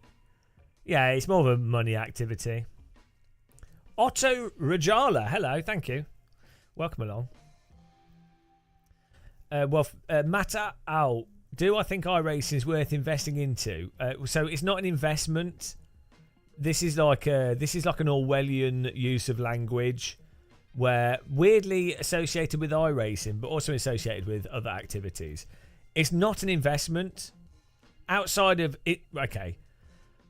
Anything you spend your time on is an investment, but that's not how the word investment is typically used. The word investment is normally associated with spending money and getting value from money. That's the context of how investment normally works. I.e., if I was to buy an IKEA table, that's not an investment. I'm getting utility from it. I might really like it. Whereas but it's not an investment. Whereas if I bought an antique coffee table, that is an investment potentially, because it could go up in value. So I could be buying it with the intent that I can sell it for a profit. That's an investment. Now, in no way, it's an investment in yourself when you spend money on your hobby or you're enjoying yourself, right? But that's a total distortion. And the reason why you see it with iRacing is because it costs more than other sims. So they pretend the language is, I'm investing in this, and it's a load of bollocks. So, no, it's not an investment. Is iRacing worthwhile playing as a video game? Yeah, you can get a lot of fun from it. It's very broken in many ways. The physics are are nowhere near as good as other simulators in many ways, and the netcode's a bit weird. But you can find races on it. You can have a fun time. It is objectively one of the most expensive video games, cheaper than Train Sim if you were to get all the DLC. But basically, if you're new to iRacing, you need to think that it's going to cost about £270 in the first year. I have a YouTube video on it if you Google that. Right, how much does iRacing costs or something. If you're happy spending £270 on a driving game, you can get races and you can have a good time. Especially if you also like, feeling bad about yourself, iRacing's pretty good.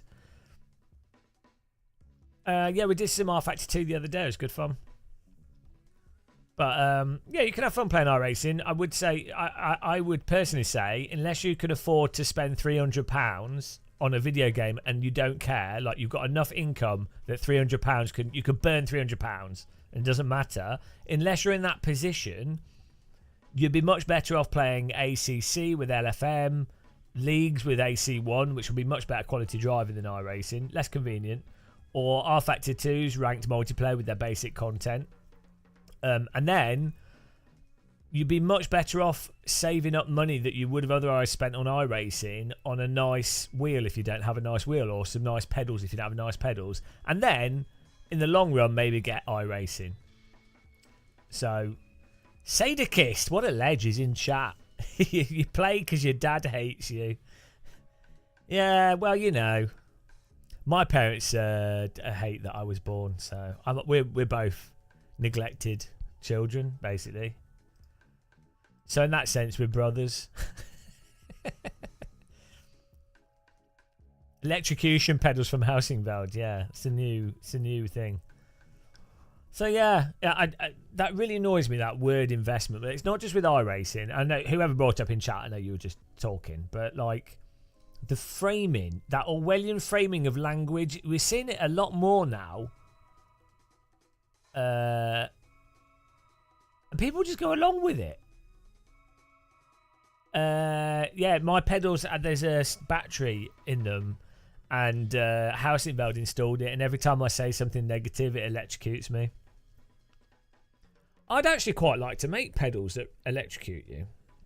You'd have to isolate the load cell. But you could do it. You could isolate the pedal face. Just put the electric stuff on the pedal face and then put rubber grommets and stuff behind it. That would isolate all that. And then, yeah, you could have it electrocute you. Which would be really funny, wouldn't it? Like if you're driven into and your feet get electrocuted. I mean, it would be funny for you guys. I've always wanted to do that with iRacing, have a device that electrocutes you when you get contacts. But I couldn't, it's quite hard to get the data out of the game in a way that works properly for that. To then control like an Arduino, to then control a device that electrocutes you appropriately.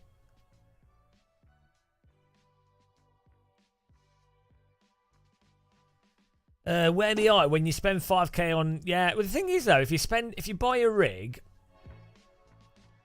you can sell the rig. This is another thing that a lot of people miss or don't realise. So a lot of software developers complain about this. They go, "Oh, people spend £700 on a graphics card or whatever, but they don't. But they complain about the price of the game. Oh, do they know how much work goes into the game?" Well, it's like, first of all, software can be infinitely duplicated effectively for free. So the raw manufacturing consumable cost is effectively zero. Not quite because there's servers and stuff, but like very near to zero. Secondly, you can sell hardware for close to the price that you buy it, especially like DD wheels, sim rigs and things. Like sim rigs are a bit logistically hard to get rid of, but fortunately about wheels and stuff, you can literally have for years and still sell for within like 30% of the original price. Like they maintain value really well. So, you know, Ren Sport's not out yet as well, so can't really compare that. And yeah, the iRacing has a user base that's brainwashed that will probably stay on iRacing because they've just learnt the physics, and so they won't want to learn something new. So that will probably be one of the things that keeps iRacing going into the future. There's like communities on it as well, you know. It's like ironically, so ACC they actually improved the physics in ACC quite a bit with an update, or they made it more forgiving, changed it, whatever. You could say it's better or whatever. they made it marginally better or whatever. They changed it. But ironically, that actually made the numbers of people playing the game decrease quite a lot because a lot of players of ACC had memorized how to drive, and then their whole thing of playing it was, oh, am I better than I was previously because my times are better or worse? And then they have to go through that entire frustration of rote memorization of the game, which they can't be bothered to do. They're like, oh, I'm not doing that again. So because they don't actually enjoy the actual driving process, they just want to race. So ironically, updating games can really and making them better can lose your users. Same thing with WoW. You have to sub for that long, put enough money that you won't. Yeah, it's lottery. Sunk cost fallacy. Well, not necessarily, but yeah, it's just if you've invested time and effort. It's not even the money thing, to be honest. I think time is the biggest commodity with Sims, in that it takes a long time to learn all the like user interface stuff, setting up your wheel and everything, pedals all set up nicely, all that stuff for a start. And then learning the specific physics of each simulator is like each one is a different sport. It'd be like if you learned how to play darts, and then some other company's got a better dartboard, but the darts are slightly lighter or heavier, or the dartboard's 10 meters away instead of 5. Do you know what I mean? You'd be like, oh god, then you'd have to relearn all the muscle memory. Oh, no, it's not really muscle memory, but you'd have to relearn everything. It'd just be, you'd have to go through that initial chore process, rather than being able to just focus on the fun part, or what most people find fun. Alpha 07, I'm in the process of brainwashing myself into iRacing. You like it? Yeah, but iRace, if you you have to be like a bud. iRacing does get you to be a bit of a Buddhist. Like, you just learn to not care about anything, so it's quite good. iRacing still got user good growth numbers. It seems it's pretty healthy sim in terms of sales and stuff. The game of muscle memory. Crystal Star! If they can't do rain correctly, it's no. I think if they do rain correctly, I think it's going to actually put a lot of people off. Adams, I'm curious about the Le Mans game coming out. Yeah, that looks quite good. And Motorsport Games 8 or so months ago had a change of management, so it's a different company basically, essentially. And the guy that's in charge of Motorsport Games is a really good guy now, so should be all right. I think we'll see what happens. It's depending on funding and things, but yeah. I know the guy that's in charge of it. He's all right. Uhtred Underturn. I expect the career mode in Le Mans. Oh, it will be. It's just it's reskinned R Factor 2, but it will be a nice package of fixed stuff. So yeah, and people, it depends what tracks it has. Yeah, it's just it'll be reskinned R Factor 2. There's nothing else they can really do with the specific licensed content. Maybe new interface, but like the ranked stuff in R Factor, most of R Factor 2 is actually pretty good, to be honest. Generally, I mean, there's better stuff, but for online racing, but the online racing in R Factor 2 is better than iRacing. Like the car contacts, the design of it is better than iRacing. The physics are just different, but I'm going to do this. What's it called? We're doing. Where's it gone? We're doing this one. The Formula Super, because we've not managed to finish a lap. we've not managed to do a single lap in this, so that's my mission, is to do one lap in the race. Be nice. I like it. I like doing laps. I like getting past the first lap. That's the real mission.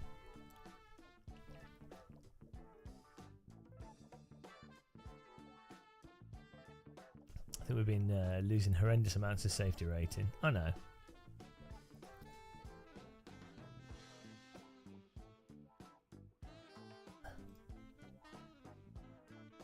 Yeah, pit and quit. Pit and quit.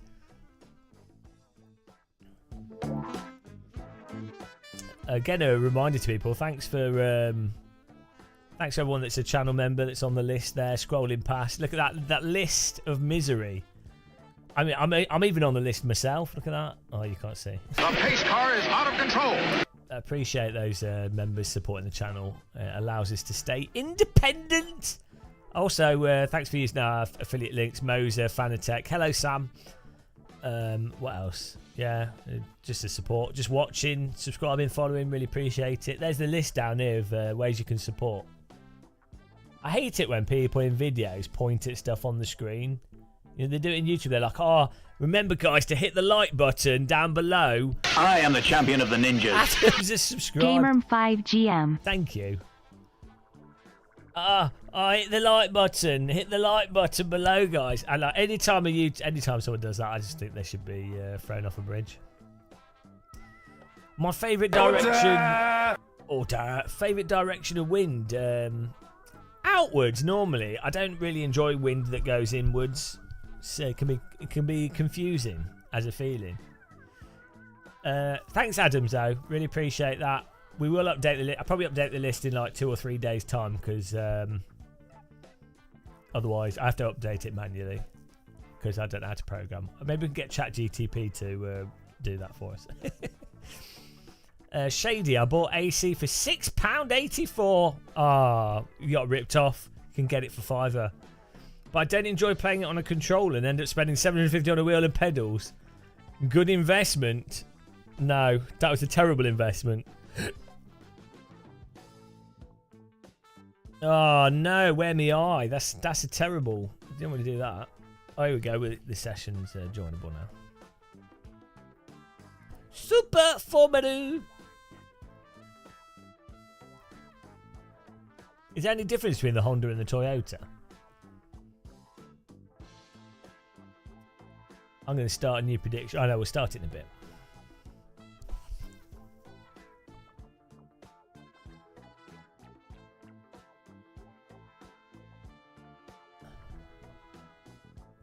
Jason Murphy, I'm definitely lowering my IQ after a month of subscription. You're true to your word. Yeah, but his words only make sense if you don't know anything.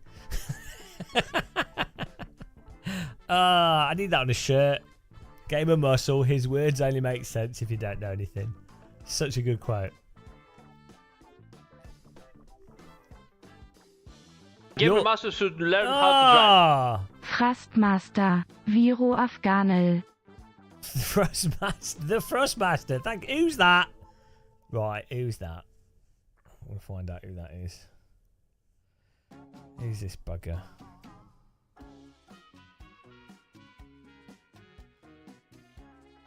Oh, it's not showing. Who's that? You can't just anonymously donate. I'll call you out because you... Well, I won't call you out, but like... I at least need to know who to hate.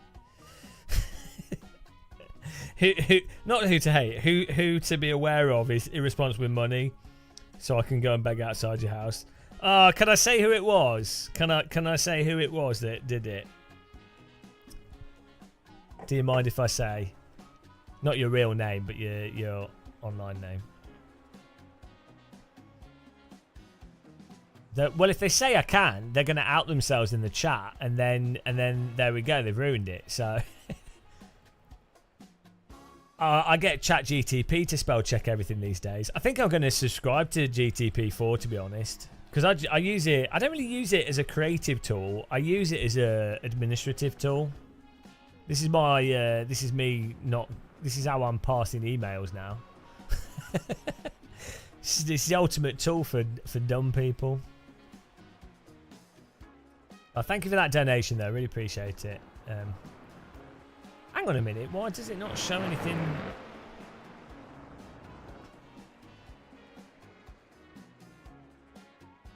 Why is it not showing anything here?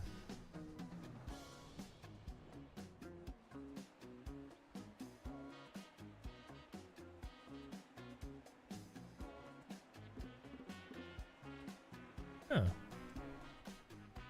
We'll probably put a thing on the screen. Oh, we need to add to people the names at the top. There we go. Paul the Shine did a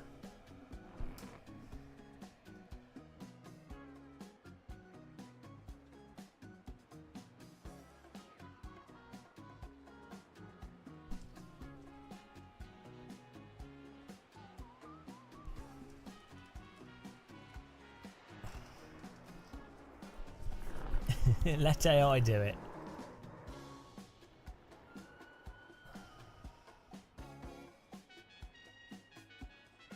Who else? Who else became a member? I'll remove.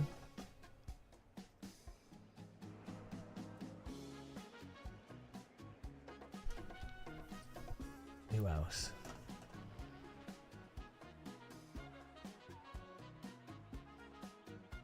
Oh, Rates Defense raided us.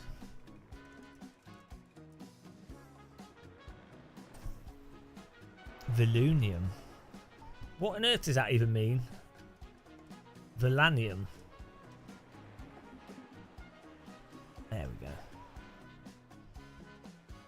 Oh yeah, by the way, guys, go and take out Sedekis for dinner.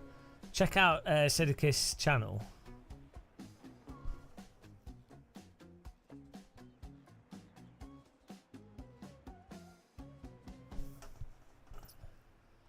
There we go. Yeah, go and check him out. I should have given you a shout out earlier, but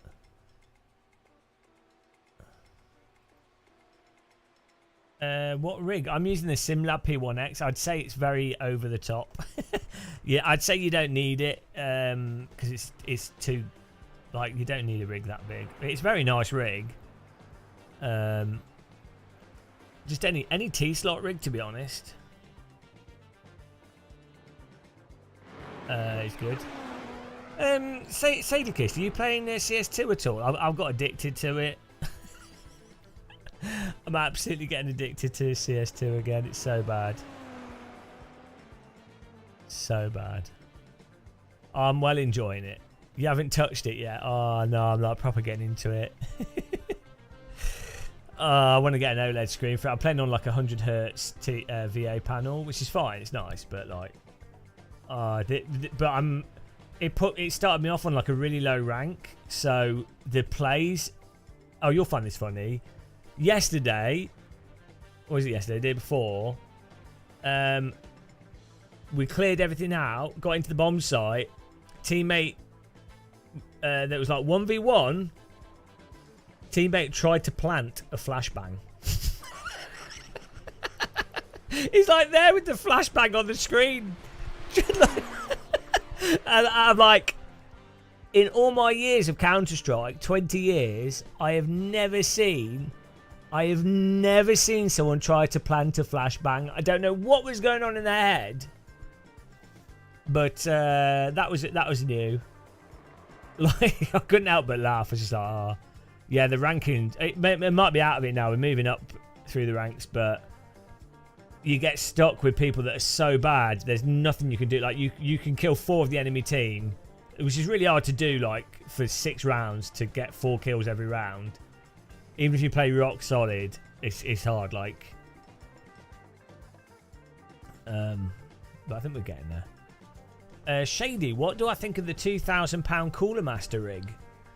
Yeah, I saw it, but you know, I'm not really interested in those sorts of rigs. I haven't seen the Moxie decoy clip. I'll Google it after the stream.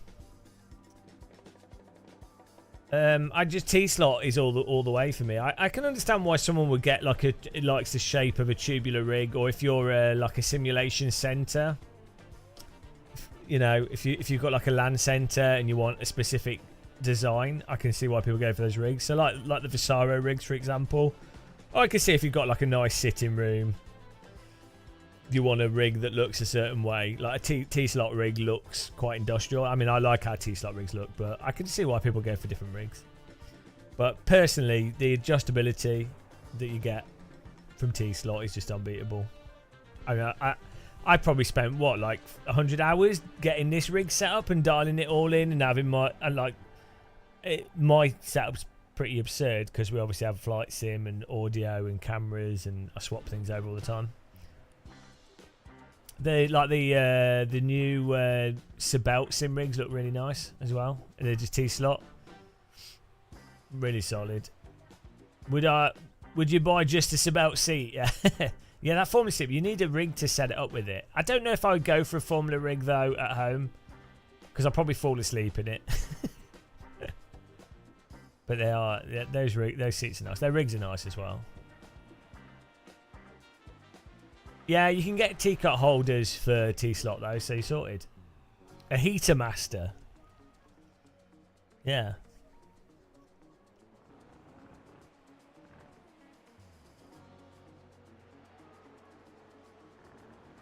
Yeah, no, I think you can get tube that looks alright. I know what you mean though. Like, I'm sort of personally, I'm a bit ambivalent to it. Can't really think of the rigs that tend to look really nice, like some of those Formula cockpit rigs or like the Fanatec F1 Esports rigs. They look nice, but then by the time you put a monitor on it, they look stupid. So those types of rigs only really make sense if you were using them with VR in terms of them looking nice. Hello, Steve Marshall. I think we got the silver thing last time we did it. Yeah, should be able to do some other races. Yeah, so it's like I don't think anyone's actually designed a rig that looks nice with a screen integrated into it particularly. It's a dedicated rig. I'm not quite sure how you would do that in a minimal way, because a monitor is just like a stupid shape anyway. You kind of end up going back into like arcade cabinets. I guess, you remember the candy cabs, the Japanese ones?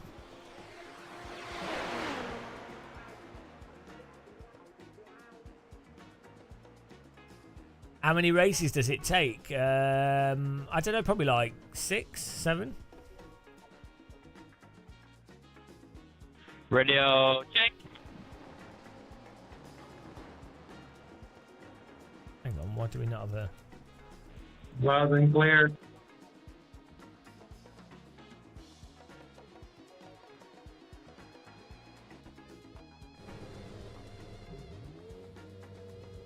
Is there any way I can delete the halo or remove it? That's weird. Didn't have a talk button bound.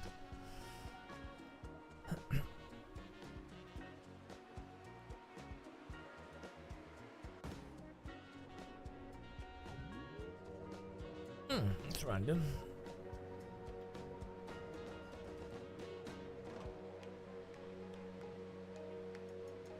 Oh, okay.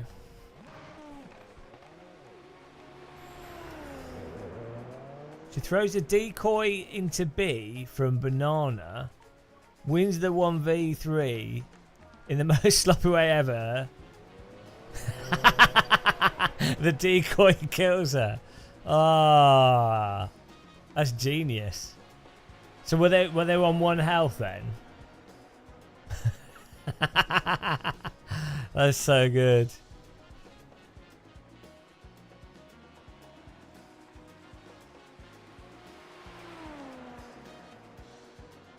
Yeah, it's really funny when stuff like that happens. Well, something I noticed as well when because we've been playing a lot of games with crappy players, and you notice that actually people can be quite successful playing really badly. Surprisingly successful playing badly. Like, they do everything wrong. Like, if you play Counter-Strike a lot, you know what are the things that are likely to increase your chances, like using cover, you know, like playing more passively generally. Out of control. Trying not to don't walk into someone's bullets, basically. There's a bunch of basic stuff that's pretty obvious that a lot of noobs don't get, and yet they somehow get away with it, like just absolute dumb luck. And it's surprising how much dumb luck can pay off.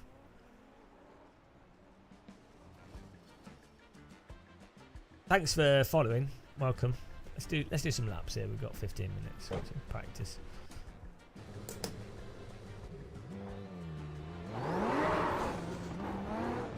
Oh. No speed limiter on this. Well, I need to find it.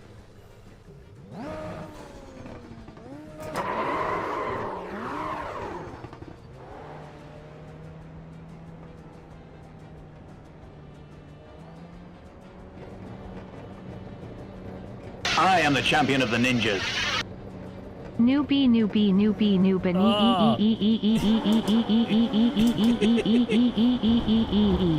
Thank you, Jesus, subscribed and gained EP.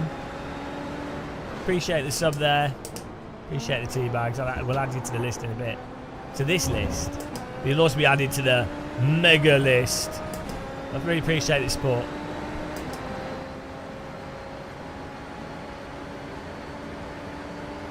Yeah, it's also, I think the comparison is like if you try to play football against 5-year-olds, it's actually surprisingly difficult to do a sport that you're used to playing at a certain level. It's very hard to play against people that do like stuff that on average doesn't work out, but in that instant is so random, it totally throws you off. Wow, we ain't got no grip.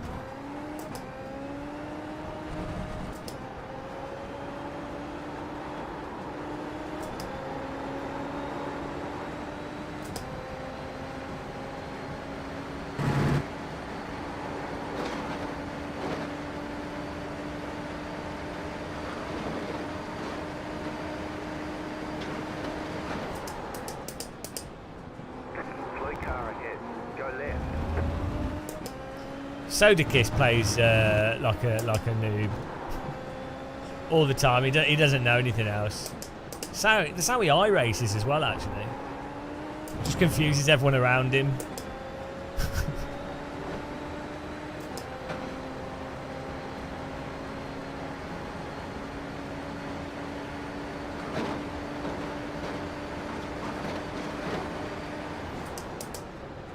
What's AB?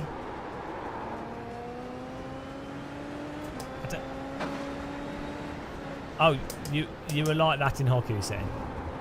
That's what you're saying.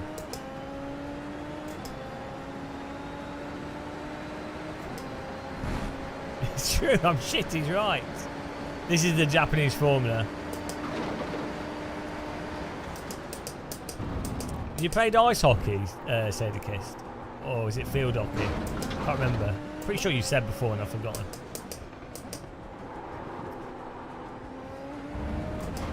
Yeah, but hockey, what's that, field hockey, right? Running around or on ice skates? People have different words. Yeah, but yeah. Like in the UK, we have roller hockey, ice hockey and field hockey. If you say hockey, most people think field hockey. I don't, but most people do.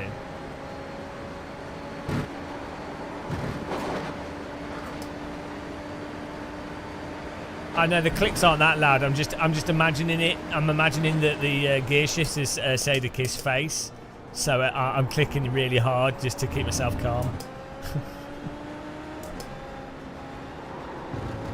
There's only one hockey. Oh no, I wanted to make a joke, but it's too rude. Jesus, the internet these days can't make bad jokes. To be fair, Sadakist does look like your face does look like that of a hockey player. It looks like you've taken quite a few pucks to the forehead.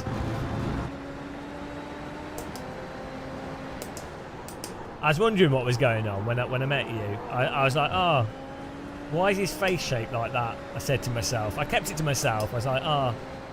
To be honest, that was like the most striking thing.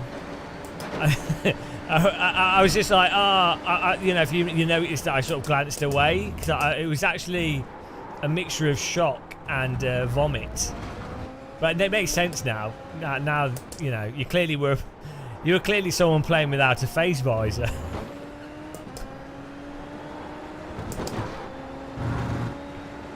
Yeah, helmet would help.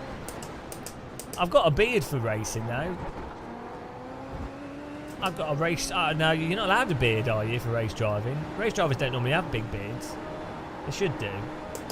You do like a 1960s moustache.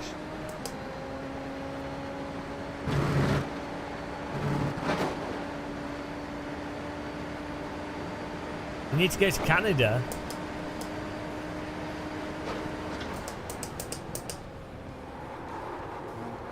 Yeah, the downside of Canada is that Sadakis there. Nice country apart from that. Also, bloody Canadians are there. That's a problem. Apart from those two things.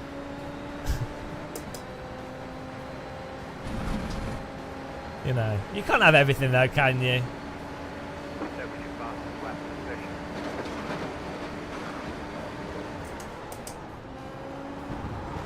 There's only one thing worse than a Canadian.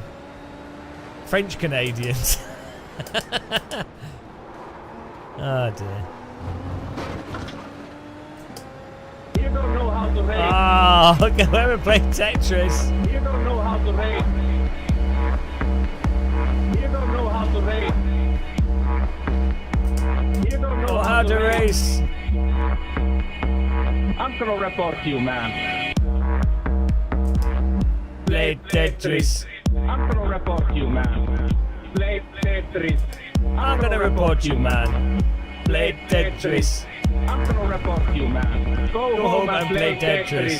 I'm gonna report you, man. Play Tetris. I'm gonna report you, man. Go home and play Tetris. I'm gonna report you, man. Play Tetris. I'm gonna report you, man. If you don't know how to race, please go home and play Tetris. Oh, thank you. Well, that's a good tune, that.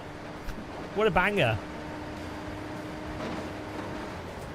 Yeah, if you don't know how to race clean, go home and play Tetris.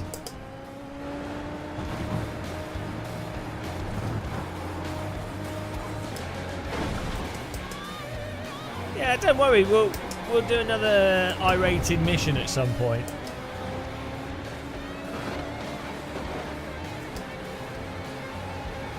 Good old days. That was still this year.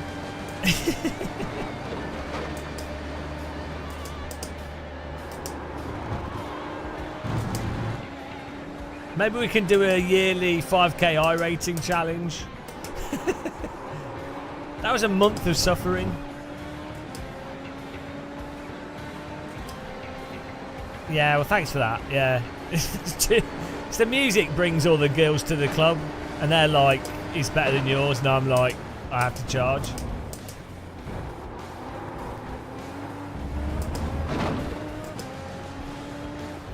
$6k. Oh dear God.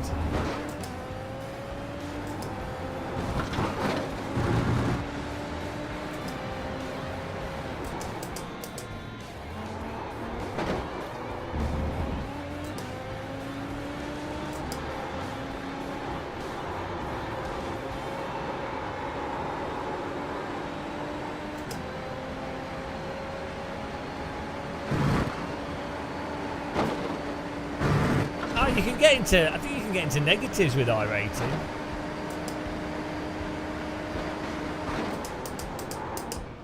think it's possible. I'm pretty sure I can get a negative I-rating.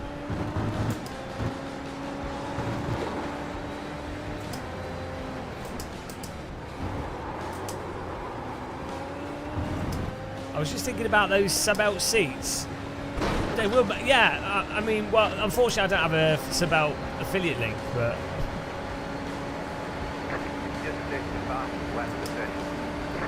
The Formula seat is very nice.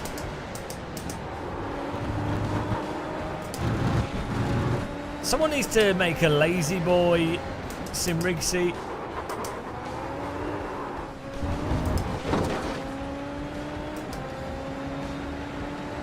Why is the wheel showing blue on one side? I don't know. I think maybe low fuel.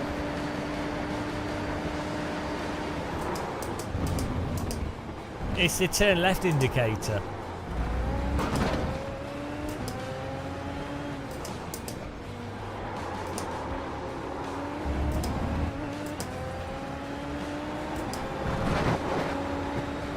He's pointing at you, Sadakist.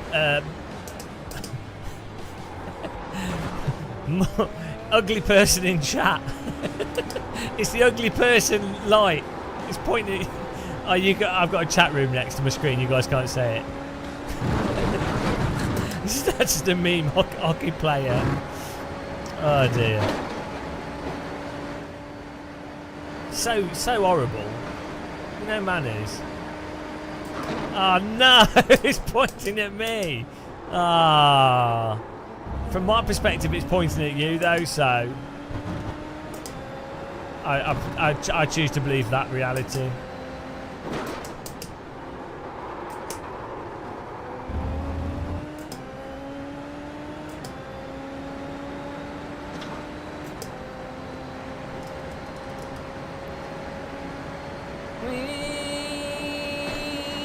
Five minutes to go here till this race. Will we get past the first lap? That's the real question. Do we need to do a new poll here?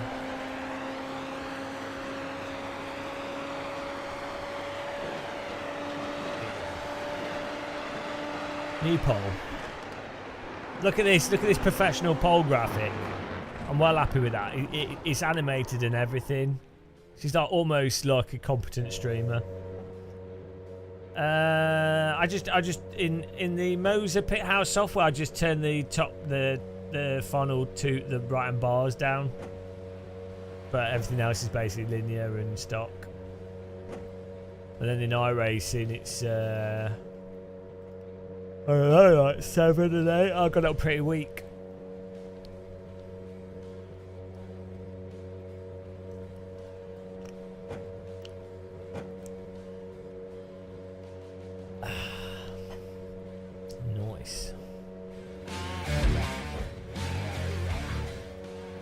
I think this race should go well, to be honest. I mean, we can't have 3 awful races in a row, can we?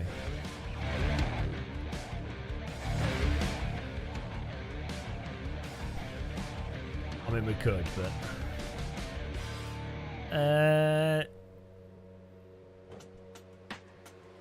it's about the same generally as the Fanatec stuff. The quick release is better. The software is better on Fanatec, generally speaking, in terms of how you can filter force feedback and set things up more from the wheel, easier. I think the Club Sport DD is probably better than this 12 Newton meter one though.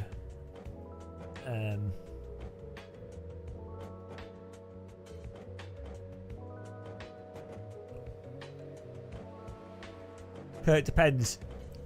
I know for people in Australia, it's hard for them to get stock, or in general it's hard to get stock, so in that scenario Moza is probably better.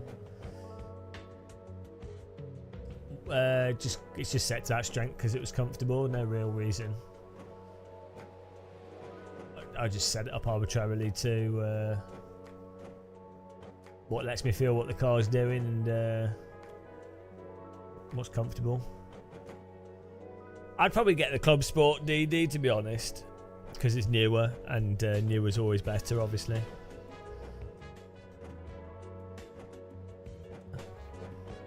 But the price, the DD2 is 800, so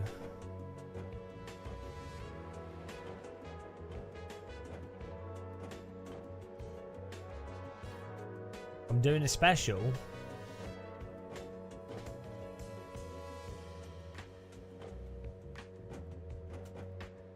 What do you mean?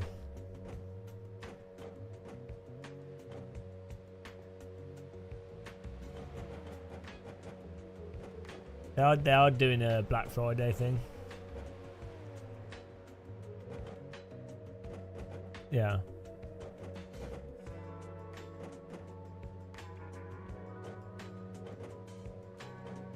So 800 for a DD2 with it comes with a QRT is quite good.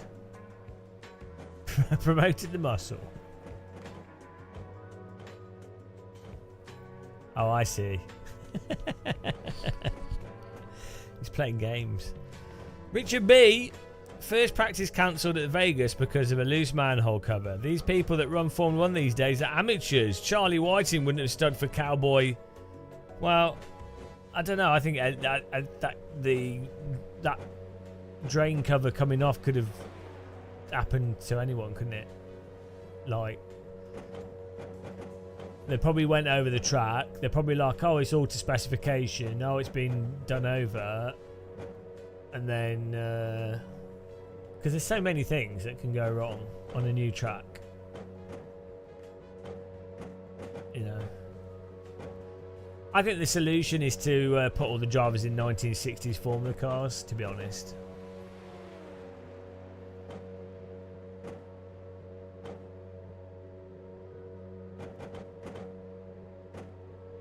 To kick the fans in the grandstand out. Make sure they were welded down. It wasn't that the, from what I understand, it wasn't that the drain oil cover wasn't welded down. It was the edges of it, like the actual, the surrounding part of it. Like it lifted it out of the concrete.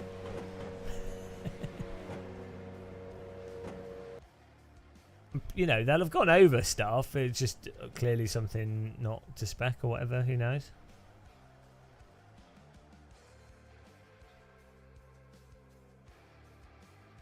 Yeah, make them race monster trucks. Why'd they kick the fans out the grandstand? Were they worried that it could lift the drain hole cover or something into stands? Yeah, that's it, Richard. That's entertainment, though.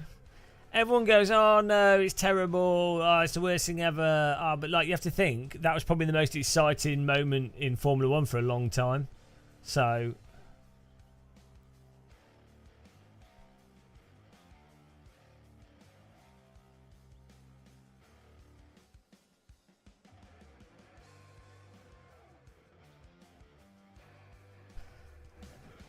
you know. I'm not really that interested in Formula One, to be honest. I think F2, F3, F4, IndyCar. I like the tracks, though.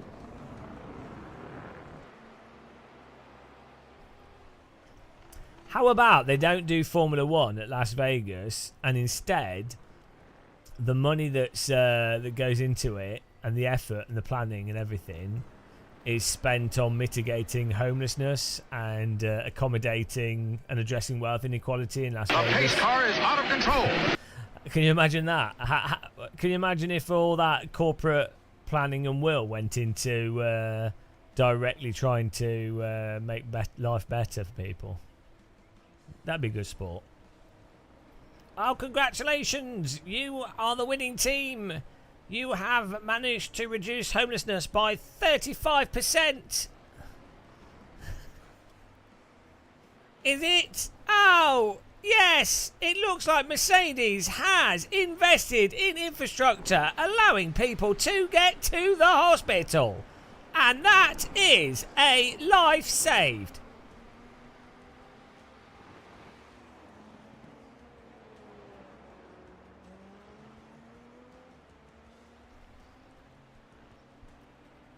I think they should be honest to the, you know, they should just let the homeless people sleep on the racetrack and the drivers have to avoid it.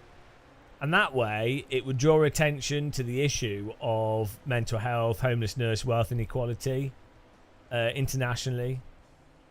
I think that could be a good idea. You know, I wouldn't want anyone to get hit. I just think it'd be interesting seeing what would happen. It's America, so they could give the homeless people guns to make it a balance. You know, like you have running of the bulls in Spain or Italy or wherever they do that. It could be like running of the homeless people and the Formula One cars, or the rich people in Formula cars. It would just be a visualization of what's actually happening. So rather than hiding it, it would just be what is happening, but it'd just be very obvious. And then maybe then resources would actually be put into so woke. Yeah, I mean, I don't know if that's particularly woke. The idea of finding homelessness not particularly acceptable. I don't think that's too woke. No, they don't get anything. They get PTSD for being veterans that have been dropped by the VA. They get mental health conditions, general health conditions due to lack of healthcare. They basically just get they get a really bad deal on everything.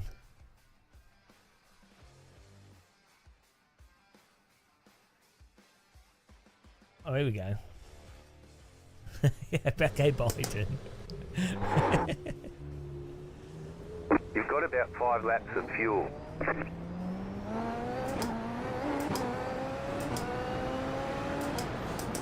It's alright, UK's competing with America for that.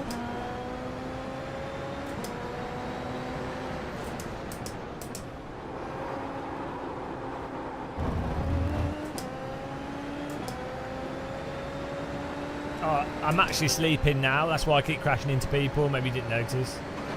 Right, the pole's gone.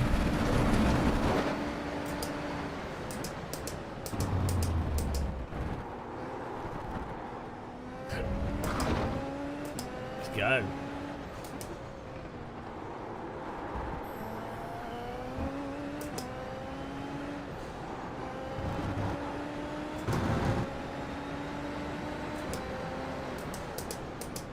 Okay, let's go. Let's go.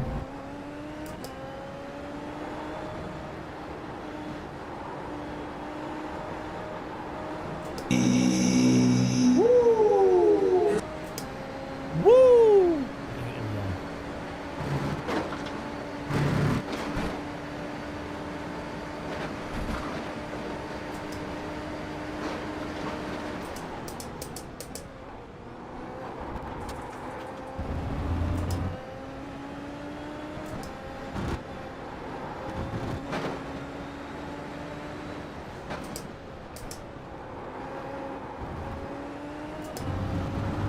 I don't qualify very well in this car though. We seem to do a reasonable pace in the race, but then we get crashed into. So it's a bit of a tricky one, this.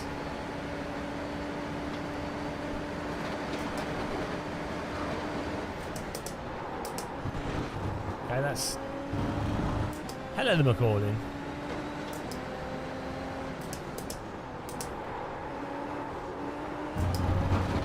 Bloody hell. Flying. Yeah, the Moza is nice. It has a like a pass mode.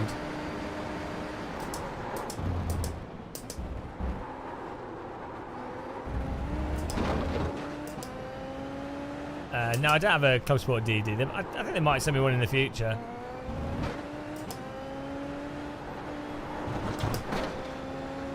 I'm not really in a rush to review stuff, to be honest.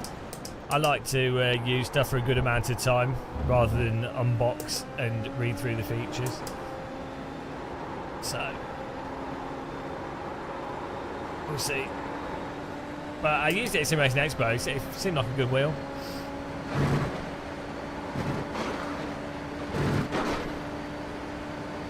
You have about 2 laps of fuel left. Oh, thank you. Nobody needs my opinion. Grumpy tea stain opinion.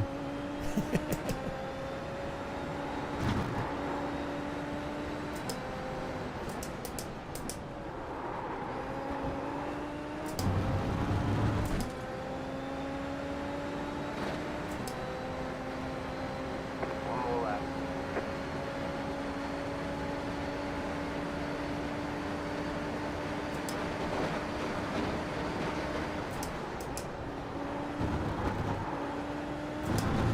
Go.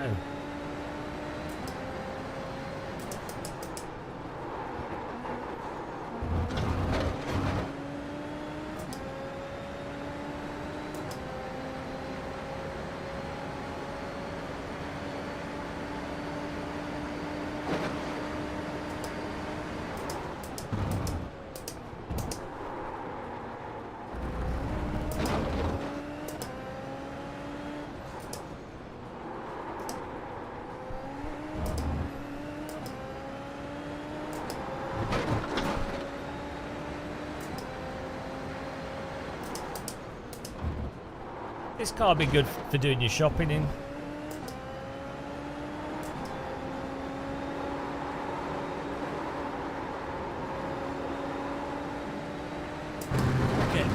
like a daily commuting car. You have about 1 lap of fuel left.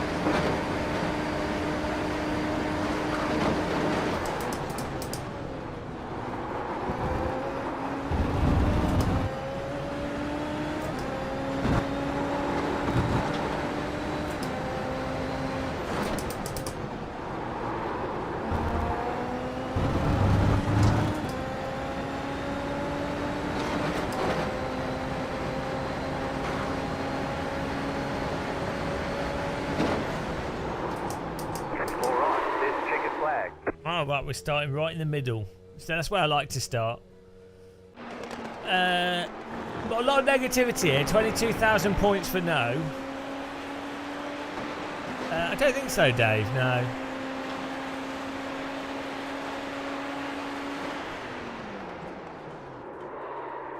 I don't think you can use... well, I didn't. Woo! We're still a bit off the pace, but that's fine. We're learning.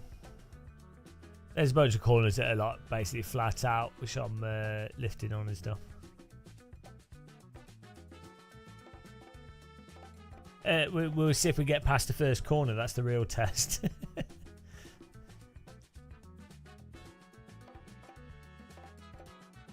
Yeah, well, you know, realistic.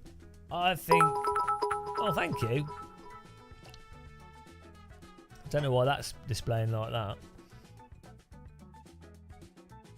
Thank you very much for the bits there. Who was that? Let's have a look here. Where are they on? Come on, ladies, 1 pound fish. Come on, ladies, come on, ladies, 1 pound fish. Oh, that's painful. I was so close to putting an O in. 1 pound fish. Have a look. 1 pound fish. Very, very good. 1 pound fish. Very, very cheap. 1 pound. Thank you for the £1 What's fish. the difference between Honda and Toyota car? The estimated SOF is 2026.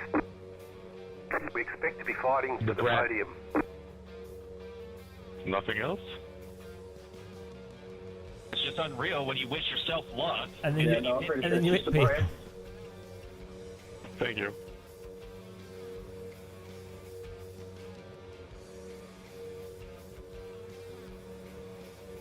Well.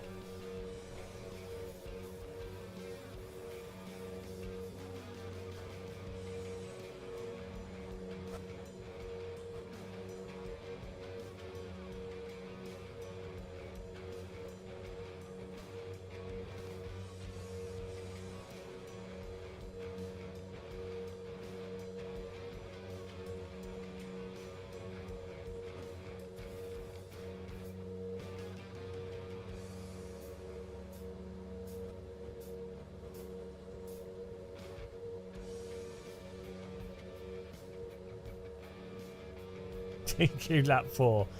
Yeah, that's pretty typical. Well, so far we've not had a single race in this where we've got past the first lap, so let's see.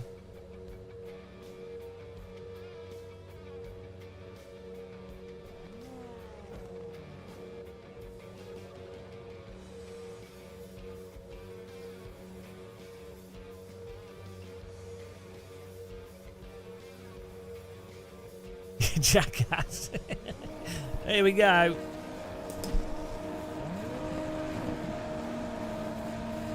Green, green, green.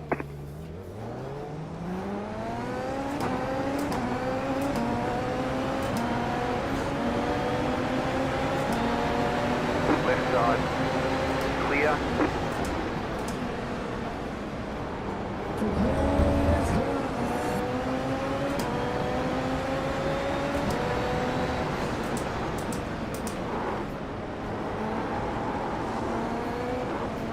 Oh my god. I'm on break to avoid Mr. Fujifilm now.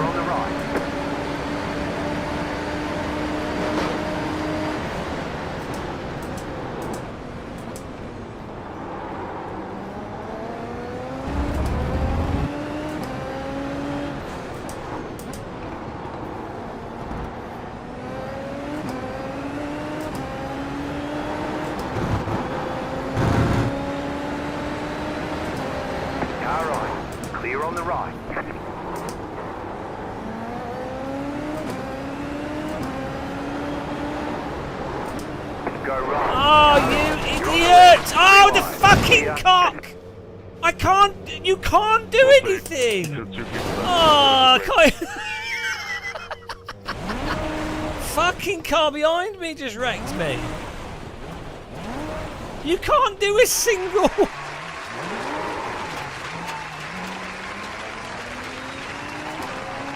You can't, like, I'm doing nothing wrong. People are so shit. Yeah, good job, mate. Good job. We might be able to get away with this. I don't know what damage we got.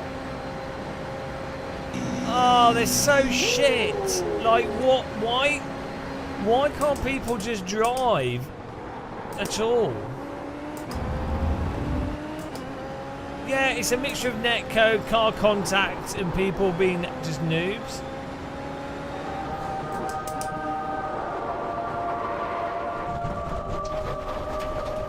Yeah, we don't.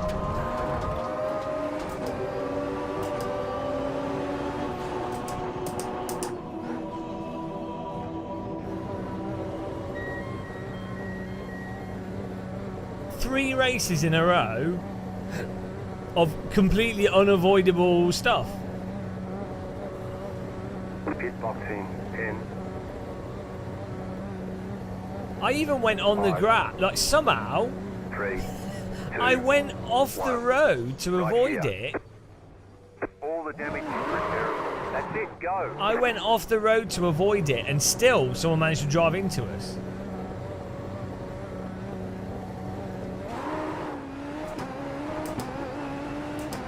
Oh, we keep going.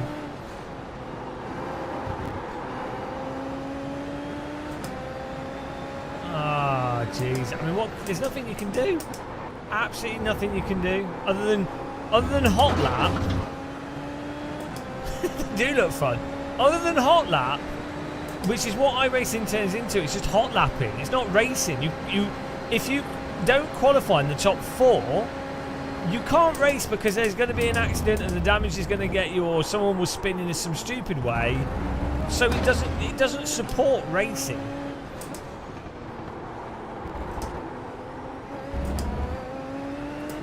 It's really stupid. Just saying, 'cause it'll be fun.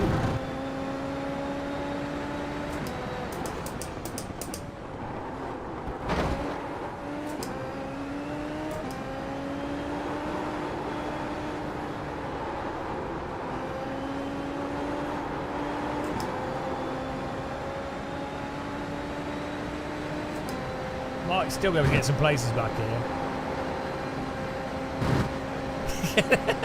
It's like I literally drove off the track to avoid it. Still got punted off track. That's the absurdity of that. I was like, okay, guy's not getting on his brakes. I'll just send my car right off the grass. Being able to get rear-ended and punted off track is pretty impressive.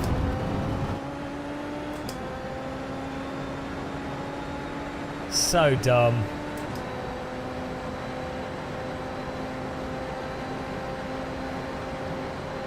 Yeah, probably. Yeah, I mean, Jesus Christ.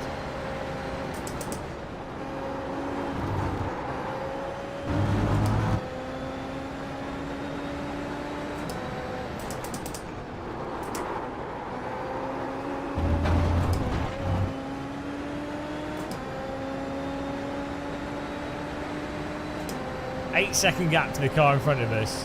Look, half the grid's dead already.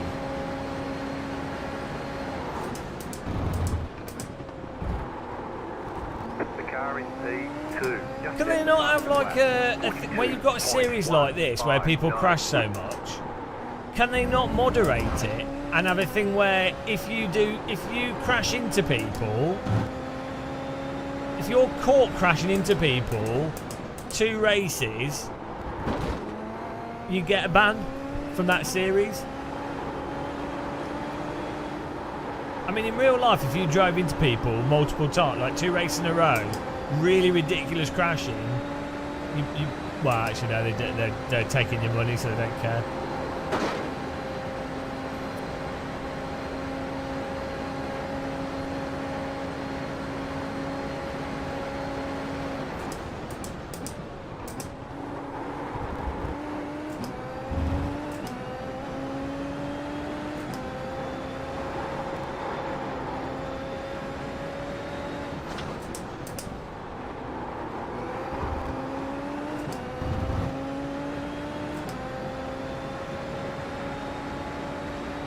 Be interested to see the replay. No, it doesn't. DG Games, the safety rating system doesn't work at all. The solution would be to reduce how your car's affected from contacts. It's a game design issue, not a safety rating thing. The car contacts and the collision and the damage in this game is what causes the issue. Favourite direct drive wheel? Probably the SimRacing is probably the best all-round top DD wheel, in my opinion. The car in P7, just at the I mean, you could just play R-Factor 2 to see the difference that controllable tyres over the limit without them turning off and reduce damage, and it makes an absolutely huge difference. People still crash, but you're not going to be scooped up ridiculously over and over again.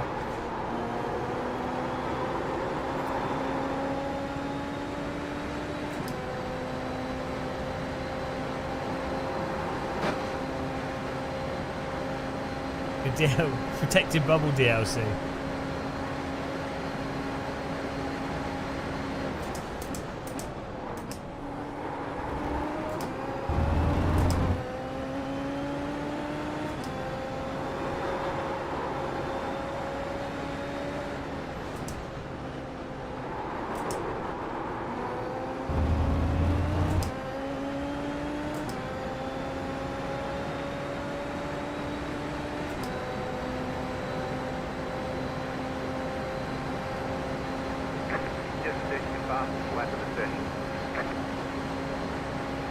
It's a good car track combo though.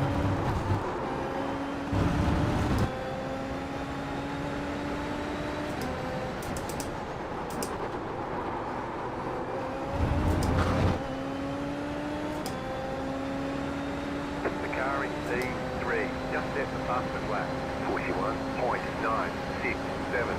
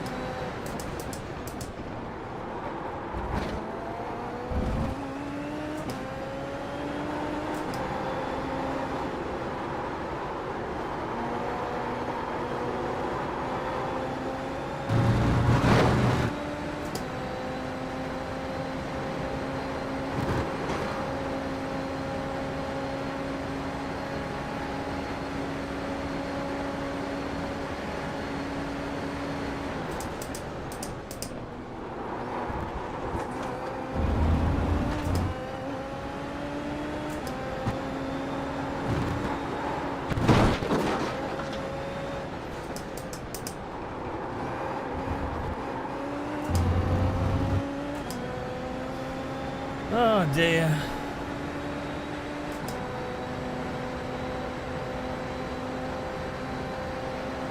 New fastest lap for you. They drove into me again, Thomas. Somehow they managed to crash into me off the track, which is pretty skilled. The leader just did a 42.309. The car in P3, just at the fastest lap, 41.826.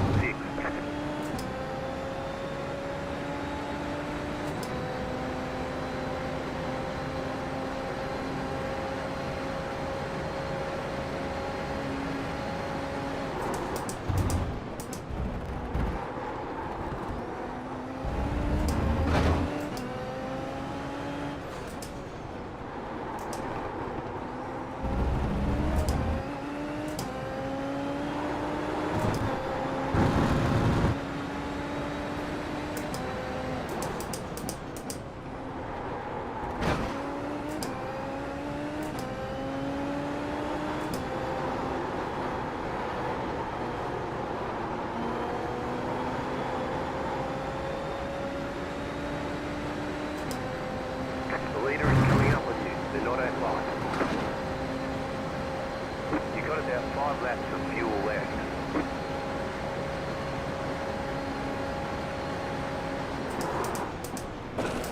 Right side, clear. Right side. How does he clear on manage the to right. drive into me? Thank you. How does he drive into me? What on earth? Right side, clear on the right. I think maybe it's a net code.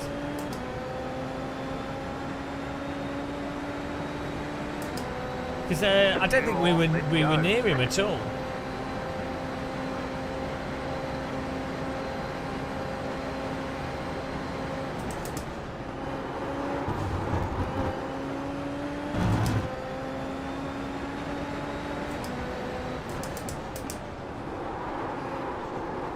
Yeah, but I'm on the far left-hand side.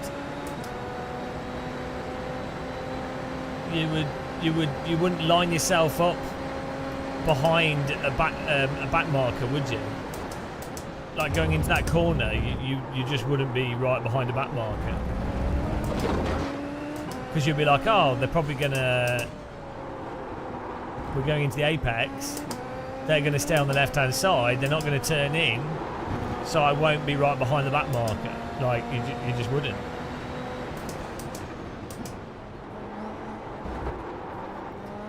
You know, I was on the left-hand side. It's not about letting it by. I'm utterly predictably on the far left-hand side of the track. You just, if you're a faster car, you don't follow behind a back marker that's in the far left-hand side of the track into the braking zone. Doesn't make any sense.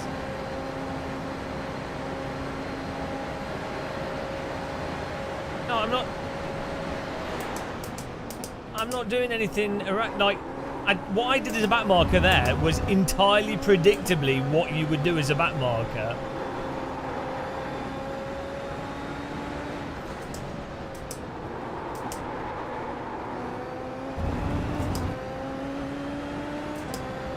Car seems to be broken. White flag, white flag. Car right. Clear on the right.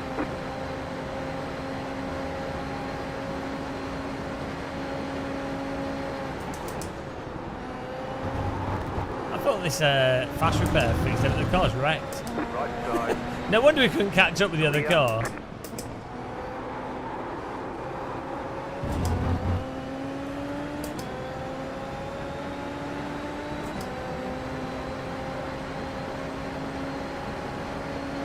Yeah, because we still have some kind of damage or something.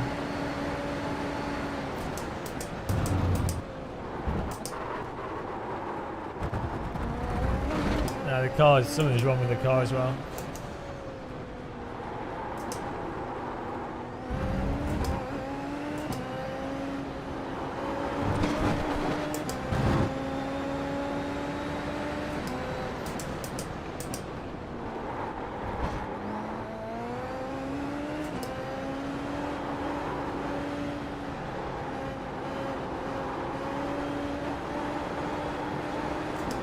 Well, it's not a skill issue, is it?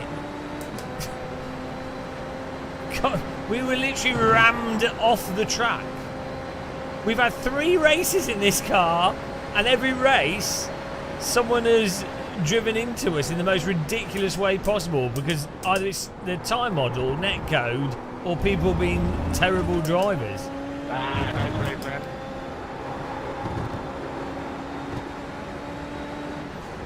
People just losing it in really weird places. I mean, when someone manages to drive into when you've had to go off track to avoid a crash in front of you, I mean, you can't really defend it.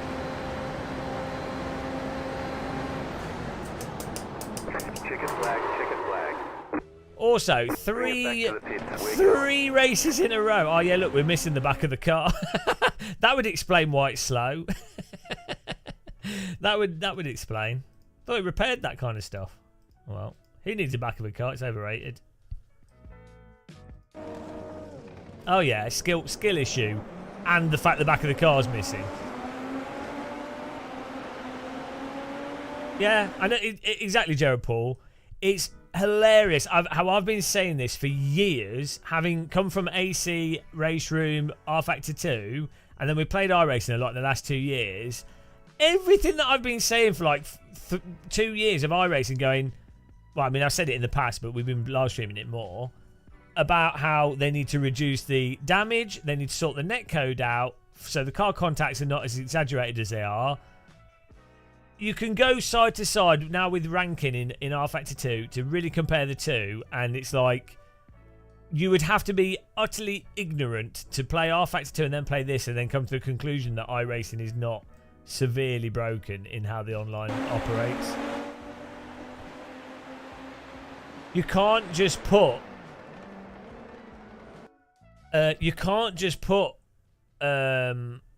realistic damage numbers into a sim in an abstract context of online racing.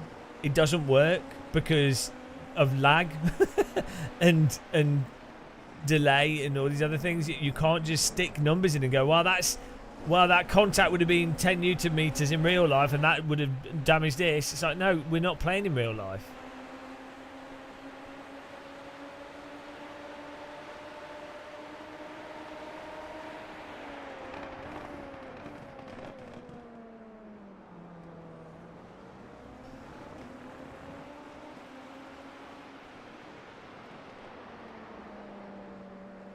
It's frustrating because I think the racing is quite fun. It's just a shame that the racing is repeatedly ruined by technical stuff or design. So I bet this, right, I bet the guy in front that lost it was due to him overheating the tyre slightly and not being able to counter steer it. Yeah. iRacing physics, like, he's just turned right slightly too much, and then once you can't do anything, and it's so sensitive. Like, there will be situations in real life where if you push the tires too much, you light it up, you will just spin. That's fine, but it's so ridiculously unforgiving in iRacing. Given that this is a fixed setup car, like, so you could set one of these cars up to be way more forgiving. The throttle mapping, the downforce amount. And this setup's probably quite a forgiving setup, to be honest. It's the fixed setup. So, I mean, maybe it was netcode that even knocked him around. No, it's just... It doesn't matter, though, Smutty. On a corner like this, if you were cranking the wheel too much, generally the car... I am the champion of the ninjas. The car would just understeer. You know, I'm just saying from experience. Maybe he did do crap driving. That's fine. Raddy83, thank you very much. He might have been driving crap. He might have done something stupid. That's entirely possible. But I'm just saying from my experience of iRacing, it is the most unforgiving sim. And if for tyres going over the limit, it's absurd. Especially first lap whilst the tyres are cold as well. So...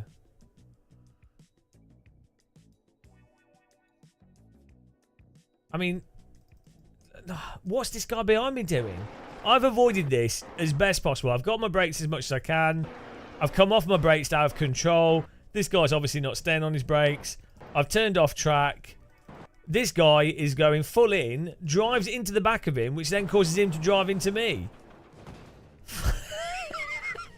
I mean, ridiculous. What is this guy doing? It's a Haas, typical.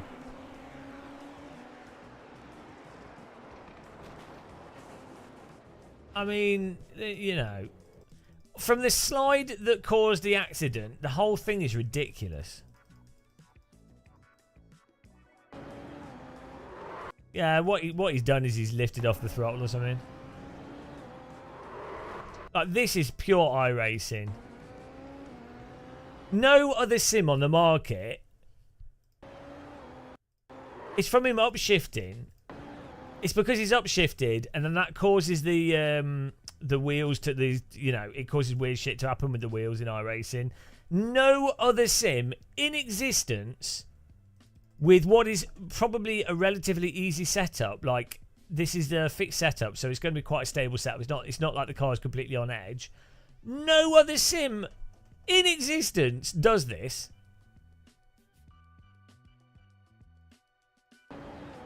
He's also immediately countersteered. It's just the internet. It's not got smoothing on it. It's from the gear shift. Gone. Tyre's gone. No, nothing you can do. Total passenger.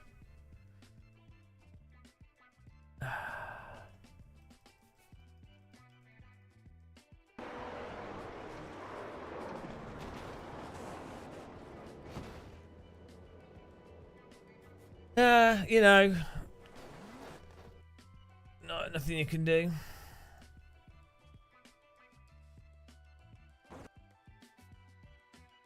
Yeah, it doesn't do a full repair, so we didn't have the back of the car.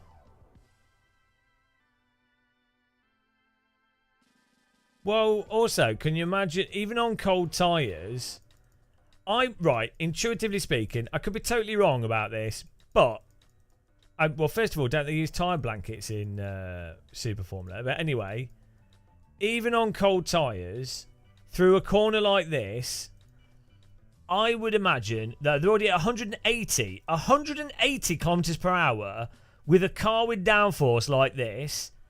I would imagine if you're losing grip, it's probably due, if the tyres don't have enough temperature, the car's going to be more understeery or just not biting the track. I would think that would be what these cars on the first lap, if you have an issue with grip, the issue would be that the whole car is a little bit understeery, or you're having to do quick, like, little snap corrections because the tyres are going over the limit.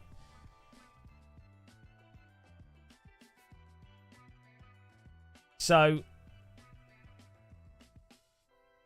I just, I mean, I could be totally wrong, but it seems very counterintuitive. Like, this behaviour is in every single car in iRacing. It's a tyre model. They're never gonna. Well, maybe they will fix it, but this is one of the latest cars, isn't it? And this is a fundamental issue with their tyre model that's been in iRacing since the first version of iRacing. Yeah, once the tyres are at the limit, if they go over the limit due to a gear shift, slightly too fast turn, whatever, they're off. They're totally off. It's like a modern Formula 1 car. It's like the modern F1 cars where they just turn off. Oh dear. And that's another race ruined.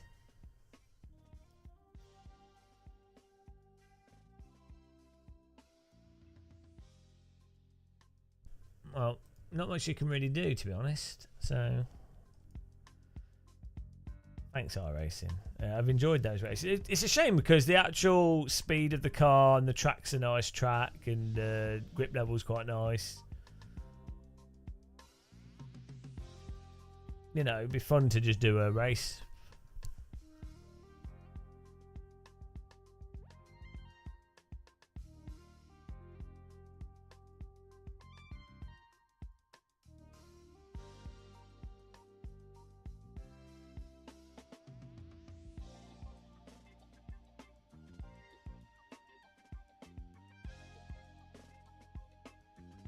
I'm gonna have a break. I can't be bothered with this.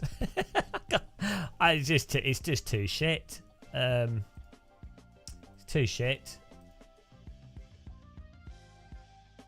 It's probably do more R-Factor 2, to be honest. Yeah, I'm not gonna do it today. I need to not do too much sim racing because my shoulders. But yeah, might do some R-Factor 2 soon. But I appreciate everyone watching and taking part and subscribing and being members and stuff. Appreciate that. Let's need to raid someone.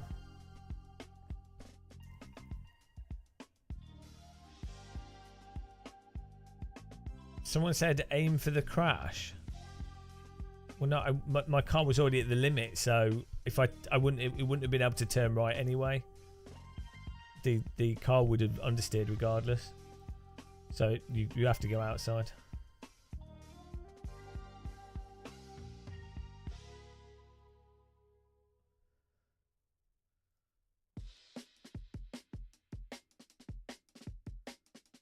Here we go. I send you to Love 46.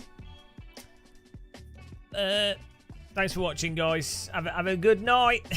Have a good night, everyone.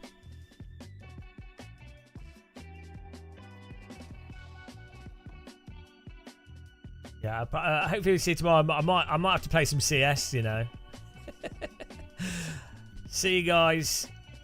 Bye. Bye, YouTube as well. Bye bye. Bye bye. Click the like button if you haven't. Bye.